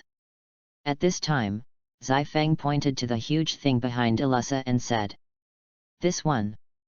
It's a crusade against monsters, and the locals gave it to me as an ornament, so let's take it and decorate it." "Yes," Xifeng nodded dotingly. "Thank you, Brother Xifeng." But after saying that, after Illusa finished speaking, she looked at the guild with a fierce look in her eyes. "You guys!" Illusa's words made half of the people stop their hearts beating, and they knew that Illusa was very gentle only when it was closed at night. But it's very strict with the rest of the guild. "I heard that there was another problem with the fairy tale on the way, and even if the president didn't pursue it, I wouldn't forgive you." Then Illusa began to preach in Xifeng's arms. "Bye Haida." "Yes. Dance and let me go out and dance." "Wakaba, put out the cigarette for me." "Nebo, are you still just going around in circles in the taskbar?" "Macau, hey?" Illusa looked at it and sighed completely. "Say something." Macau almost shouted. "Love, we're doing well today," Natsu and Gray said, hooking up their shoulders. "Natsu and Gray have become hubbies," Lucy said as she said. "Well, that's the best, that's what a good friend looks like," Illusa nodded. "Well, who is good friends with him ×2? By the way," Illusa seemed to think of something, and said to this Xifeng, "Brother Xifeng, Gray, Natsu, hey. What about Wendy?" "Wendy, she's at home now, what's the matter?" "I'll call her later." "Forget it, I'll go back and talk to her tonight." Illusa nodded and said, "I have something to ask you. I heard some tricky things at work, and I wanted to hear the president's opinion, but I judged that it must be solved quickly, so I need your strength. Are you willing?" "What?" "Illusa is going to form a team." The guild was talking for a while, and Myra was also a little surprised when she saw this, and said, "Natsu, Gray, Illusa, Xifeng, Wendy, this may be the strongest squad ever." 11. The next morning, everyone came to the station early to assemble, and Xifeng also pulled Lucy to do the task together, saying that it was to train her. And after being introduced, Lucy also met Wendy, Charlotta, and Alyssa. When she first met Xiaolulu, Lucy didn't expect that there was a cat like Harpy. And Harpy has been sticking to Xiaolulu since he saw her, but Xiaolulu didn't bird him, and flew directly to Zifeng's shoulder to do it. In the car, Alyssa also told everyone that this incident was about the Dark Guild Iron Forest. I'm so uncomfortable. On the train, Natsu looked uncomfortable. Wendy is going to help him. Looking at Natsu's appearance, Zifeng shook his head and said to Wendy. Okay. Wendy nodded, walked over to Natsu's side and said, Natsu brother, bear with me, it'll be fine in a while. Saying that, 2 small magic arrays appeared in Wendy's hands, and slowly Natsu's face became better and better. Resurrection. After a while, Natsu regained her energy with Wendy's help. It's amazing, Lucy sighed as she looked at Natsu as she recovered. No, hearing Lucy's compliment, Wendy was slightly shy and returned to Zifeng's side. Well, Wendy is really powerful, said Wendy, who was touching her head at this time. Wendy's magic is indispensable to us, after all, it is a very rare healing magic. After listening to Zifeng's words, Wendy and you were a little shy, nervously clutching their clothes. Healing magic, no wonder, Lucy suddenly realized and then asked, well, I know Natsu fire magic now, I don't know anyone else. Miss Alyssa, what kind of magic is yours? Alyssa's magic is beautiful, that's all. And then again. In the tomato juice, Harpy said as he gestured in the air. That's not pretty. And what's that tomato juice? Lucy grumbled as she looked at Harpy. You don't have to call me that, just call me Alyssa. As for magic, I think Gray's is prettier. Alyssa looked at Gray, and Lucy looked at Gray as well. Really? Gray stretched out his hands in front of the crowd, and then opened his hands in a fairy tale emblem in front of everyone. It turned out to be the magic of ice. No wonder you have such a bad relationship with Natsu, one is ice and the other is fire. By the way, what is the magic of the Yufeng? Although I went on a mission with Zifeng last time, Zifeng and Ben didn't use magic, so I haven't seen it. My magic. Hearing Lucy's question, Yufeng replied, my magic is projection magic, and I can project the weapon I want. That's it. No wonder it's so powerful, Lucy said. But at this time, a person was passing by Zifeng's side, which made Zifeng pay attention. Okay, it's time to get off the train. After arriving at the station, Alyssa just said that she was going to get off, but she was stopped by Yufeng. Alyssa, don't get out of the car yet. Why? Listening to Zifeng's words, Alyssa also looked at him with some confusion, and the others did the same. I just saw the people of Iron Forest. What?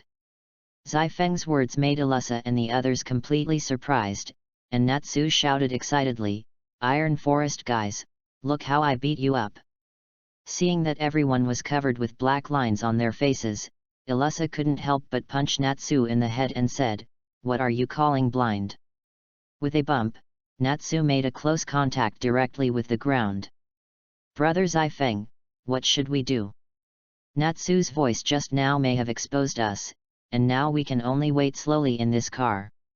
That's all there is to it, Alyssa frowned, nodding helplessly. However, Natsu's voice was heard by the Iron Forest Kageyama, which was not far away, and his heart was full of shock. What's going on? How do they know that we are on this train, and if we can't do it, we have to think of a way, otherwise the plan will fail.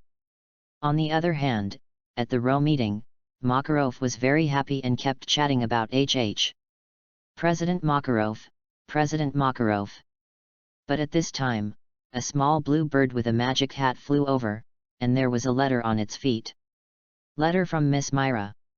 Well, I'm sorry for you, Makarov said after answering the letter, and then clicked on the guild crest on the envelope, and a small magic circle appeared, and at the same time, Myra's fantage also appeared. How? This is our guild's signature beauty, it's beautiful, Makarov said as he looked at Myra and showed off to the leaders of the other guilds.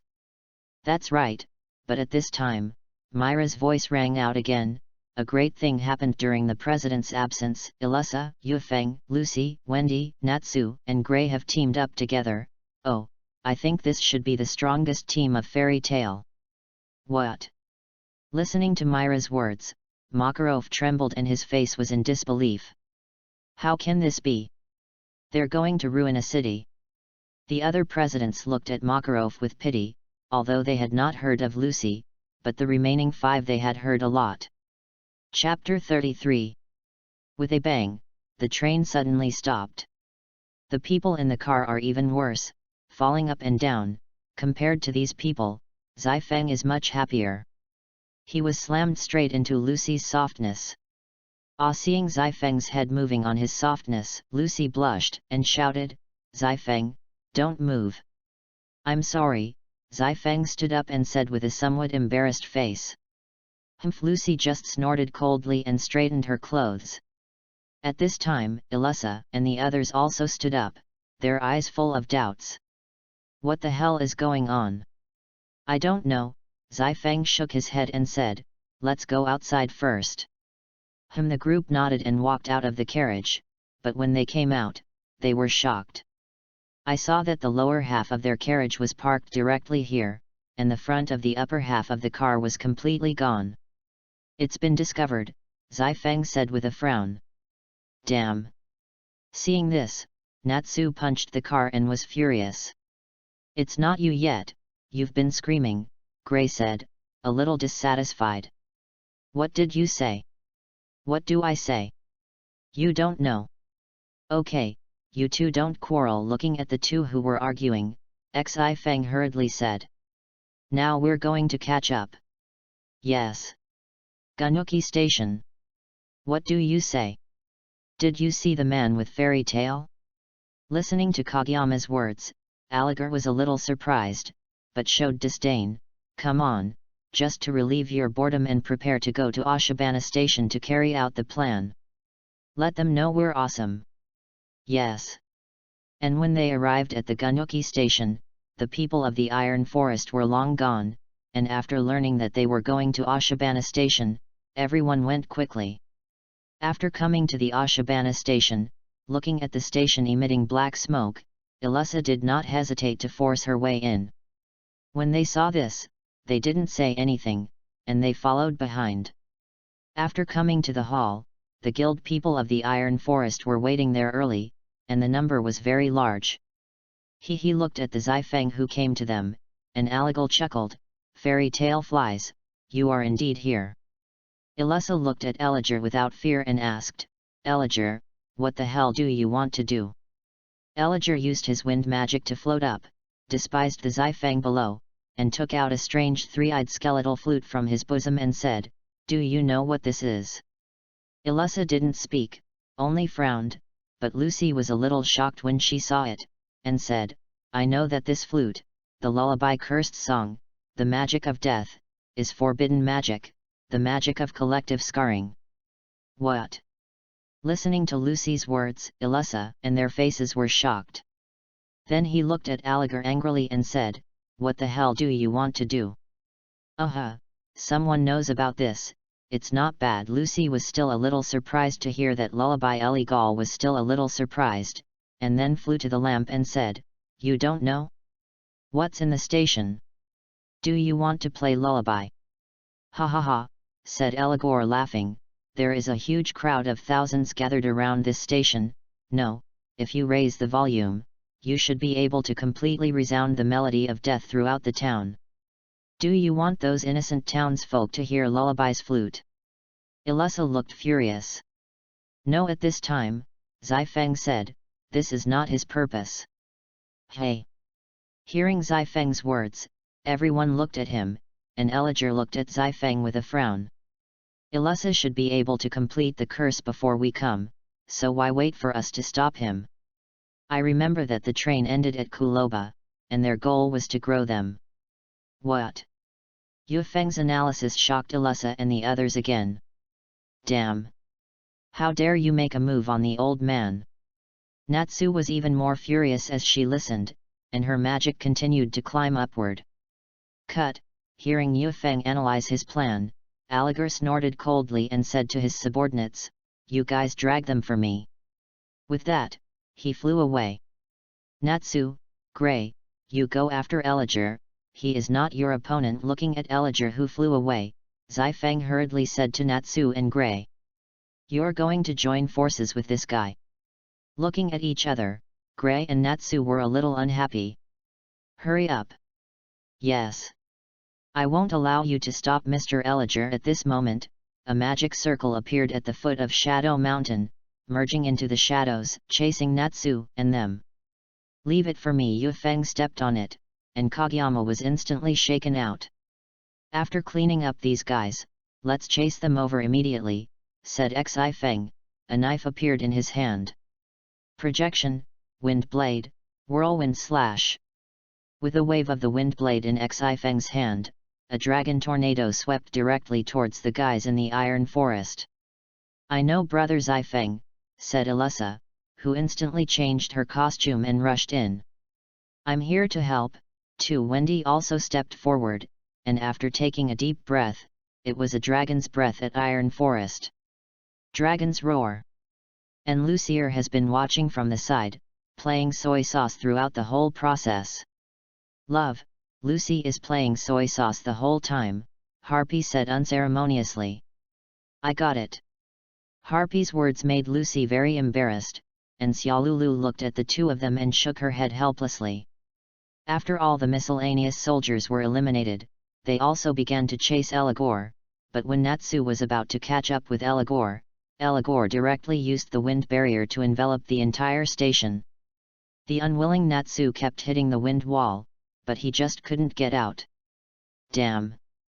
Natsu was unwilling and slammed his fist to the ground. "Natsu, what's wrong?"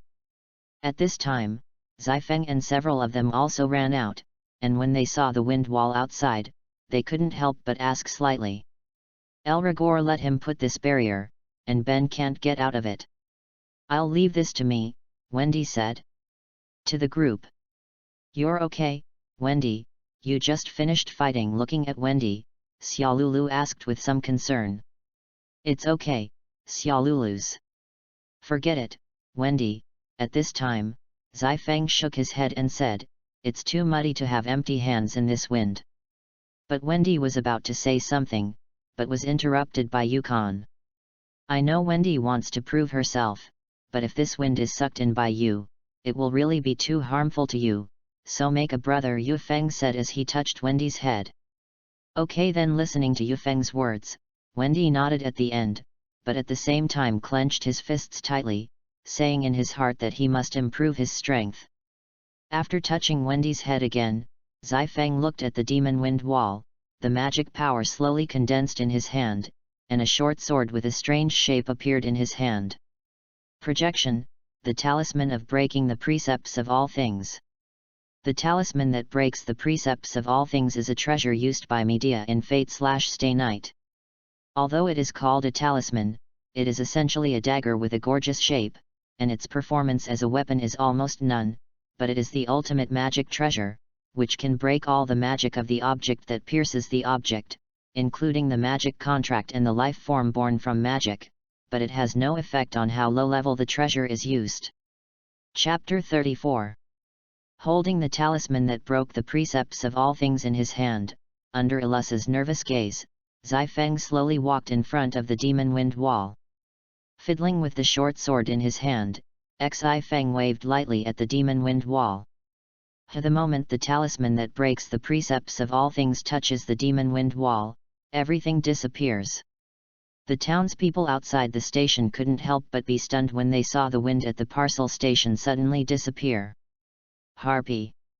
Watching the demon wind wall dissipate, Natsu shouted directly. "Yes." Harpy answered, grabbed Natsu and chased him in the direction of Elijah. "Natsu!" Looking at Natsu as she flew away, Illusa screamed. But Natsu and Ben ignored Illusa and flew faster. "Brother Zai Feng, let's go too." Zai Feng nodded and immediately chased after him. By the time they arrived at Natsu in a magic four-wheeler, Elijah had already been killed by Natsu, and the magic flute was left aside. At this time, Natsu was sitting on Elijah's body, looking very relaxed. "It looks like you're late, and I've already defeated Elijah," Natsu said proudly to the crowd. "It's useless for this guy to put you in a bitter fight," Gray said mockingly, looking at Natsu. "What?" Natsu was a little upset, and directly retorted, "Bitter battle. Overwhelming victory, okay. Anyway, you guy has a naked scarf, like a pervert. You're qualified to talk about me." Looking at the topless Gray, Natsu couldn't help but feel a little embarrassed. "All right, Elijah, lullaby, hand it over." At this time, Elissa walked up to Elijah's side, her face serious. "Ha ha ha ha!" But at this time, Elijah laughed, and Xi Feng couldn't help frowning when he saw this. "You think I'm not going to keep my hands back? Your president may be long gone." Elijah's face was hideous. "What?" After listening to Elijah's words, everyone looked surprised. Natsu and you were furious, and punched Algard in the face. On the other side, Kageyama appears in the mountains behind the regular meeting with Lullaby. "It's great, haha, at this distance, the melody of the spell song can definitely be reached, and then I can get back everything that belongs to me," Kageyama said excitedly. As they leave the station, Aligal hands Lullaby over to Kageyama again, using himself as bait to create opportunities for Kageyama. When Kageyama was thinking, there was a lewd laugh next to him, and it was a little old man who said, "Ha ha ha, gravure printing is praise." At this time, the little old man found that there was someone next to him, and hurriedly hid the book in his hand behind his back, and said, "No. Don't get me wrong, it's also a learning XI, well, that's right, that's it." Despite the little old man's best efforts to hide it, the expression on his face betrayed him. Kageyama takes a closer look. "This is Makarov, the head of the Fairy Tale Guild. Who are you? Young man, what do you want to do here alone at night?" Makarov said to Kageyama with a serious face. Kageyama's eyes widened and he was a little overwhelmed for a moment, but after hearing Makarov's question, Kageyama immediately thought of an idea. I'm a patient at a nearby hospital, but it's forbidden to play musical instruments in the hospital, so I came here unintentionally." Kageyama suppressed the tension in his heart and tried to calm his mind and said, "Can you listen to me play a song? I want people to appreciate it." "Oh." Makarov swept Kageyama's pretended calm face, and finally fixed his eyes on Lullaby, who had 3 skeletons, and said, "This is really a creepy flute. Don't look at it like this, it can play a pleasant melody." Kageyama tries his best not to show his flaws, but how can he hide from Makarov, the old driver? "I'm still in a hurry, but listening to one won't get in the way. Listen attentively." Kageyama managed to calm his excitement, and victory was within reach. Lullaby got closer to his lips. Kageyama's mood became more and more excited. He unconsciously glanced at Makarov, who still looked at him calmly, and said, "Hurry up and blow, I still have something urgent." This time, Kageyama hesitated. Why can he be so calm? "No, blow it down, just blow it down and it's all over," Kageyama said inwardly, and at the same time, with hesitation, his lips moved closer to Lullaby. "Nothing will change."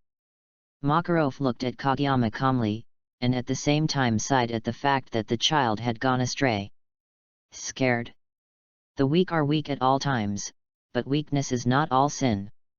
Makarov looked directly into Kageyama's eyes and continued to say in a deep voice, "Speaking of which, humans are originally weak creatures, and it is precisely because one person will be uneasy that a guild will be established and there will be companions.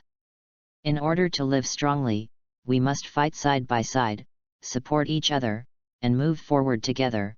Clumsy people may touch nails a few more times, and may take a long detour, but as long as you believe in the future and take steps, strength will naturally gush out."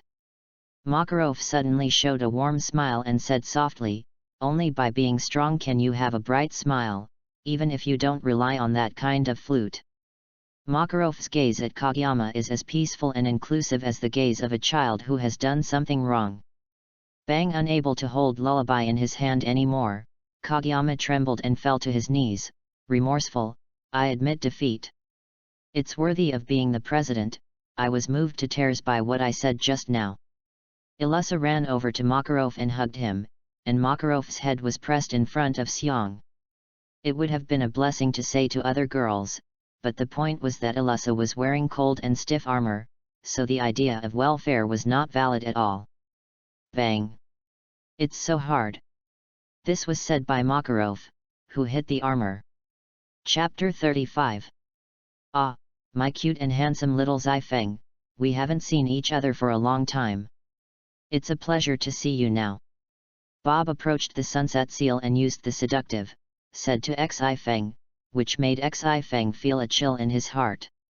President Bobu, don't be like this, I can't stand it. A little looking at Bob's bewitching appearance, Zifeng only felt a burst of nausea.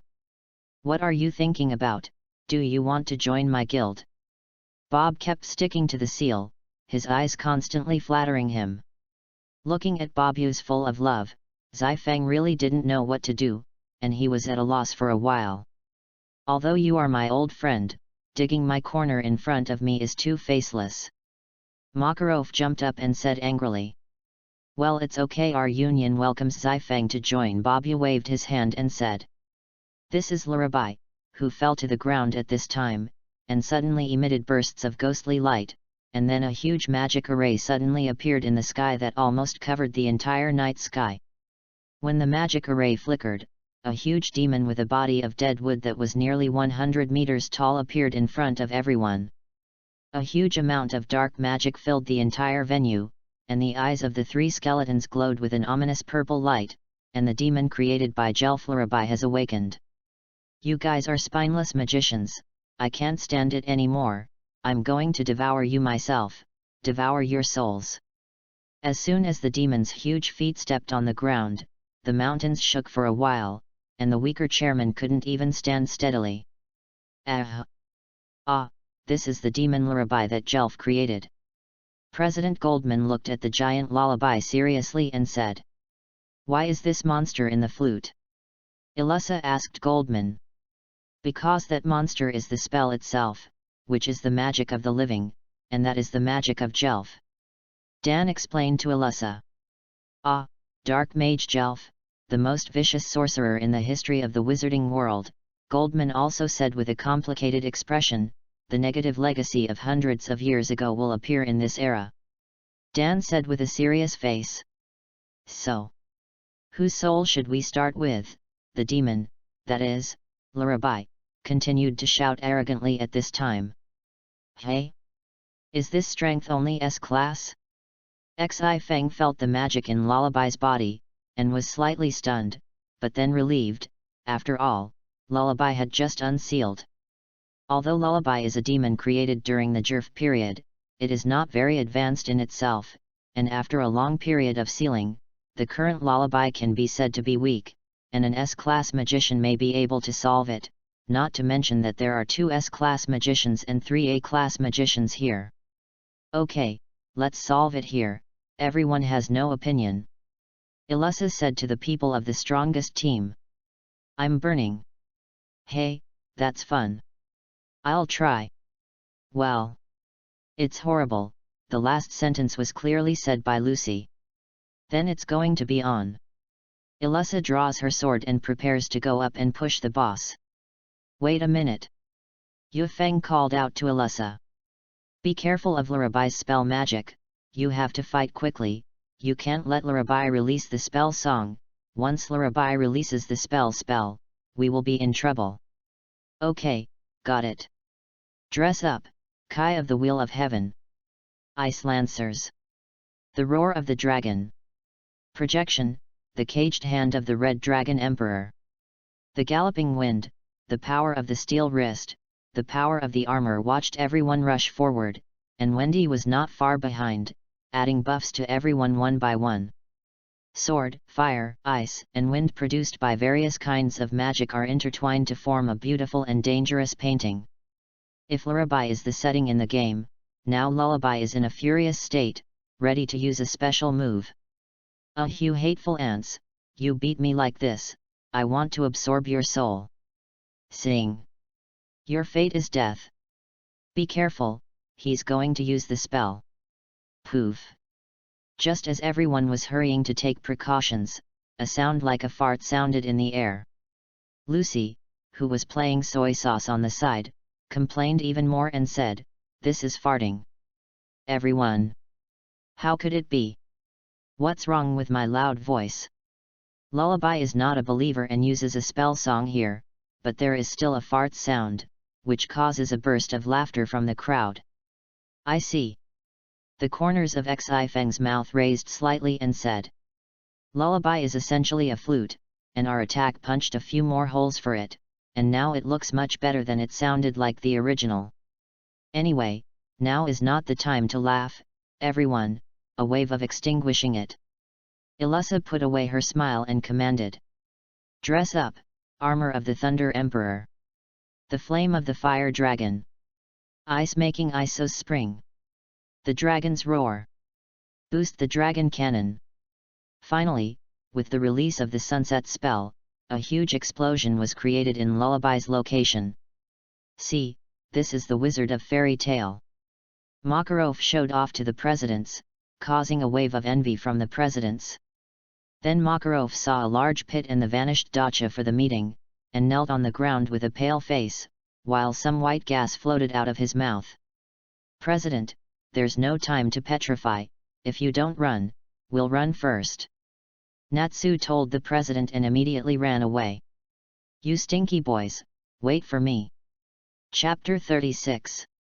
It's a bargain to rent this place for only 70,000 J, you've really found a good place, yo, Lucy. I don't know when Xi Feng sat on the sofa in Lucy's room and said to Lucy, startling Lucy who had just finished writing a diary. "Trespassing." Lucy gave Xi Feng a punch and said, "Where there is, I'll enter openly." Xi Feng shook his head and took her fist and said, "Go back." Lucy pointed to the door and yelled at Xi Feng. "The last time I said it, but today, I'm afraid you've forgotten, so I'm here to inform you today," Xi Feng said. "What about it?" Lucy was a little puzzled, not knowing what Yu Feng was referring to. Xi Feng turned his head and said, "I really forgot, didn't I say it before leaving, the duel between Natsu and Ilusa." Lucy remembered that there was such a thing, and hurriedly ran towards the place where Natsu and Ilusa faced off. "Up, up," Wakaba shouted from the side, and was pushed away by Lucy, who had just finished shouting. "Wait, are these two guys serious?" said Lucy, a little surprised. "Oh, it's Lucy," Myra greeted Lucy when she saw her coming. "Of course it's serious, if it's not serious, how can you be considered a man?" Elfman said next to him. Myra turned back to Elfman and said, "Ilusa is a girl." "Female monster," Marco said, taking over. "But if the strongest squad fights," Lucy could say before Gray interrupted her, "The strongest squad, what's that?" Lucy continued, "Isn't it Natsu, Ilusa, and you, and Xi Feng?" "Ah, it's boring, who said such a thing?" Suddenly, Myra covered her face and cried, and Gray said in a panic, "Miss Myra, what did you say?" "Gray, did you make Myra cry?" At this time, Xi Feng appeared behind Gray and looked at Gray with a smile on his face. "I'm sorry hearing this voice," Gray said directly with a floor-to-ceiling begging, and Lucy was very complaining when she saw this. "You're too spineless, aren't you?" Hearing this, Elfman said, "I do agree with the strength of Natsu and Gray, but I can't be silent if I want to say the strongest. There are still many powerful beings in fairy tale, such as me, and Xi Feng. The strongest women should be Ilusa and Myra." At this time, Ribi also said next to him, "Myra." Hearing Leby's words, Lucy couldn't turn around, looking at Myra's gentle smiling face, wondering how she could be one of the strongest women in the guild. Sister Myra is very powerful, Lucy, don't underestimate it. At this time, Lishna and Lysina of Adris also came. Lysina, you're here too, Lucy exclaimed, looking at the two Lysinas. Lucy was shocked when she saw the two Lysinas, and it was only under Lysina's explanation that Lucy understood the situation. Anyway, the fight should be interesting. Really? I think Ilusa will win. At this time, Ilusa and Natsu had already begun to move, and they saw Ilusa disguised as the Flame Emperor armor. Natsu's hands were burning with flames, and the people next to them were shouting, "Hello!"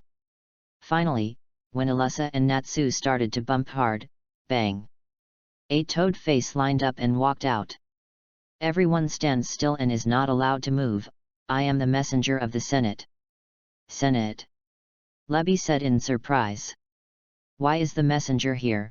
Said Dallaire. Why, no one said she had a rough appearance, Lucy complained on the side. Regarding the Iron Forest case the day before yesterday, he was arrested on suspicion of 11 other crimes for the crime of damage to artifacts. Before Xi Feng could speak, everyone shouted excitedly, What did you say? Xi Feng just frowned, and followed without the slightest resistance. The atmosphere in the guild was a little oppressive. Makarov closed his eyes and sat on the counter, and the others in the guild did not speak, and a heavy heart weighed on everyone's hearts. Let me out. I'm going to find Yu Feng. Don't make noise with Natsu. I'm annoyed hearing Natsu keep talking, Ilusa yelled directly. With Xi Feng taken away, Natsu and Ilusa are not in the mood to face each other. I'm going to save Xi Feng. Hurry up. It's the counselor, and we can't do anything about it, Gray said lightly, looking at Natsu, who kept shouting. I don't care, it's them who got it wrong. No matter what you say, what the commentators say is white, and what they say is black, so people won't listen to you. Absolutely, Lucy said as she leaned on the table. Let me out, Natsu continued to shout. Are you sure I'm going to let you out? Makarov said, looking at him with some amusement. Suddenly, Makarov waved his hand, and a flash of light was seen, and the bottle was shattered, bang. There was a bang, and Macau sat down on the ground. I'm sorry, I owe Natsu a favor, Makao said embarrassedly, rubbing his head. Everyone was a little surprised, but they didn't expect that this was not Natsu. Where did Natsu go? At this moment, Xi Feng and the toad face were walking in the corridor leading to the trial, and suddenly Xi Feng saw a person standing by the pillar. Seeing this, Xi Feng didn't have any surprise, but still had a faint expression. Yo, it's been a long time, Xi Feng, you still look like you don't care. There's nothing to be surprised at seeing you, Gerald glanced at and said lightly, well, is this all you're doing? I'm sorry for what you said, I'm defending Fairy Tale, but those old men are afraid that the responsibility will involve them, so they have to find someone to take all the responsibility, so you're the scapegoat. Then I'm really lucky. You're still the same. After looking at Xi Feng, Gerald turned around and walked away and said, see you later. I didn't expect you to know such a great person, the frog said as he looked at Xi Feng with a frightened expression. It's just a clown, said, and walked to the courtroom first, leaving a toad face with a puzzled face. Chapter 37. In the huge hall of the Magical Council, the members of the council are high, and the highest is the Speaker of the Council. On the judgment seat, Xi Feng faced these towering figures alone, and his expression did not change in the slightest. Defendant Xi Feng, regarding the terrorist incident of the Iron Forest attack a few days ago, you were found guilty of sabotaging the station, damaging the Iron Bridge, and completely destroying the Clover City Hall. Do you plead guilty? As the Speaker of the House of Representatives, he was the first to speak. If I don't plead guilty, what can you do? Looking at the Speaker, Xi Feng said lightly, with a hint of mockery in his eyes. Yu Feng's words made the Speaker very angry, and he left to slap the table and said, you are a sinner now. Don't be too arrogant. I'm arrogant, I have arrogant capital. Zai Feng's words made the people on the field frown. Seriously, they really don't dare to move the Xi Feng.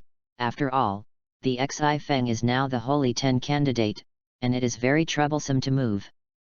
All right, Zai Feng, can you be a little better? It's just a cut scene. Makarov's friend Yajima stood up and said. After seeing Yajima, Zai Feng's attitude improved a lot.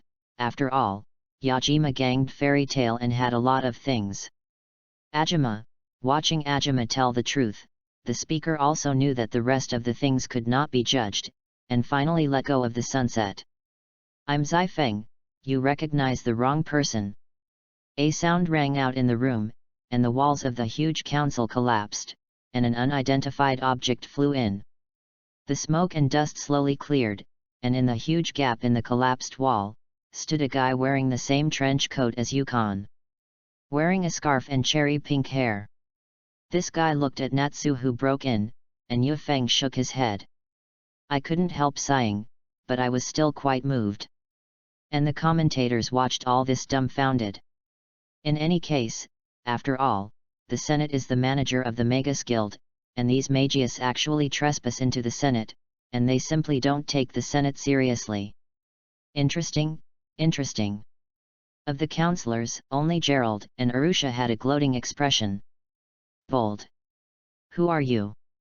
Trespassing on the Senate. A frogman jumped out. At this time, he was extremely proud. This kind of opportunity, he had waited for many years to meet once. I believe that from now on, his position in the Senate must have skyrocketed. I am. Bang!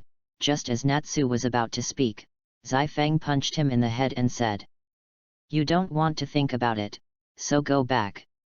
And Natsu looked at the Zai Feng who walked out with a confused expression. Why are you still stunned? Let's go. Looking at Natsu's appearance, Zai Feng exclaimed slightly. Oh, Natsu followed, and although Natsu didn't know what was going on, he knew that Zai Feng was fine. And the speaker sitting on the main seat had a gloomy face. He didn't expect the person with Fairy Tail to ignore the Senate like this, but he was helpless. 11. After Zai Feng returned to the guild unharmed, the guild returned to its former liveliness. By the way, didn't the duel between Natsu and Alyssa end? Lucy said to an excited Natsu. That's right. Yes. Come on, Alyssa. Let's have an unfinished duel. Natsu said confidently. I don't want to fight. Unlike Natsu's excitement, Alyssa's attitude was very cold. Since Alyssa doesn't want to, I'll take her place, said Zai Feng as she walked over to Alyssa's side and turned to Natsu. Really? Natsu looked at Yu Feng with excitement on his face. Then you're welcome. As he spoke, a ball of flame appeared in Natsu's right fist and rushed directly towards Zai Feng. Why do I have an ominous premonition? Looking at Natsu, who rushed towards the sunset, Lucy was a little worried. Sure enough, the next moment, at the moment when Natsu rushed over, Zai Feng dodged sideways and punched Natsu in the stomach. Natsu snorted and collapsed to the ground. Love, a very frequent duel, Harpy said lightly on the side. What's so exciting about this? This is clearly a spike. Listening to Harpy's words, Lucy complained loudly. Hey! At this time, Zai Feng felt a faint magic power. What's wrong, brother? Alyssa said with some curiosity. No, it's just a little sleepy. As Zai Feng's words were finished, Alyssa only felt that her eyelids were heavy, and it was better to fall asleep, and Zai Feng immediately hugged Alyssa when she saw this. The members of the other guilds also fell. At this time, a masked guy wearing a black cloak walked into the Fairy Tail Guild, walked straight to the second floor, and after removing an S-Class Dark Guild Crusade mission, he returned to Makarov and registered the mission he had received. Mr. Gang, long time no see. At this time, Zai Feng, who was holding Alyssa, said hello. Mr. Gang didn't speak, just nodded faintly at Zai Feng, and then turned his head and walked out of the guild. However, when he saw the two listeners, he was slightly stunned, but walked out of the guild without saying anything.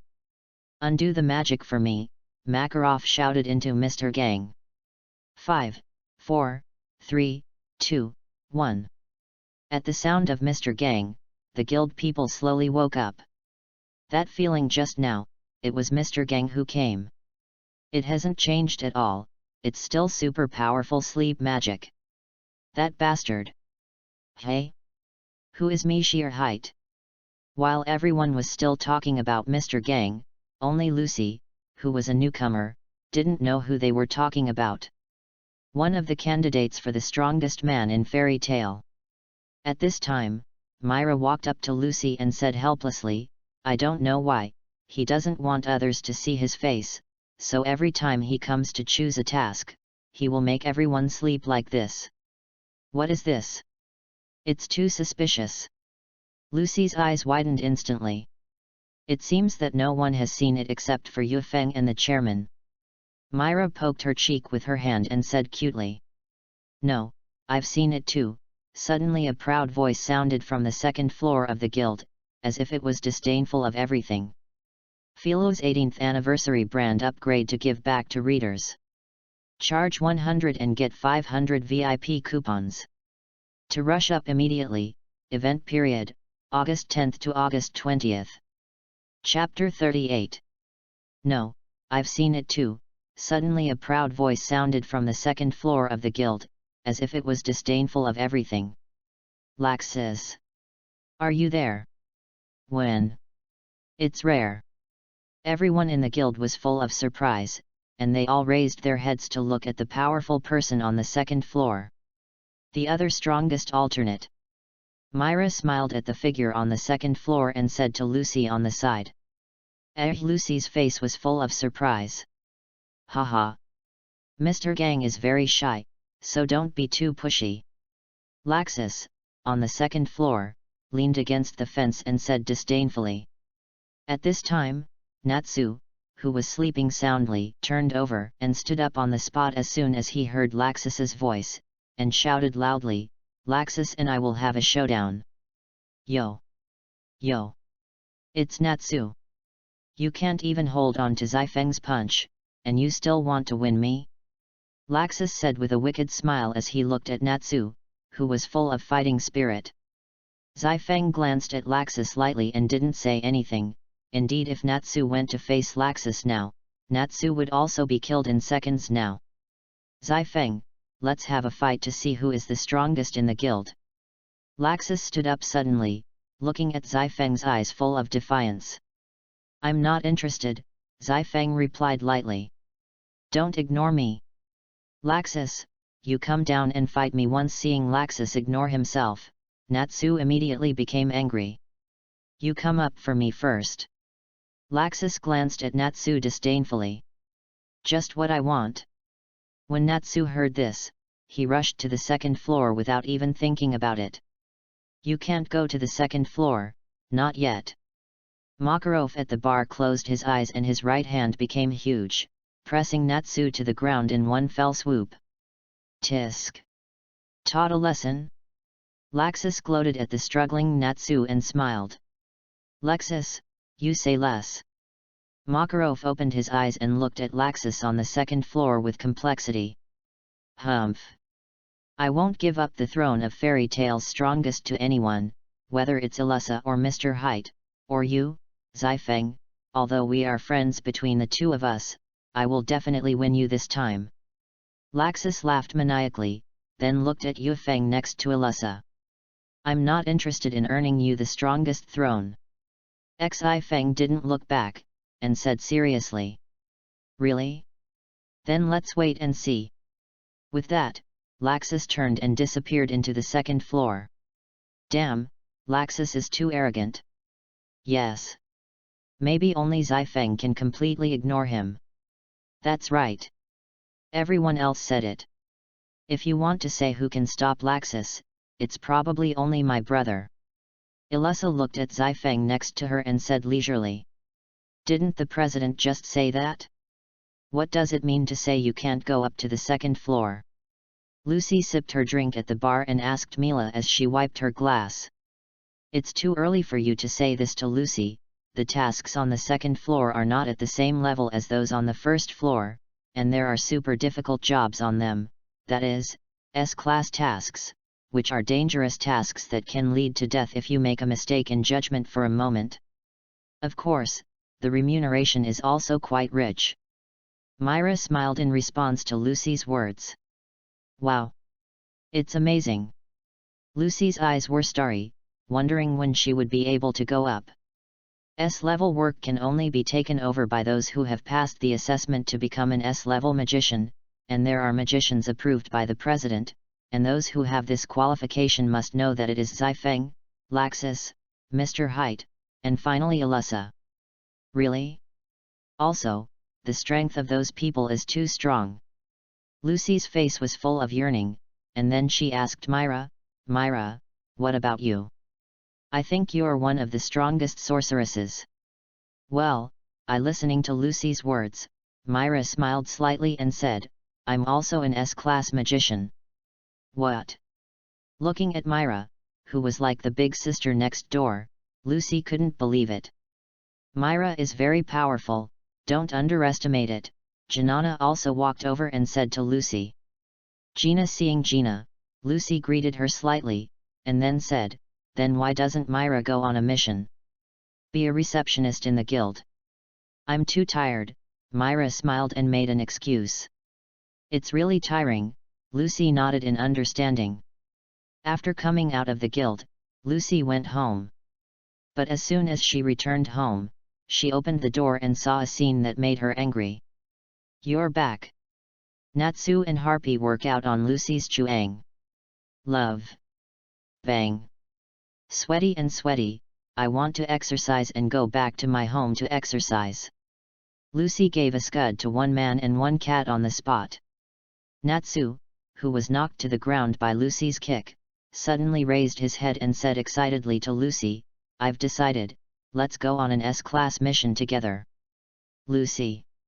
S-class Harpy holds an S-class task list in both hands. What's that? Can't you go up to the second floor? Lucy saw the task list in Harpy's hand, and her body trembled with fear. She didn't forget what Mila had just said. We stole it back, hee. Because it was the first time, I only got the lowest paying job, and even then, it was 7 million J.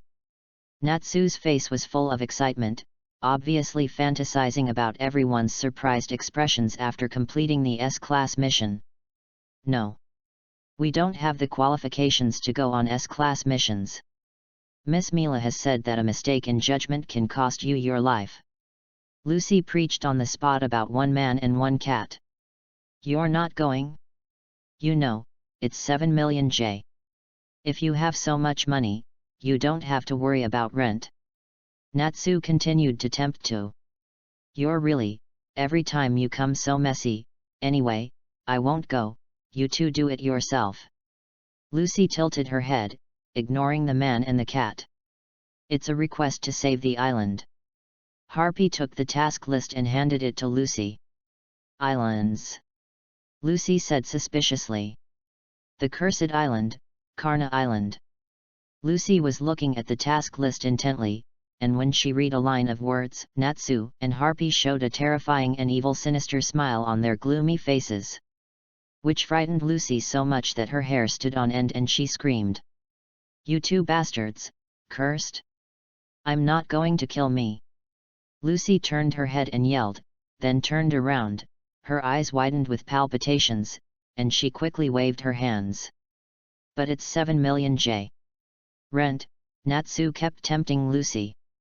Big deal, I'll give you half of the fish, won't you come? Harpy also smiled evilly, and reluctantly gave half of his favorite thing to Lucy. When I'm a fool, you two idiots, and it's not exciting at all. Lucy squinted her eyes and looked at the man and the cat with disdain, and then turned away from the pitiful faces of the two. Cut. Don't pull it down, Harpy, let's go back. Natsu dismisses Lucy when he sees that Lucy doesn't take the bait, and then shouts to Harpy. Yes. Habian replied. Well. Really, you two go and cool your heads a bit. Lucy turned, but saw something that made her angry, because Natsu and Harpy didn't go through the front door at all, but flew out of the window. Lucy roared on the spot, also, leave through the gate, bastard, go through the window every time. Love. Lucy is a coward. Harpy flew through the air with Natsu, and didn't forget to turn around and hit Lucy. Harpy, you go die. Lucy blushed on the spot, and casually threw the slippers on the ground at Harpy, but Harpy had obviously figured out Lucy's movements, and disappeared in place with a turn on the spot, dodging. Which bastard threw slippers? I don't know if it's dangerous to not be able to see the road clearly in the middle of the night. Is there still a sense of public morality? Suddenly, I remembered an angry voice from outside the window.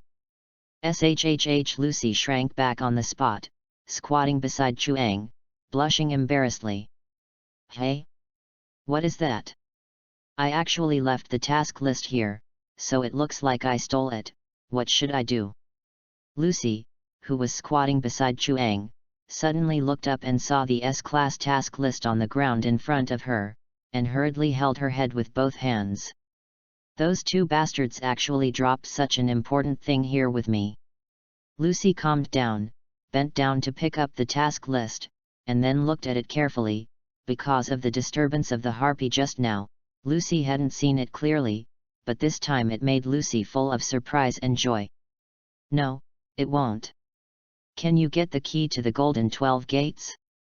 Lucy rubbed her eyes carefully, making sure she was right. Not only 7 million J? And a golden key? Hey! Lucy hurriedly showed a wicked smile, and immediately chased after the man and cat who were far away. Chapter 39. The next day, early in the morning, the Fairy Tale Guild. Oh no! Suddenly, a roar resounded throughout Fairy Tale's halls. What's the matter? Myra, why are you so flustered? Makarov was drinking coffee at the bar and looking at Myra, who was rushing down from the second floor. Oh no, President, there's one less order on the second floor. Myra hurriedly ran to Makarov's side and said worriedly. Oh. Isn't it just an order? Before Makarov could react, he slowly took a sip of the wine, but after only taking a sip, he reacted, squirted out on the spot, and then roared, What did you say? I haven't seen anyone who has shown me an S-class mission today. What do you say? Missing orders? Wakaba said nervously. S-class mission on the second floor? How can it disappear for no reason? Macau touched his chin with his hand, in a state of thought. Then who took the S-class mission? Looking at Myra, Ribi asked, puzzled. It's a cat, I saw the winged cat rip it off. At this time, a voice sounded from the second floor. Laxis. Why are you here today? Cats? Still with wings, Harpy. Is that Natsu and Harpy? What the hell are they thinking? Don't you know that S-class missions aren't what they're capable of doing now? It's a job that costs you your life, you two bastards. I knew they were stupid to go on an S-class mission, but I didn't expect it to come to this point. Everyone was worried and angry, and they all knew what level of the S-class mission was. Haha, this is against the rules of the guild. Wait until they get back, old man, and get them out. They are two frogs at the bottom of the well, and with only that bit of strength, they dare to challenge the S-level mission, and they may not be able to come back. Laxus laughed maniacally at Makarov, who was full of anger on his face. Laxus, since you saw it, why don't you stop them? Makarov roared at Laxus with angry eyes. Makarov loved and hated his grandson, but he didn't know what's going on. The well-behaved grandson had changed. I only saw the cat running away with the task list in his mouth, but I didn't expect it to be Harpy and Natsu, and it turned out to be an S-class mission, which I didn't expect. Ha ha ha, Laxus laughed wildly, and replied nonchalantly, his current expression, everyone can see that it is deliberate. Laxus, you Myra stared at Laxus with anger on her face. Ha ha ha, it's been a long time since I've seen your face, Myra. Laxus stood up and laughed maniacally. Laxus, you've let me down so much. Makarov calmly glanced at Laxus on the second floor, then turned his head to look at Myra with an angry face. Oops, the missing commission seems to be Cursed Island, Gar. Myra said heavily, obviously worried. What? That one? Alcatraz Island. Everyone in the hall listened to the news. Their faces were full of worry and incredulity, although they had never seen this task list, but they had heard of this island recently. It's too messy. They're stupid. It's really uncomfortable. Zifeng also covered his head and shook his head, then stood up and said to Makarov. President, I've taken this task, help me write it down. You're serious? Makarov looked at Yufeng and asked with some uncertainty. No way, now except for me who can go to the two of them, who will go to them? Zifeng said a little helplessly. He always felt like a daddy, always taking care of those underage guys. Listening to Yufeng's words, Makarov knew that this was the only way to go. Looking at Laxus on the second floor, he knew that with his character, he would definitely refuse, and finally said to Zifeng, Zifeng, please you. It's okay, it's all a guild person. Zifeng, what do you care about those weak guys? Let them know that they weak guys know that there is a price to take on S-class missions, and that price is lose your life. Just as Zifeng had finished speaking, Laxus's voice rang out, and his tone seemed to be a little gloating. Enough. Laxus. Laxus's words made Makarov very angry and yelled directly at him. Kut heard his grandfather's words, and Laxus plucked his ears before leaving. Since this is the case, then I'll go and prepare too. Seeing Laxus leave, Zifeng just glanced at it lightly, and then turned around and walked out of the guild. Zifeng. But just as Zifeng turned around, Gray's voice rang out. Can you take me with you? Hey! Listening to Gray's words, Zifeng looked at him with some confusion and asked, why is this? I don't want Natsu to do S-class missions before I do, Gray said, his fighting spirits high. In that case, Wendy Yufeng thought for a moment, and finally nodded. After all, this matter is also about Gray. Then he turned to Wendy, who was not far away. Hey! Hearing Zifeng call herself, Wendy was a little stunned for a while, and then asked with some confusion, what's the matter with brother Zifeng?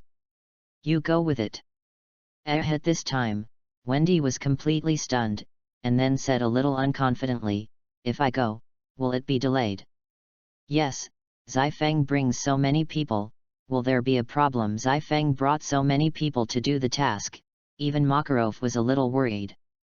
No problem. Zifeng shook his head, and then said, I have also investigated the mission of Devil's Island, except for some minor troubles, there is no problem.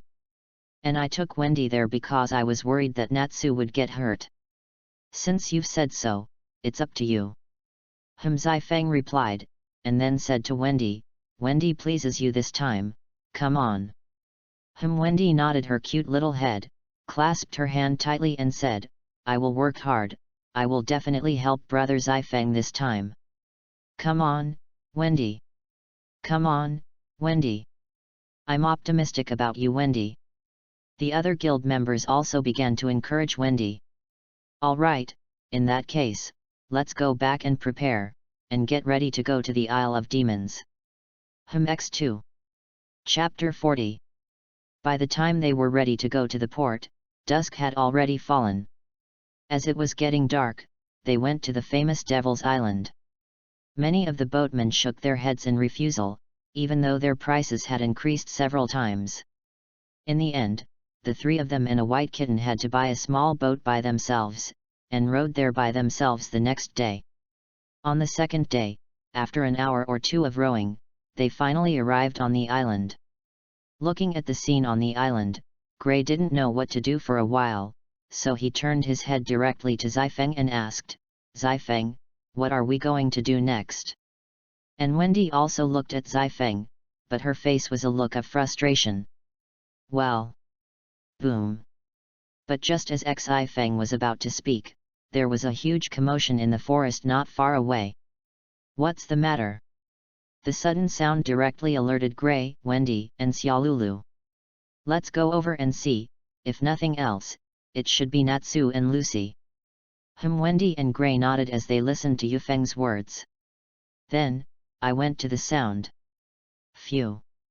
After learning about the information in the village, Natsu, Wendy, and Lucy thought it would be better to go out and investigate the island. After all, destroying the moon is still a bigger problem for the two of them. However, while the two of them were discussing in the forest, there was a rustling sound from the trees next to them, and while the two of them and the cat were still confused, a large outrageous mouse appeared directly in front of the two of them and the cat. Rats! And it's so big! Looking at such a big mouse, the two of them and a cat exclaimed directly. Natsu, you hurry up and fix it. Love. And Lucy and Harpy have long been hiding in the body of the clock in order to protect themselves. However, Lucy looked at Harpy next to her, and couldn't help complaining, Harpy, you're not a cat. How can you be afraid of mice? Love. Have you ever seen a cat with wings? Harpy pretended not to know and looked at Lucy with a puzzled expression. Harpy's words made Lucy speechless, and her face was covered with black lines. It looks like it's going to vomit something at this time. Natsu noticed the rat's movements, and couldn't help but feel a little interested. In that case, I'll come here to see who's more powerful. Of the fire dragon. Bang! A large amount of gas came out directly from the mouth of the mouse. Asked about the smell of the gas, Natsu felt that it stinked, and because his nose was too sensitive than that of ordinary people, Natsu collapsed directly. Hey? Natsu, what's wrong with you? Hey? Hey? Seeing Natsu fall to the ground, Lucy hurriedly shouted, but at this time, the clock star spirit also released the magic by itself. What the hell is going on? While Lucy was still wondering, she only felt sick to her stomach when she smelled the gas in the air. Squeak squeak. Looking at Lucy and Natsu's appearance, the mouse seemed to be happy. But then he swung his claws at the two of them with a fierce glint in his eyes. Run! Looking at the appearance of the mouse, Lucy directly pulled Natsu and ran away, shouting at the same time, "Who will save us? Ice Make, Lance!" But at this time, Natsu and the others heard a familiar voice, and then saw a large number of ice spears flying past the two of them, and the rats that blasted behind them. It's this! Looking at these spears, Lucy was very surprised and very excited. With a boom, the ice spear bombarded the mouse's body directly, and the intense pain made the mouse unbearable and fell unconscious. Natsu, you're so useless. Not even a single rat can be beaten. At this time, Gray stepped out of the grass beside him, and his mouth did not forget to belittle Natsu. Hearing Gray's words, Natsu instinctively turned his head to refute him, but when he saw Yufeng and Wendy next to him, his whole body completely changed. Zifeng. Brother Zifeng is here. And Xiaolulu. Even Harpy was a little trembling when he saw the sunset. Hurriedly flew to Zifeng's side, and said pitifully, "Brother Zifeng. It was Lucy and Natsu who instigated me to get the task, and they coerced and lured me. You know I'm a kitten, and I can't resist Ben. You said it wasn't Xiaolulu." Xiaolulu snorted coldly and ignored Harpy. Lucy, on the other hand, shouted directly at it with black lines on her face. "Where did I coerce and seduce you? It was you and Natsu who were tempting me. Lucy, Natsu, do you know how serious it is to take S-class tasks privately?" said Xi Feng at this time, his expression very serious. Natsu was hesitant as Ben was usual, and Lucy, although she didn't know what would happen, but she looked at the serious Zifeng and knew that they were in for a big deal. Cautiously asked, "What will happen then?" "This is a thing, it has been known to the president, and if you take on the S-class task without permission, you will be kicked out of the guild. Get out of the guild. Zai Feng's words, Lucy's face turned pale, and then whispered, then what should we do now? What else can I do? Yu Feng glared at Lucy fiercely and said, I've already taken this mission, tell me about this island. What? Yuki has taken on this task. Hearing Zai Feng's words, Natsu recovered directly and shouted. Bang! But the next moment, Yu Feng punched Natsu in the head, which directly brought him into close contact with the ground, and at the same time said, it's not your turn to intervene now. Yes, Natsu said weakly, lying on the ground. Seeing this, Lucy swallowed and said, when we come to this island. Then next, Lucy begins to tell the story of what they have been told on the island. Destroy the moon. No way. Hearing what Lucy said, Gray, Wendy, and Xiaolulu showed surprise, but only Zai Feng's did not change. Well, I see, Yu Feng nodded, and then said, whether it is to destroy the moon or not, we still have to investigate the island. Just now I had a ruin on the road, it looks very old, let's go and take a look. Got it. Chapter 41. Wow, that's big. It looks like a long time has passed. It feels a little weird to me here. After entering this ruin, everyone has a different opinion, looking left and right. But Yu Feng kept looking at the moon sign on the wall. Zai Feng, what are you looking at?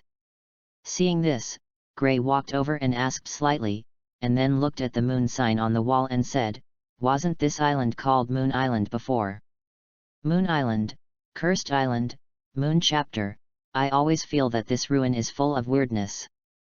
Lucy also touched her chin and said what she thought.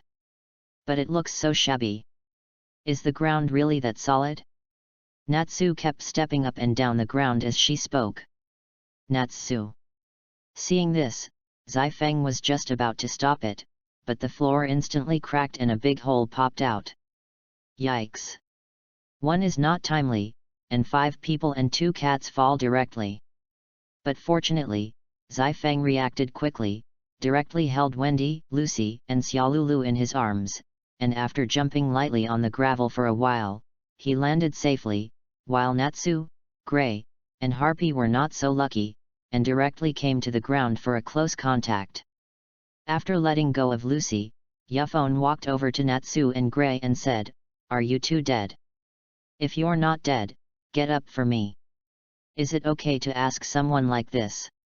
Lucy, who was on the side, whispered. Really, isn't this floor too spineless, it's broken? Natsu, who stood up again, patted the dust off his body and said. You're an idiot, how can the floor have a backbone? Gray also stood up again, and said to Natsu. All right, you two don't quarrel.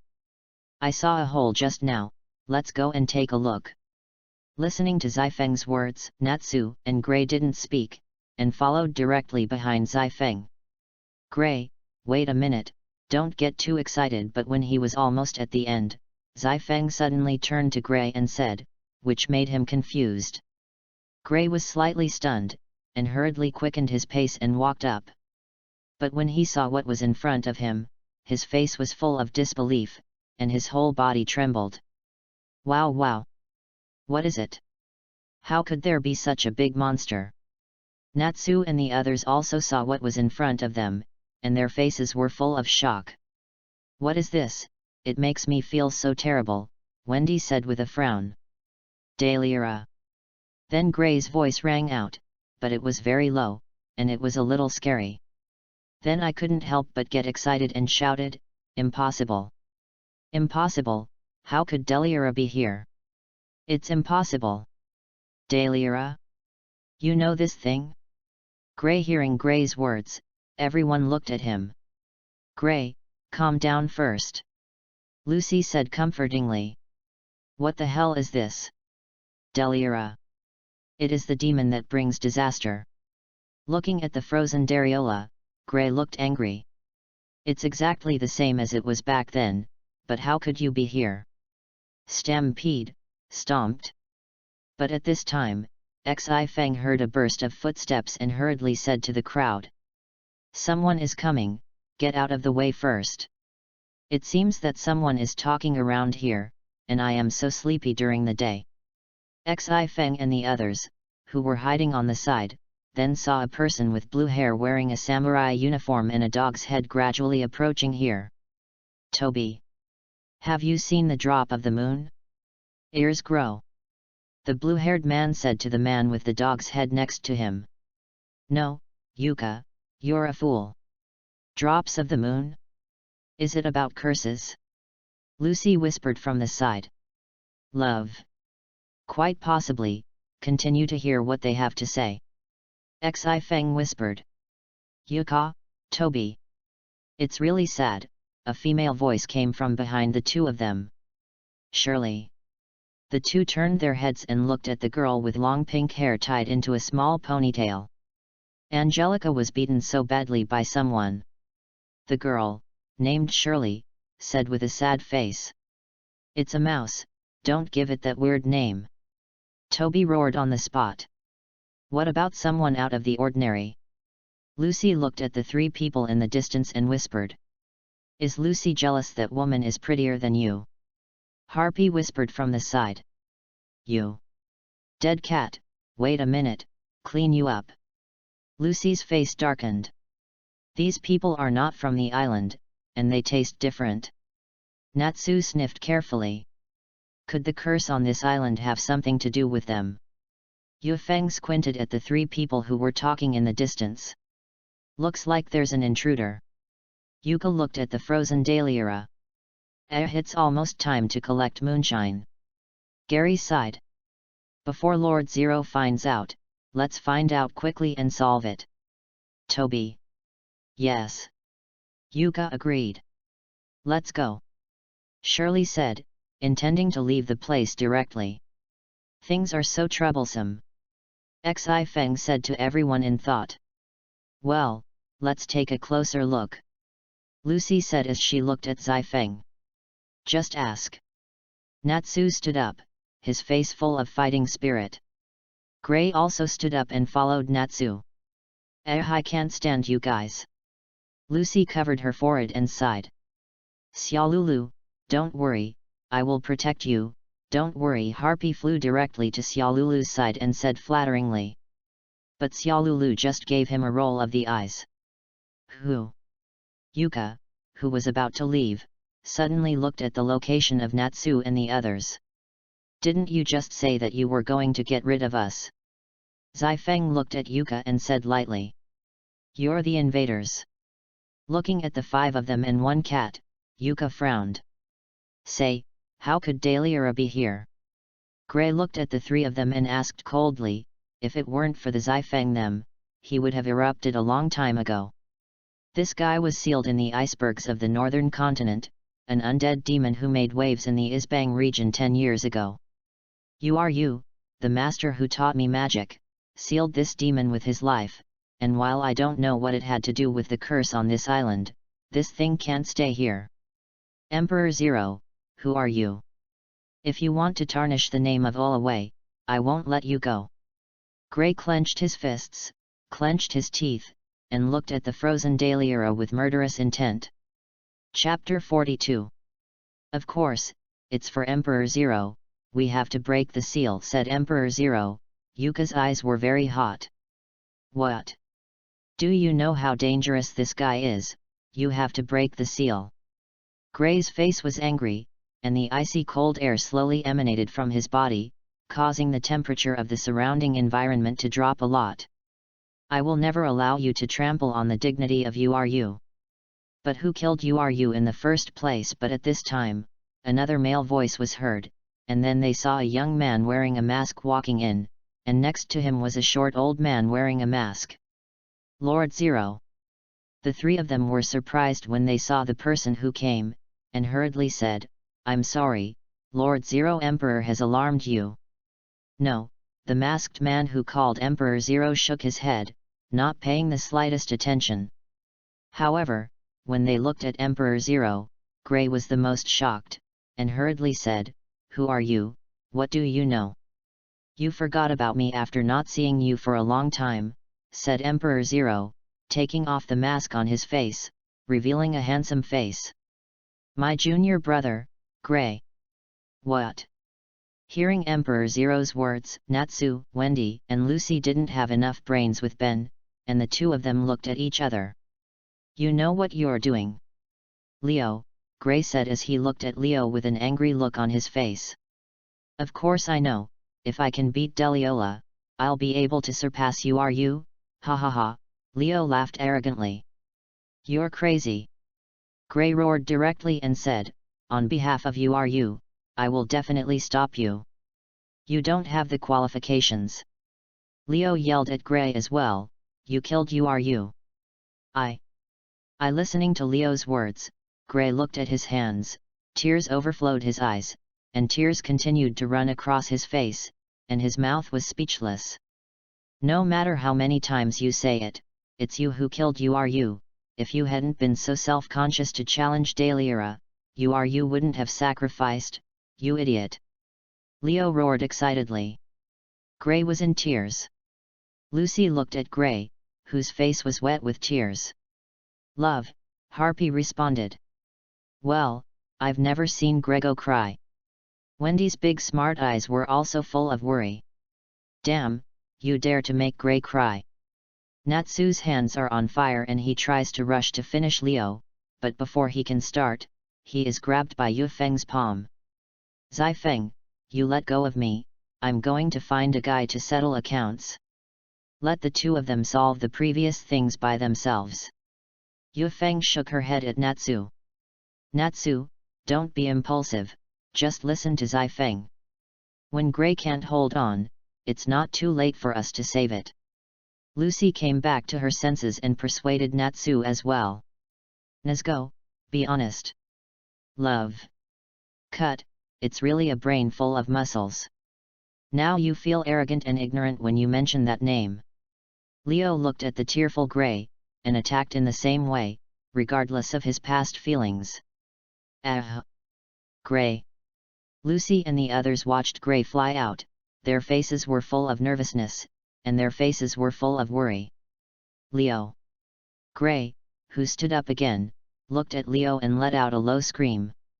What's wrong? Feeling guilty? Can't make a move? Then I hope you don't get in the way, I'm going to resurrect Deliera. Leo looked at Gray who was slowly getting up, and said calmly. I won't let you get away with it. Gray stared at Leo without squinting. That's good, let's try it after a long time. Ice Vulture, Leo said, raised his right hand, and a blue magic array lit up, and countless large vultures made of ice rushed towards Gray with a fierce momentum. Gray looked at Leo's attack and fought back without panicking. Ice Shield.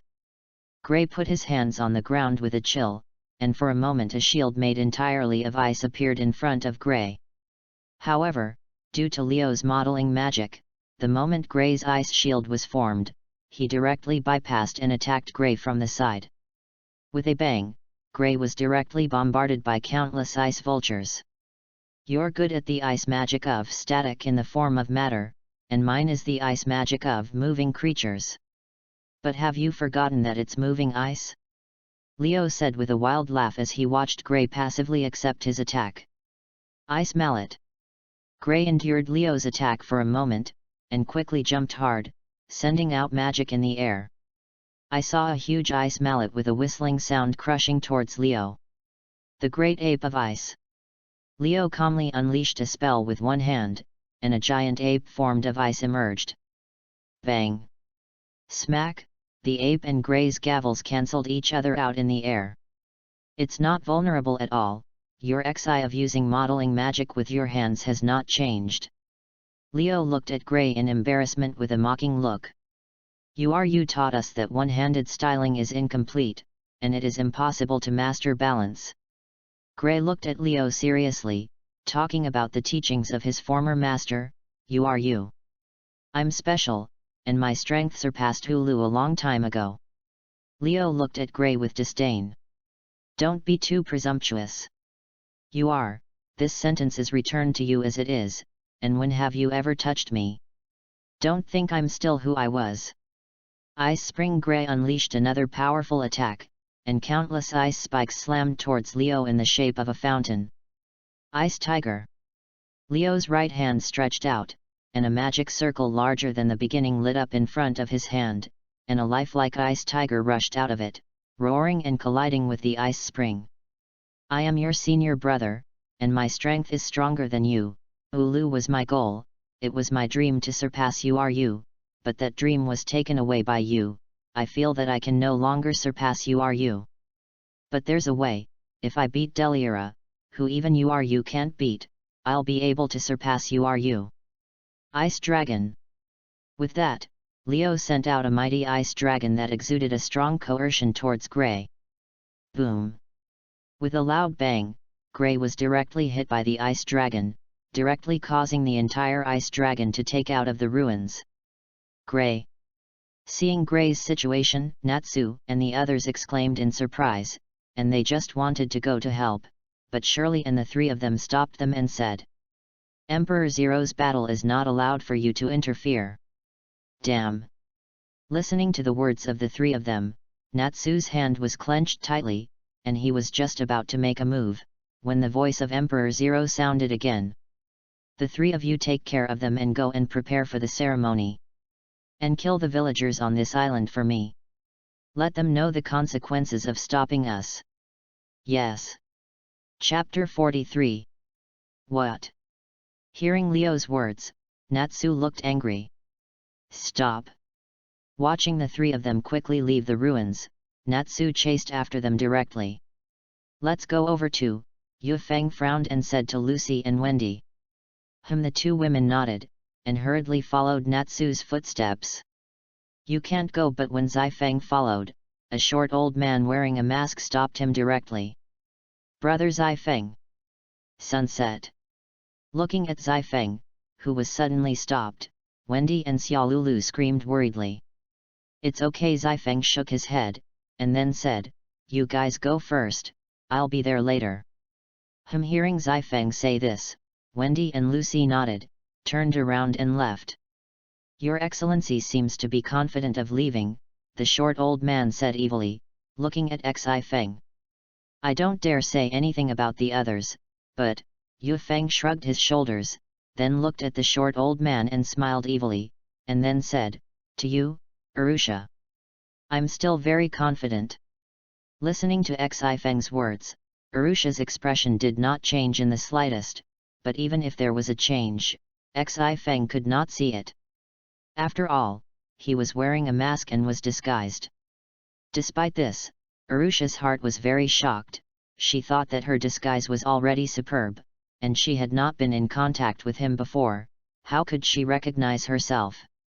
He adjusted his mentality, and Arusha smiled dryly and said, What are you talking about?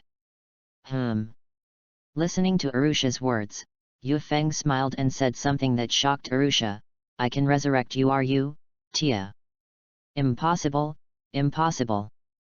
Listening to Yu Feng's words, Arusha's mask was full of shock, constantly saying that it was impossible, and finally yelled at Yu Feng, How is it possible? How can there be resurrection magic in this world? But after speaking, Arusha also fell silent. After all, after saying this, he also indirectly admitted his identity. Enveloped in a burst of light, Arusha regained her original appearance and her infuriating figure. Tut-tut. Looking at Arusha's appearance, Zai Feng shook his head and said, You really can do anything.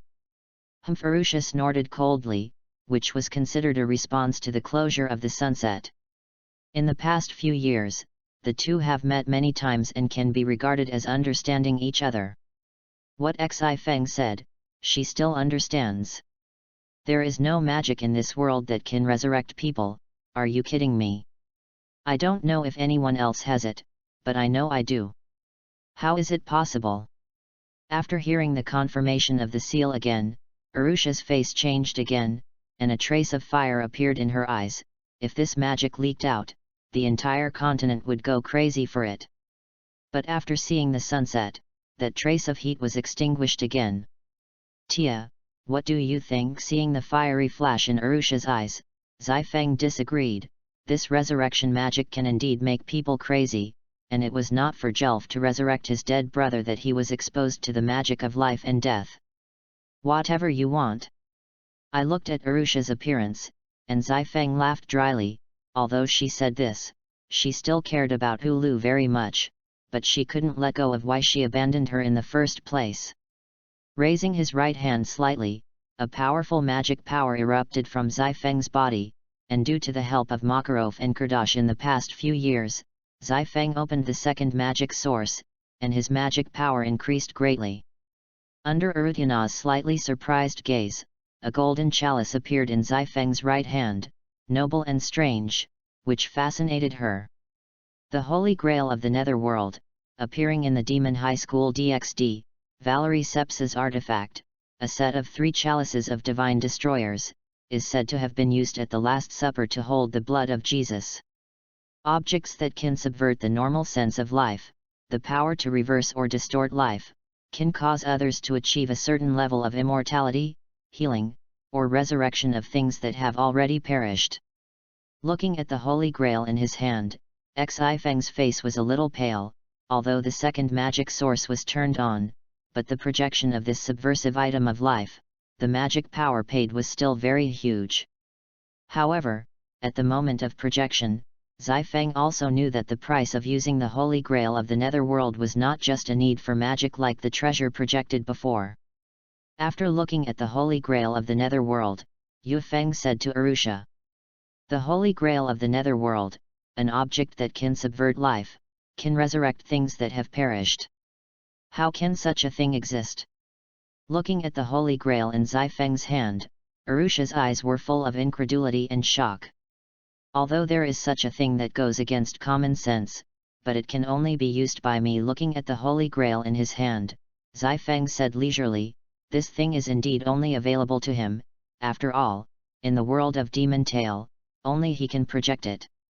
Well, listening to Xifeng's words, the burning heat in Arusha's eyes decreased a lot, and then he thought that if Xifeng was put under house arrest, he could master it while he was researching. But as soon as this thought came out, it was stifled by her. "Now I'm going to resurrect Hulu." Not knowing what Arusha was thinking, Yufeng took a look at her and urged the magic to resonate with the Holy Grail. In the gaze of Zifeng and Arusha, the Netherworld Holy Grail emitted a blinding gaze, and at the same time, a burst of light emanated from Daliara's body. A little bit of light slowly condensed under the Holy Grail, and finally formed a human form. Looking at the person in front of her, Arusha's heart was complicated: expectation, happiness, anger, sadness, and all kinds of tastes. "Hey! You slowly opened his eyes, looking at the unfamiliar surroundings of the weekend, and his heart was full of doubts. Didn't he die with Dariola? At this time, a breeze blew, and Uru felt a little itchy, and when she looked down, she saw that her bare body did not have the slightest cover. Couldn't help but exclaim, "Ah!" and hurriedly covered the important parts with both hands. But at this time, a piece of clothing suddenly fell on her body, which made Uru stunned for a moment and raised his head. "I saw a handsome man with black hair appear in front of me at some point. Are you?" Looking at the man in front of her, Uru asked with some confusion. She felt that she had some strange connection with him. "Hello Uru, I'm Fairy Tales Wizard Zifeng." Chapter 44. Fairy Tales Magician. Hearing Yufeng's words, Uru was stunned for a moment. It seemed that she had heard of the Guild of Fairy Tale. "Where is this? I'm not. Some things are long, but you're resurrected." "Resurrection? How is this possible?" Hearing Yufeng's words, Uru was completely shocked. In her memory, although magic can do anything, it is not everything, such as bringing people back to life. What's more, she didn't even have a corpse left. "But it's impossible, aren't you just standing here talking to me now?" Xifeng shook his shoulders and said helplessly. Uru didn't believe in magic that brought people back to life, but now he was a hard example, and he didn't know what to say for a moment. "Hey!" But at this time, Ulu saw the girl standing behind Zifeng, Looking at that somewhat familiar face, Ulu was very excited, and couldn't help but walk towards Urusha and said, "Yes. It's you. Tia." Looking at Uru, who was walking towards her step by step, Urusha was a little panicked, and she didn't know what to do for a while, so she shouted directly when Uru was about to approach her. "Don't come here." Hearing Tia's words, Uru stopped directly, tears couldn't help but flow down, covered his mouth and said, "It's really you, Tia. Woo woo. That's great. My daughter didn't die. Woo woo woo woo woo. You." Just as Urusha wanted to question why Uru had abandoned her in the first place, Uru's state froze her, which was different from what she had imagined. Roar. At this time, a deafening voice sounded, attracting everyone's attention. At the same time, on the other side, Gray and Leo went from ice magic to melee combat, and the two threw punches at each other, without the slightest dodge, and they all bumped into each other with hard fists. "Leo, wake me up. Do you want to kill Uru again?" Gray threw his fist and punched Leo's handsome face. Ahem. Cough. If it weren't for you, Uru would have gone to Daliara, you know. My only dream is to surpass Uru and defeat her. I can't give up, I'm going to defeat Daliara. Leo fell to the ground and coughed. Lunging at Gray and punching him in the stomach. Gray fell to the ground clutching his stomach, and his body was also covered with large and small scars. "I know Uru's death is because of me, and I'm going to make amends, and now I don't allow you to move Uru." Gray roared to his feet and rushed towards Leo. Bang! Bang! "Don't worry about it, it's my own business. You idiot, think about what Uru taught us." Cough. Burst. "Ulu was killed by you, and my dreams were destroyed by you, so what qualifications do you have to speak of Ulu's teachings? I know I killed Uru, I've never denied it, but what about that? I still remember Uru leaving with a smile, she died so that we two could survive." Gray was in tears, not letting himself cry, but kept attacking Leo.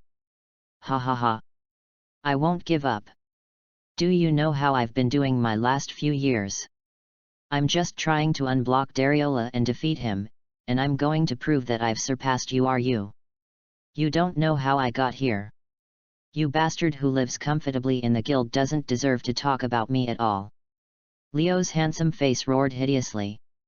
"You don't daydream, you know the horror of Daliara, you can't defeat him at all. Your life was saved by Uru's sacrifice." Gray felt like his body was falling apart, but he managed to keep himself from falling. "You're not qualified to talk about me. You don't know anything, you actually have the face to say that you want to surpass Uru." Ice shape, Death Scythe. Looking at Leo who rushed over, the magic array in Gray's hand also formed in an instant, and a huge ice scythe appeared in his hand. The moment Leo rushed over, Gray swung his scythe and slashed, but the moment he hit it, Gray felt that something was wrong. Modeling magic, White Tiger.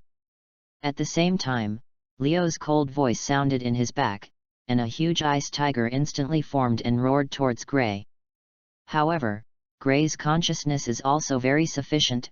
At the moment when the ice tiger pounced, a backflip dodged, and at the same time, his hands condensed his magic power, and an ice cage directly trapped Leo's ice tiger. When he landed, he taunted Leo and said, "Is this your modeling magic, a sad beast who knows nothing about the world? Shut up! I'll break a little cage for you at once." Gray's taunt made Leo angry, and kept urging the ice tiger to destroy the cage, but it didn't have the slightest effect. "The one-handed modeling magic is poorly balanced, and I can't exert my full strength at the critical moment," Gray said slightly, and at the same time raised his hands to Leo, ice and snow cannon. With a boom, the cannonball formed by the magic power directly hit Leo, and at the same time, the surrounding environment was also destroyed and unsightly. When the dust slowly cleared, Leo was scarred all over, looked at Gray blankly, muttered his name, and then collapsed. That's what you taught us, Gray said lightly as he looked at Leo, who had fallen to the ground, but he was now very tired. Roar. But at this time, Gray heard a voice that was familiar to him. I will never forget it. Damn, it's still too late. Listening to the familiar roar, Gray clenched his fists tightly, and there was a hint of decision in his heart. Leo, who fell to the ground, also widened his eyes when he heard this voice, and then got up tremblingly and laughed. Ha ha ha ha, my chance to surpass you has finally come, Daliola. Leo. Hearing his brother's voice, Gray punched him directly in the face. You're still so obsessed. He Leo, who had no physical strength to fight back, could only let Gray attack, but got up again and said to Gray, you can't stop me. Chapter 45. Daliera. The sudden roar made you stunned for a moment. When I turned my head, it turned out to be the familiar calamity demon Daliera. Seeing this, Ulu involuntarily stopped in front, turned to Zifeng and said, you two hurry up and get out of the way. Tia. But when you turned his head, he only saw Zifeng alone, and Yerusha was long gone. You smiled a little bitterly. According to the situation of Yerusha just now, she also knew that there was some misunderstanding between herself and her daughter. As for what she didn't know, she also wanted to know, but she might not have a chance to explain the current situation. Then he said to Zifeng, thank you, let me come back again, let me meet Tia, although I really want to return your favor, but now I may not have a chance. After speaking, you looked at Daliera in front of him, and then crossed his hands and performed the same move as back then. A powerful magic force was generated, and a cold aura surrounded you. Absolutely ice clean. If you say this, I'm very troubled. I don't know when. Zifeng appeared in front of Ulu, blocking her, and said lightly. What are you doing? Get out of the way of me. Looking at Zifeng, who appeared in front of him, you hurriedly shouted. You must have sensed it, there is a wonderful connection between us, you must be wondering. This. Listening to Zifeng's words, you was stunned. She did have this doubt in her heart, and after the resurrection, she did feel an inexplicable connection with the man in front of her. You also know that resurrection is subversive of life, so there will be a price. Zifeng walked to Yu's chin and said lightly. And this price is the sharing of life between us, which means that we are connected, and if you die, I will die. As for whether he will die, Zifeng doesn't know, he only knows that the lives of the two are indeed shared and bound together. When Yufeng projected the Holy Grail of the Netherworld, Yufeng knew it. In his opinion, it should be the Holy Grail of the Netherworld when resurrecting people, it should be resurrected with the original power of the Holy Grail as a carrier. Maybe the Holy Grail projected by the Evening Seal is not a real thing, so he is used as a medium, his body as a carrier, magic and life as the power to resurrect Ulu. That's so what to do? Zifeng's words made you a little overwhelmed, and then it became clear that after all, there was no price for magic that could be resurrected, so wouldn't it be against the sky? However, this price is a little unacceptable to you, because this price will be tied to each other forever. You just stay honest for now, and leave it to me. As for Dariola, Zifeng smiled and said very easily. Don't be kidding, this is Deliola. Looking at Yufu's confident appearance, you thought that he had never heard of Daliera with Ben, and Zifeng's young appearance, you didn't think he was so powerful. Just watch. Looking at the Daliera in front of him, Zifeng was very confident. If nothing else, this Daliera had been slowly deprived of his life by absolute ice in the past 10 years. Even if he didn't die, Zifeng had the confidence to kill him. Hey! Suddenly, Deliola raised his hand high and smashed it towards Zifeng, and you couldn't help but shout, get out of the way. But the next moment, you was stunned, and saw that Dariola's whole body kept shaking, and from time to time there was a hint of cracking, and then there was a trace of cracking all over his body, and finally it cracked. With a boom, Daliera cracked like rubble, falling from the sky piece by piece. What's going on? Looking at Dahlia, who suddenly turned into rubble, you couldn't imagine that this would happen, but he seemed to breathe a sigh of relief in his heart. Dahlia turned out to dead. The absolute freeze you used before has slowly taken its life away in the space of 10 years, Yu Feng said as he walked over to Yu's side and looked at him. It's over, Yu sighed, then said to Yu Feng, that. Will the connection between us be resolved? I will be content to come back to life and know that Tia is not dead, although there may have been some misunderstandings between us. Do you think it's possible? Zai Feng shook his shoulders and looked at Ulu in front of him. Although most of his figure is covered by his windbreaker, it is not completely covered, and I have to say that this is not the same as having a child. Shaking his head, Zai Feng said again, since you have come back to life, let's live well. Besides, if you die, I will die. It's okay. Yu nodded, acquiescing to Zai Feng's words, and then said, where is this? Why are you here with Tia? This is the island of Karna, and I came here on a mission. And then Yu Feng began to talk to Yu about the cause of the incident. You said Dahlia was brought here because of Leo. After learning that it was because of his apprentice's doing, Yu was surprised, and at the same time said very angrily, Leo, this stupid. What the hell is he thinking? You'd better go and see, Gray and Leo should be fighting right now. Yu nodded, turning to Gray and Leo. You wait. But just as Yu had just taken a few steps, Zai Feng suddenly stopped her. Hey! Hearing Zai Feng's words, Yu looked at him with some confusion. Are you going to go to the two of them like this?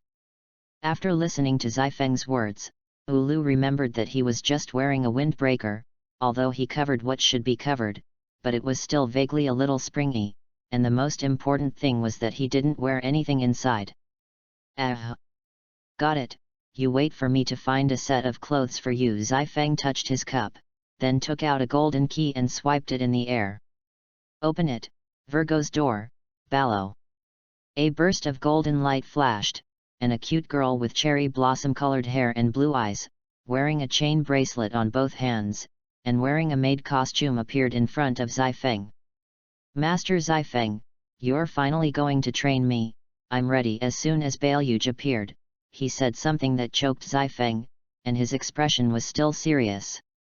Ahem, cough, cough. Zai Feng hurriedly coughed a few times, stopped Bailhuge, glanced at Ulu and saw that she didn't pay attention to herself, so she said, Bailhuge, put down the training matter first, can you find a piece of clothing for Ulu? After listening to Zai Feng's words, Bailhuge looked at Ulu, then nodded and said, okay, master. Chapter 46. With Bulago's help, Yu changed into the clothes of the star spirit realm perfectly. I have to say that Bailhugo is worthy of being a professional maid, and you can see at a glance what clothes Ulu is suitable for, and it perfectly shows Ulu's figure. What else to see? Let me go. Seeing Yu Feng Huo looking at him, Yu shouted with his hands on his waist. Zai Feng touched his nose a little embarrassedly and followed behind Ulu. You can't stop me, I've got to get past Yu, Leo shouted with a punch in Gray's face. You're naive. Leo. Gray didn't dodge in the slightest, allowing Leo's fist to hit him in the face, and at the same time swinging his fist into Leo's face. The two were already out of breath and scarred, but after a pause, they tore together again. Leo. Gray. But at this time, the two of them heard a familiar voice, and they couldn't help but be stunned, turned their heads slightly, and the two of them froze directly. How is that possible? Leo shouted in shock, looking incredulous. Ulu looked at Yu running over, and Gray was completely stunned. Smack! Coming to the front of the two, Yu slapped Leo in the face, and then shouted directly at him, Leo! Do you know what you're doing? Seeing this, Leo himself, Gray, and Yu Feng were stunned by everyone present, except for Ballo, who didn't know what was going on. Yu looked at Yu in front of him, and Gray said with a shudder, Is that you? Gray, you've grown a lot. Hearing Gray's words, Yu turned his head and smiled. Yu's words made Gray cry and choked up. I'm sorry. I'm sorry. Ulu. It's okay, I don't blame you. At the beginning Yu took Gray into his arms and gently patted him on the back. It's impossible. Aren't you dead? How are you still alive? Woohoo. I'm back, Leo. Yu turned to look at him with a smile. Yu, how could you? Wiping away his tears, Gray asked the doubts in his heart. It's a bit long, but Yufeng helped me, he said. Yu looked at Yufeng who was walking by, and then said, as for Daliera, it's been dead in the past 10 years. It's already dead. Glanced at Zifeng, Gray felt a little regretful in his heart, and there was no witness in the last moment. Gray. Brother Zifeng. At this time, Natsu, Lucy, and Wendy also ran over, and it seemed that the matter on their side was also settled. Brother Gray, I'll help you treat it now. Seeing the scarred Gray, Wendy hurriedly helped him treat. Natsu and Lucy looked confused when they saw Yu, but under Zifeng's explanation, they also knew that it was Gray's master, but they were surprised in their hearts. Then we'll be done with the S-class. Great! We have a chance to go up to the second floor. Knowing that Dariola was dead, Natsu, Harpy, and Lucy cheered as cats. You guys are too naive. At this time, Zifeng's faint voice directly broke the excitement of the three of them. The S-class mission is not complete. But isn't Deliola dead? The curse in the village has nothing to do with Daliera. Lucy couldn't finish her sentence when Zifeng interrupted directly. The magic of the moon drop affects humans, and it doesn't mean that Daliera can change it when she dies. No, said Lucy, trembling a little. Then we'll help them recover, Natsu said passionately. Love, Harpy chimed in.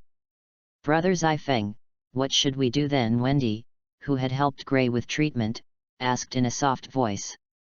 Leo, do you know? Yu asked directly, looking at Leo. I don't know, Leo shook his head, then continued, we came to this island 3 years ago, unaware of the existence of a village, and they never looked for us, but we have lived under the light of the moon drop for the past 3 years. The rest is your guild's business. Let's go. At this time, Yufeng said, I already know about this. Really? Natsu looked excited, and hurriedly followed Zifeng. Watching everyone leave, only Leo, Gray and Yu were left in place. Yu, what are you going to do next? Gray asked, looking at Yu. I'll go back to Fairy Tale with you, it looks like a good guild. Yu shook his head at Zifeng's back and said to Gray. Really, that's great. Hearing Yu's words, Gray was also excited, he didn't expect his master to join his guild. Yu nodded lightly, and then said to Leo, Leo, you can also find a guild to join, there are companions and opponents there, you will definitely find a new target. It's been so long, it's still so long-winded, Leo said, tilting his head to the side. When Yu and Gray heard this, they looked at each other and smiled. In the village. Looking at the people in the village, Yufeng said, when you go to the ruins, you will come back for no reason. Yes, yes. How do you know? Hearing Zifeng's words, the villagers instantly became excited and muttered. Calm down, I know what happened. The villagers made Zifeng frown in a noisy noise, and then said, now I'll help you destroy the moon. Hey! Hearing Zifeng's words, Natsu and the others were all stunned, except for Yu, the Holy 10 candidate. On behalf of the villagers, thank you, the village chief said, bowing to the seal. No problem. Yufeng nodded, and then came to an open place. Projection black rock cannon. Zifeng's voice fell, and a huge black hand cannon appeared in Zifeng's right hand. Black rock cannon, a rocky cannon that fires 20 rounds per second, is the exclusive weapon of the original Black Rock shooter. Slightly raised the giant cannon in his hand to aim at the moon in the sky, and under the gaze of everyone, a blue light shot out directly. Bang! There was a loud bang, and then everyone saw that the moon cracked. Oh! Natsu yelled excitedly as she looked at the shattered moon. Bang! Syllable. More and more cracks were created in the space around the moon, and finally, with another loud cracking sound, the entire sky around the moon shattered like glass. It's not like the moon is breaking. It's the sky. Gray stared blankly at the incredible scene. It's not the moon that breaks. Is it the sky? Said Lucy, as she reached out to catch the shiny crystal dust that had fallen from the shattering sky. It's... What's going on? Natsu said, staring at the sky dumbfounded. This is the exhaust gas produced by the drop of the moon, and as long as the exhaust gas is destroyed, the villagers will recover. Chapter 47. This is the exhaust gas produced by the drop of the moon, and as long as the exhaust gas is destroyed, the villagers will recover. Hey, it doesn't seem right, why haven't you recovered? Gray turned around and looked at the villager who was still in the body of a demon. How? Yes. Such. Isn't the moon destroyed? Lucy heard Gray's voice and quickly turned her head to look at everyone who was at a loss. That's who they are. Zifeng also walked to the side and said to Natsu and them. What? The crowd said in surprise. The exhaust fumes produced by the drop of the moon are not for them to look like this, but to confuse their memories. Zifeng looked at the people with incredible faces and said. Memory. Lucy. The meaning of the night seal is that as long as it is night, it will become a demon, which is a false memory. Uru is a well-known magician, and he can see the problem at a glance. That's... Lucy said with a slight tremor all over her body. That's right, they were originally demons. Zifeng replied affirmatively, although under Zifeng's explanation again, everyone also accepted the reality, although they had the appearance of demons, they had the heart of an angel. The next day, after Yufeng got the 7 million J payment, he left by boat. And when it came to the payment, Zifeng only gave Gray, Wendy, and Xiaolulu, and as for Natsu, the two of them were a cat, and there was no compensation at all, which made the two of them cry out unfairly. However, under the strength of Zifeng, Natsu and Harpy dared to speak, and Lucy was bought by Zifeng with the key in the reward. Senate of Magic. Arusha looked at the faint white clouds outside the window, but her heart kept thinking about her mother, who was Uru. Seeing her own expression, it didn't look like she had abandoned herself at the beginning, which made her have a trace of doubt in her heart. Arusha. At this time, a faint voice came from her ears, which brought her back to her senses, and she turned her head to see that it was a blue-haired man. Lord Zikrane. Seeing that it was Gerald, Arusha said respectfully, although she said so, she didn't know in her heart. What's wrong? It seems like you've been preoccupied since you came back from Karna Island, Gerald said softly, looking at Arusha. No, Arusha shook her head, without any expression on her face, and then said lightly, it's just that I didn't expect Daliara to die. This is indeed unexpected, Gerald nodded and continued, if I can get Daliara, the ideal will be even closer. I'm so sorry Lord Zikrane, I didn't expect that woman's magic to be so powerful. You can't say that, tears of Uru, Arusha. I admire your mother, said Gerald, taking out a badge of a cross, and if she were alive, she would be one of the 10 Holy 10. You've won the prize, she's just a woman who is passionate about magic and has been abandoned by men. Arusha's expression didn't change in the slightest, and she said lightly. The more precious the things are lost, the more powerful they are gained. Ha ha ha. Listening to Arusha's words, Gerald grabbed his face and laughed. You're right, then we should prepare our next steps. Magnoria. After a period of boat ride, the two of them finally returned to town. We're back. Back on the street, Natsu, who was originally seasick, immediately became excited. We don't get paid for our hard work, Harpy said with some resentment. Humph, it's not that you steal the task without permission, it's good that Zifeng doesn't punish you, Xiaolulu said on the side.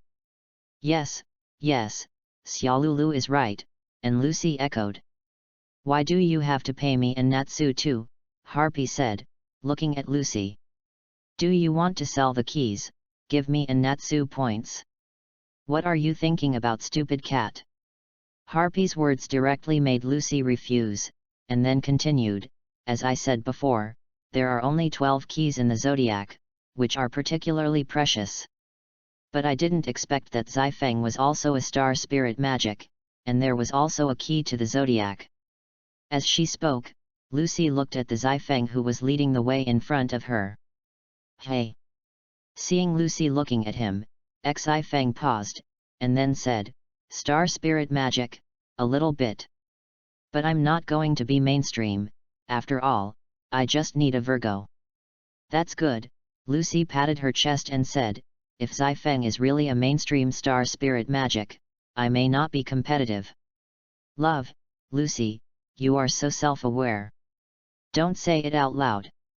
There are 2 magic systems, this is rare, you also spoke, she had seen Zifeng use star spirit magic and projection magic. I might be a little special, Yufeng smiled, without explaining too much. Isn't that fairy tales, man? It's miserable. I really don't know what's going on. At this time, Zifeng and the others also noticed that the residents in the town kept talking about them. What the hell is going on? But when they returned to the guild, everyone's pupils couldn't help but dilate, only to see that the guild was destroyed by countless iron pillars, and the entire guild was in ruins. Who the hell did it? Looking at the unsightly guild, Natsu roared directly, his fists clenched tightly. What the hell is going on? Zifeng said lightly, but his voice was also cold and terrifying. It's a ghost, and Myra's voice came from behind them, although we are very unwilling, we have been attacked. Myra, are you okay? Said Yufeng as she walked up to her and asked worriedly. No, Myra said, shaking her head, luckily, it was attacked at night, so everyone is fine, and now they are all staying in the basement. Chapter 48. When they went to the basement floor and greeted the others, they saw Makarov sitting on a barrel and Ilusa standing next to him.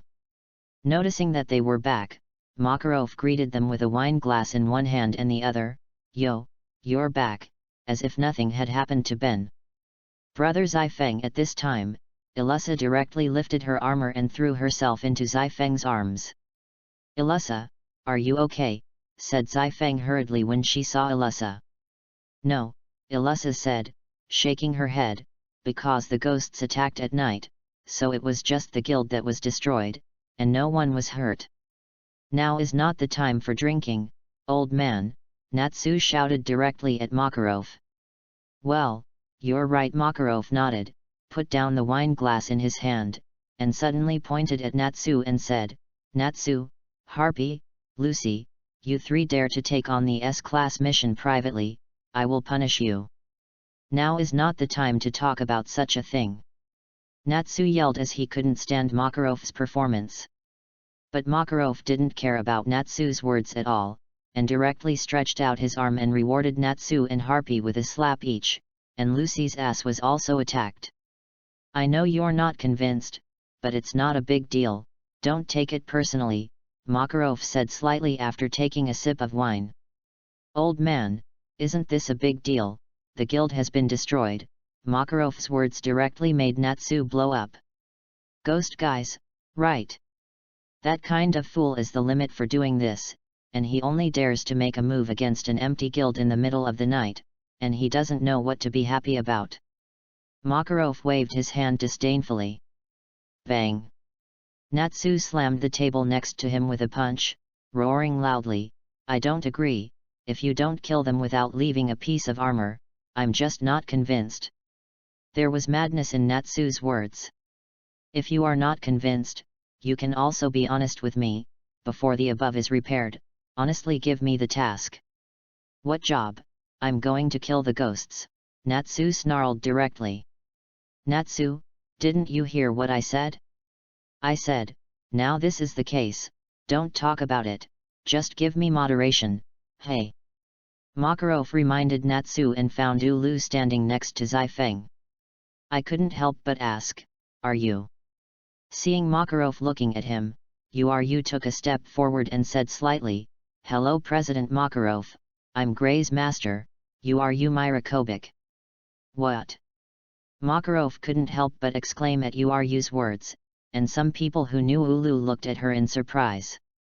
You weren't 10 years ago. Thank you Zifeng for coming back. Ulu turned his head to look at Zifeng, with some gratitude in his eyes.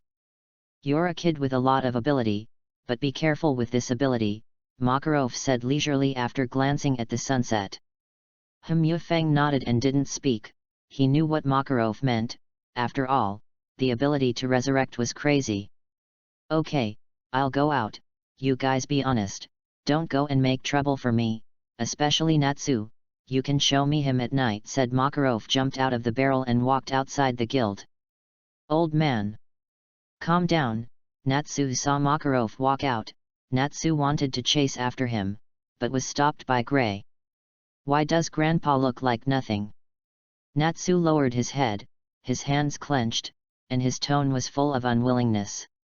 Natsu, the president is just like you, his heart is full of unwillingness, but armed clashes between guilds are strictly forbidden by the Senate.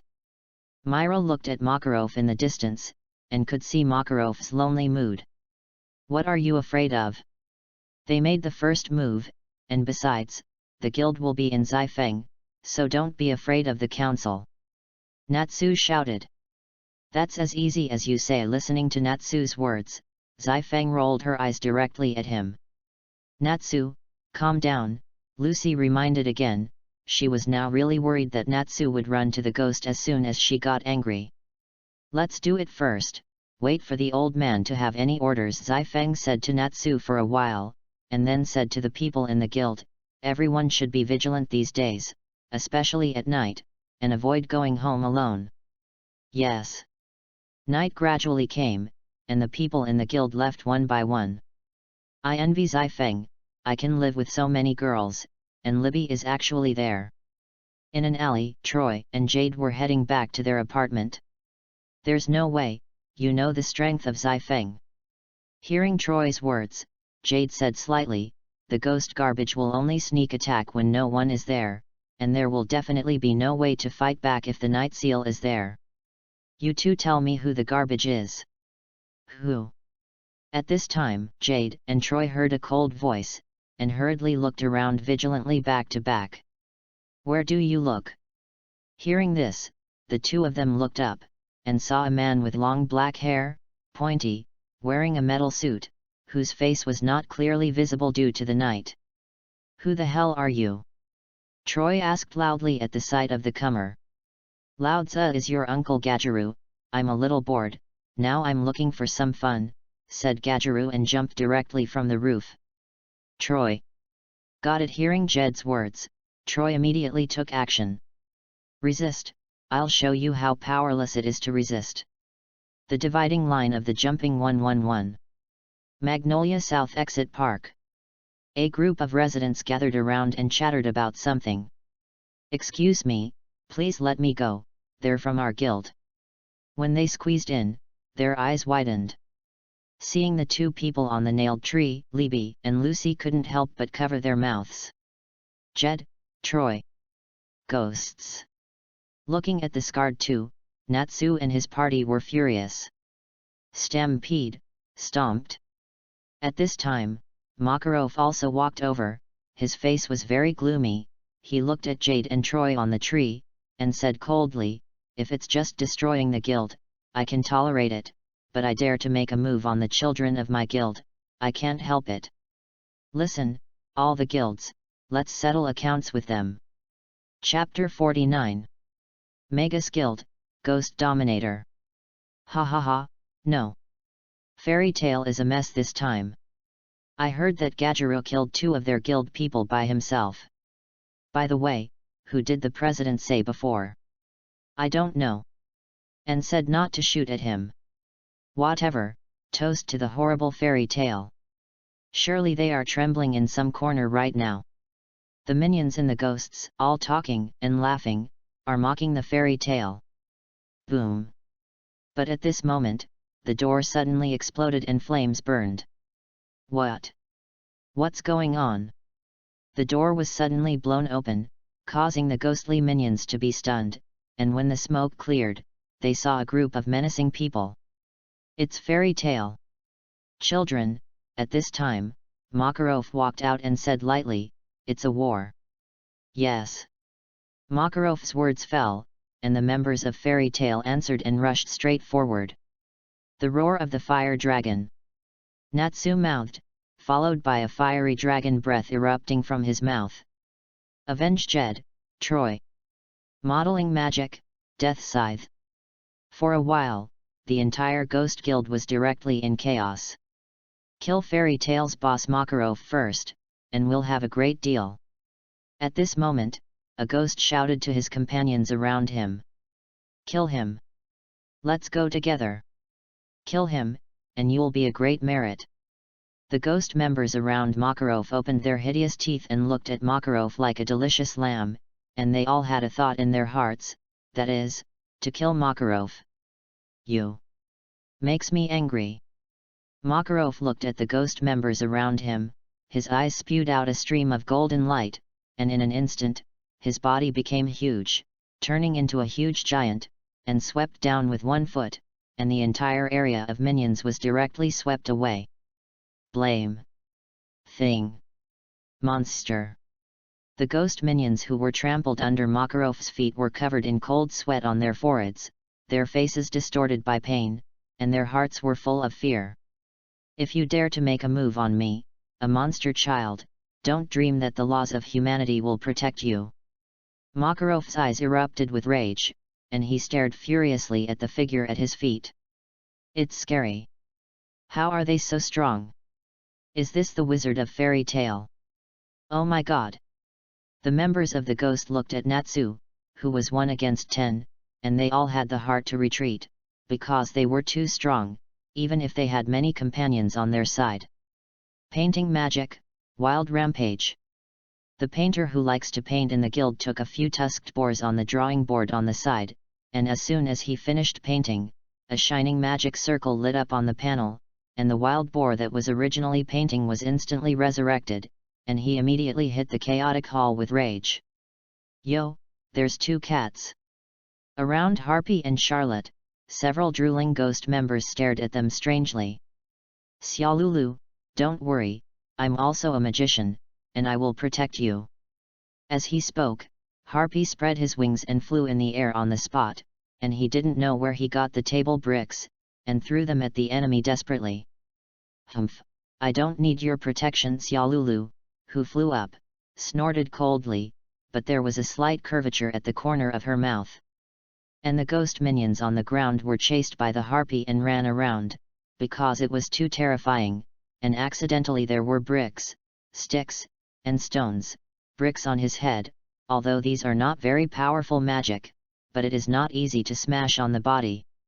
Xiaolulu, look at me, aren't you good? Harpy looked at a few ghost members who fled with their heads in their hands, and looked at Xiaolulu proudly and asked. Xiaolulu ignored him and flew directly to Wendy's side. On the other side, Makarov came alone, to the top of the ghost. Joseph Makarov, who was covered in a strong and terrifying golden magic, looked at Joseph who was sitting on the top seat. Tisk. Joseph, who was sitting on a high seat, looked at the angry Makarov, and couldn't help grinning in surprise. It's been a long time, you're so angry. Bang! Makarov threw his hand at Joseph angrily.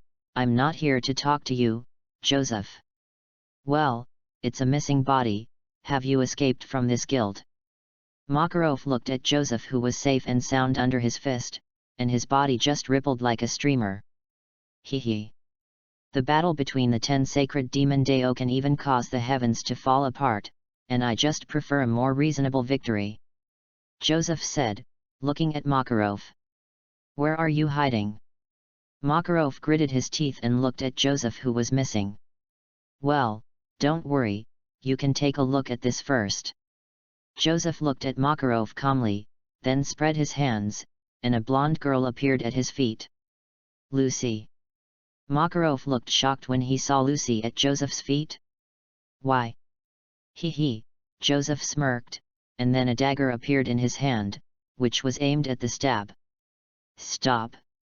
Seeing Joseph shoot at Lucy, Makarov hurriedly stopped him with a frightened face. Wow, wow, wow, but at this moment, a cry sounded behind Makarov. What? This guy? Looking at the man who suddenly appeared, Makarov's heart tightened. It's so sad. What are you doing? Just as Makarov was about to be shot, a wall was suddenly bombed open, and Yufeng suddenly appeared and punched Alia in the face. What? Looked at the sudden appearance of Yufeng, this time it was Joseph's turn to be surprised. Xi Feng saw Xi Feng, and Makarov was also relieved in his heart. Are you all right, President? Stood in front of Makarov. Yufeng looked at Joseph and said slightly. No. Makarov patted his dust, shook his head, then looked at Lucy at Joseph's feet, and said worriedly, Lucy is still in their hands. Lucy Zifeng's eyes flickered and murmured. And Joseph looked at Lucy at his feet, smiled evilly and said, It's been a long time, Zifeng, are you interested in chatting? I'm not interested in you, pervert, I'll go. Zifeng refused directly, and then said to Makarov. Let's go, Lucy. Just as Makarov was wondering, he saw that Lucy was already on Zifeng's shoulder. What? Looking at Lucy on Yufeng's shoulder, Joseph's face was full of surprise, and he looked at Zifeng with a questioning expression. How the hell did you do that? Because you're too weak, Yufeng said lightly, and then said to Makarov, President, let's go first. Although he wondered how Zifeng did it, Makarov also knew that now was not the time to say this, and hearing Zifeng keep saying to leave, he also understood that Zifeng had consumed a lot of money in order to save Lucy. Damn! Seeing that they left unharmed, Joseph's face was full of hideousness. He knew that he couldn't do anything with Ben now. The sneak attack on Makarov just now was unsuccessful. Who could beat him? Fairy Tale Chapter 50. After leaving the ghost, Zifeng knelt down directly, and his forehead did not stop sweating. Yufeng. Looking at Yufeng, who suddenly knelt down, Makarov asked worriedly, What's wrong with you? It's okay. Zifeng shook his head, showed a reluctant smile and said, It's just that the mana consumption is too great. What ability makes you consume so much? Makarov said with a frown. Stop time. Zifeng smiled bitterly, although he knew that Joseph was commissioned by Lucy's father, but he was also afraid that Joseph would have any backhand. After all, he was one of the top 10 saints, and in the end, Zifeng could only project the evil eye of the world to stop. The evil eye of the world to stop, the artifact of the Demon High School DxD Regaspar, is also an artifact that ignores the rules and stops time. However, Xi Feng didn't expect to be so fortunate when he projected the evil eye of the stop the world, and sure enough, the power that violated the rules was projected out of it was not ordinary tired, and due to strength problems, Xi Feng could only pause for a second. Stop time. Although Makarov's face was full of surprise, he also knew that Zifeng had a lot of secrets. After all, he even had the ability to resurrect, and now what happened to the stop time? He didn't ask anything, but asked worriedly, Then you now? It's okay, Xi Feng shook his head and said, It's just that the magic is a little lacking, just rest for one night. Now let's go and call the guild members back. 11. After making a big fuss about ghosts, the members of Demon Tail were a lot happier. After all, the field was basically recovered, but Natsu and Elfman were just not convinced. After all, both of them were teased by Gajaru for a while, and insisted that they would go back and teach him a lesson. If it weren't for Makarov pulling the two of them, they would have run away a long time ago. Yukashi, thank you. Zifeng, who was sitting on the side drinking fruit wine, heard Lucy's voice behind him. Hey! Zifeng turned his head to look at her with some confusion, then shook his head and said, Needless to say, thank you. After all, we are all from the same guild, and we are family. Hearing Zifeng's words, Lucy had some tears in the corners of her eyes, and after wiping them off, she nodded hard and responded with AHMM. Boom. But at this moment, there was a loud noise outside the guild. What? What's going on? Demon Tail was shocked, and immediately got up and ran outside. SHHHH. Not far from the Fairy Tale Guild building, a giant walking guild was walking towards this side step by step with heavy steps. Is that what kind of active union it is? All the Demon Tail members who saw this scene widened their eyes in surprise and couldn't believe it. Magic Cluster Cannon, Jupiter. Deep inside the Ghost Guild, Joseph saw the Demon Tail people waiting in front of the Fairy Tale Guild below through the magic mirror, and said coldly with green veins on his forehead, "Let me disappear." Suddenly, a series of mechanical clicks came out crisply, and a cannon barrel slowly stretched out from the front end, facing the Fairy Tale Guild not far away. Looking at the deep and dark muzzle, the Demon Tail, everyone felt a chill behind them, although they didn't know what was going to happen next, but they all knew that it was definitely not a good thing. Just as the Demon Tail and the others were stunned, a blue-black terrifying magic power quickly brewed and gathered in the front of the cannon. In a short time, a huge and incomparably terrifying ball of magic light had been formed. Looking at the ball of light in front of him, Makarov's eyes widened, and he hurriedly shouted, "Everyone lie down for me." At the same time, he rushed forward with a wave of anger. "President! Old man!" Looking at Makarov, who rushed out, everyone in the guild was worried. Defensive magic, 3 pillars of spirit. Makarov clasped his hands together, and a steady stream of magic energy emerged, and a blue magic array appeared under his feet, and the 3 pillars directly protruded to form a triangle in front of Makarov. Boom! The black beam of light collided directly with the 3 divine pillars, and the mocha emitted a slight spark, and finally exploded, causing a loud bang. "Joseph, what the hell are you going to do?" When the dust cleared, Makarov looked at the huge guild of ghosts with an angry face. "Makarov! Give me Lucy Hatphilia, and immediately. Looking at Makarov, Joseph said with a gloomy face. "What a joke! How can a guild give its companions to the enemy? Lucy is our companion. Get out of here. Go back." Before Makarov could speak, the guildmates became anxious and scolded one after another. Lucy burst into tears when she heard her companion's words. "Lucy is our family. If you want to take her away, you have to step over my corpse. I won't allow anyone to hurt my child." At this time, Makarov shouted directly. "Everyone! President!" Hearing the words of her companion and Makarov, Lucy covered her mouth and cried.